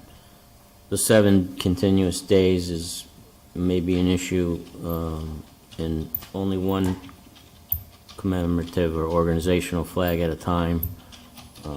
Those kind of things could be tricky, especially with the... Yeah, what I would suggest right off the bat, and that was a great point about the POW-MIA flag, is that that be included into the flags that will always be flown, because we always do fly it. Yeah, put it right up top, and then only one commemorative flag beyond that can be flown at a time. I think that makes sense. That's going to be Yes. an uproar if you No, say, yeah, oh, you that have to- flag can only fly for 7 days. I agree completely. It's Yeah. like- Dan? Yeah, just a quick question is, if we wanted to fly in support of what happened in Bristol recently, like a thin blue line flag, that would have to go to the council for approval, then the council could say, yes, let's do that, and we would fly that. does that also apply if we wanted to show support for the Ukrainians based on what's going on there? That would go to the council, and we could support, and we could say, okay, we're gonna fly a Ukrainian flag. Yes. Now, following that logic, Well, actually, I think that might be, sorry, it said, Only for 7 days. yeah. that's, Well, we can approve that. Yeah, you could approve it. but then just, Number just two. on that is, say, you know, and I'm thinking from No, the put religious aspect is, you know, say there was a horrible tragedy in a Christian or a Jewish or a Muslim, you know, situation. There's ethnic cleansing or something going on, and we want to show our support for, we can't do that because it's religious. Is that correct? Even if the council said, let's do that and put up a Christian flag or put up a, you know, a Star of David or something like that, we couldn't do that because it's religious. As it's currently worded, yes, that's correct. You could not do that if you go with the language here. Oh, but I was just wondering, you're just not allowed to do that legally at all. I guess it's, we could. as long Well, as it's- no, right now you could. You could do it now without a policy, but then you would open yourself up to, if someone wanted to fly, you know, a flag of whatever, you know, Satan worshiper flag or something like that, you would have to let them do it because you allowed another one do it. That's the whole point of the Supreme Court decision. Once you allow one, you can't exclude any unless you have a policy. So the policy is to protect us from getting into that situation. Does that make sense? No, it does, it just, yeah, I get it, it's just sad that, you know. It is. If there was, you know. It's bad that we're having this conversation, really. But it's the nature of where we're at right now. So, on that note, it would depend upon whether or not the country was a religious-based country, and we would have to make a determination of that. Right, because in Israel, right, you would have the Star of David, which would be considered a Jewish state, and then you have a Muslim state or Christian state or whatever, but like Ukraine might not be considered one of those states. So and there might be countries where we'd have to determine whether or not, I mean, but it's a fair question, right? Yeah. I'm building off what Councilor Connor's talking about. And is that the determination that we might have to make here, or will there be a list provided, as silly as it sounds? I would say in a case like that, we'd look for legal opinion about how we might proceed on that one. Yeah, I mean, at that point, you're debating whether or not the Star of David on the Israeli flag is there for a religious purpose, or is it their national symbol? Right. And where do you That's draw? a fairly obvious example, but I could see the gray area popping up in many ways.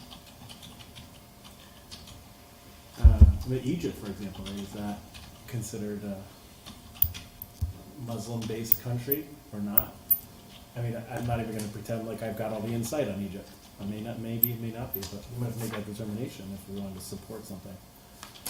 Which may lead to we've got 4 flags and that's it, conversation. Right. And that's why maybe we're starting to have this conversation. Correct. Something to think about. Just real quick, Mayor, no, I really think we should have a policy. I think it would protect us. Maybe, I need a little more time to study kind of all this stuff that was in the draft, but I would certainly support having a policy. I think it protects us, and then we can be fair to everyone with the policy. So, but I would want more time to review, just kind of looked at it. Thank you. When I took my initial look at it, I was looking at the top line. You know, that takes all the, kind of like the conversation we had about funding different organizations. You know, how do you say this one's okay, but that one's not okay? You know, if you just put the 4 flags up at the top, and that's it. But it's a lot to try and sort through.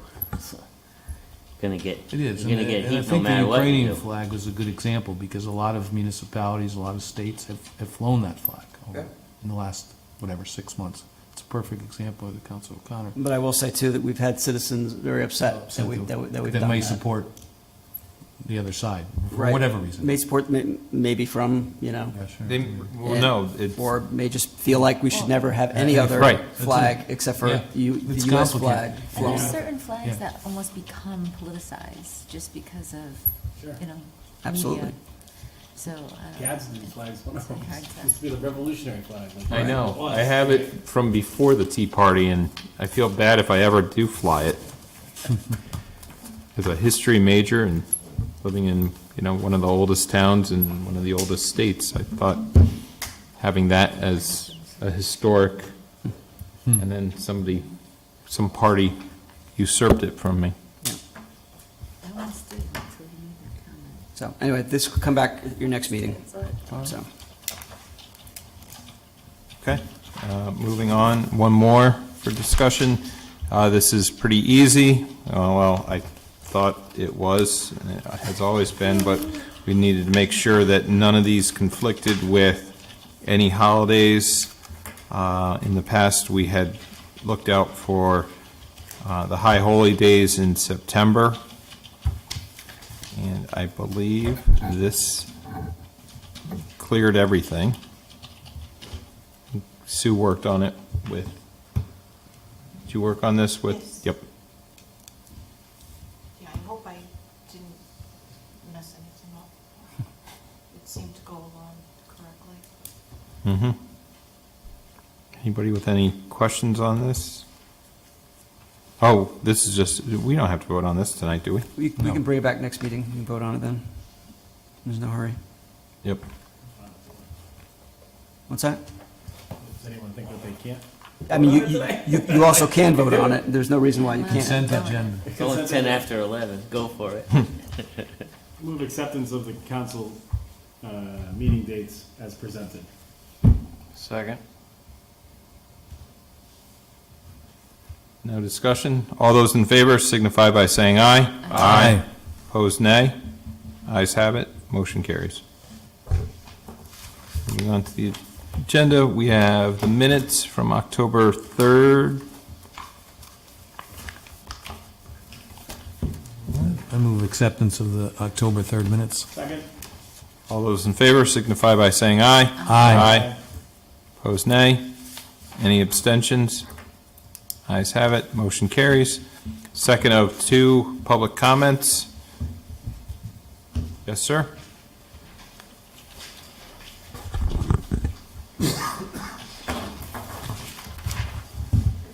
Across Route 125 Walcott Hill. Just wanted to take a chance to respond to the comment that I made, or a statement that I made was inaccurate. I want to be very clear, when I got my FOIA request back, Attorney Josh Foley at the SEEC highlighted 18 words in the draft referendum language. Subsequent to that, and that was on September 23rd at 1:35 p.m., far in advance of the October 3rd town meeting. Subsequent to that, the explanatory text removes, and I apologize, I said a few as a small amount, approximately 22 words from the language. I don't believe substantively it changes anything in the referendum language. My issue, as it stands, and I don't believe I made an inaccurate statement, was that upon project completion, the demolition of High Crest and Charles Wright will take place. That was my problem. That's why when I talked to the SEEC, I made sure to understand the administrative process, that their responses are not binding on the town. Town did make a removal of 22 words, which I do believe is a small amount, and doesn't substantively change the referendum language as presented, nor not endorsed by, but at least shown by the SEEC. So I just wanted to clarify that. That was the intent of my comment. I disagree that it should be categorized as I was inaccurate.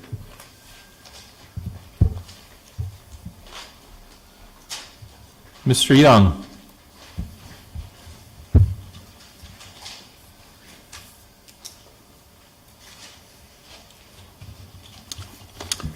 Good evening, Robert Young, 20 Copper Mill Road. Since you're all talking about the spending that COVID money, I haven't heard or seen anything about putting some pavement down, new pavement down using some of that money. I mean, over time, our roads have been getting less and less repaired. because the price has been going up. And of course, during COVID, it's even gone up even more, which means we're getting less miles per the same dollars that we're paying. And I would hope, you know, I look at this street out here on Church Street. It's all bumpy and broken up. I look down here at Beaver Road where the post office is. I mean, that's in terrible condition. Go from Bliss Market down to, I don't know what street it is, but down to the park. That's all bumpy and needs a repair. I don't know if that's on the schedule this year, next year, the year after, but you got this money and just spend it on, let's get the roads right. Get them updated, because it's been a long time, and it might be even a longer time before we get these roads taken care of. So I would hope that you've been spending money all over creation with this COVID cash, Uncle Joe's money. Put it on the roads. We need it because everybody drives on the roads. It's not just a segment that you're taking care of. You're taking care of the whole segment when you're taking care of roads, not just certain segments. Next, as I was talking earlier about the upcoming referendum, no renderings, no schematics of what we're supposed to be getting in the end.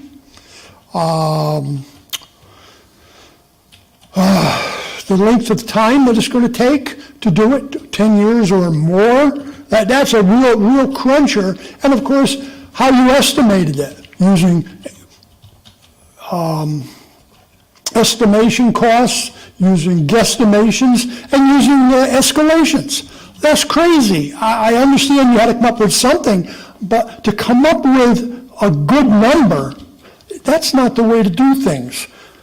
You should make the job a lot, the program or project a lot smaller, where you now know if you're only doing one school, you know what your costs are going to be for the next 2 years or 3 years while you're doing that school. And in this case, it's a disaster waiting to happen, and it's going to happen quick. And being that we're looking at, we're going to be looking at escalation of our taxes. What is it? The year 10 is going to be at the top of what we expect to increase. Plus, we have our normal every year increases if we get them, and we shouldn't be getting any for a long time. But the fact is, we will. And as it'll just keep creeping up until we get to year number 10 or so out there, and then the project that we're going to be voting on, that'll be like 5.8% or I should say mills, 5.8 mills, and it's going to be a disaster going out. So I'm not going to vote for it. I don't think anybody sane would vote for it. And, we see a lot of costs here that we should not be looking at. And I know I had something here. 1 minute.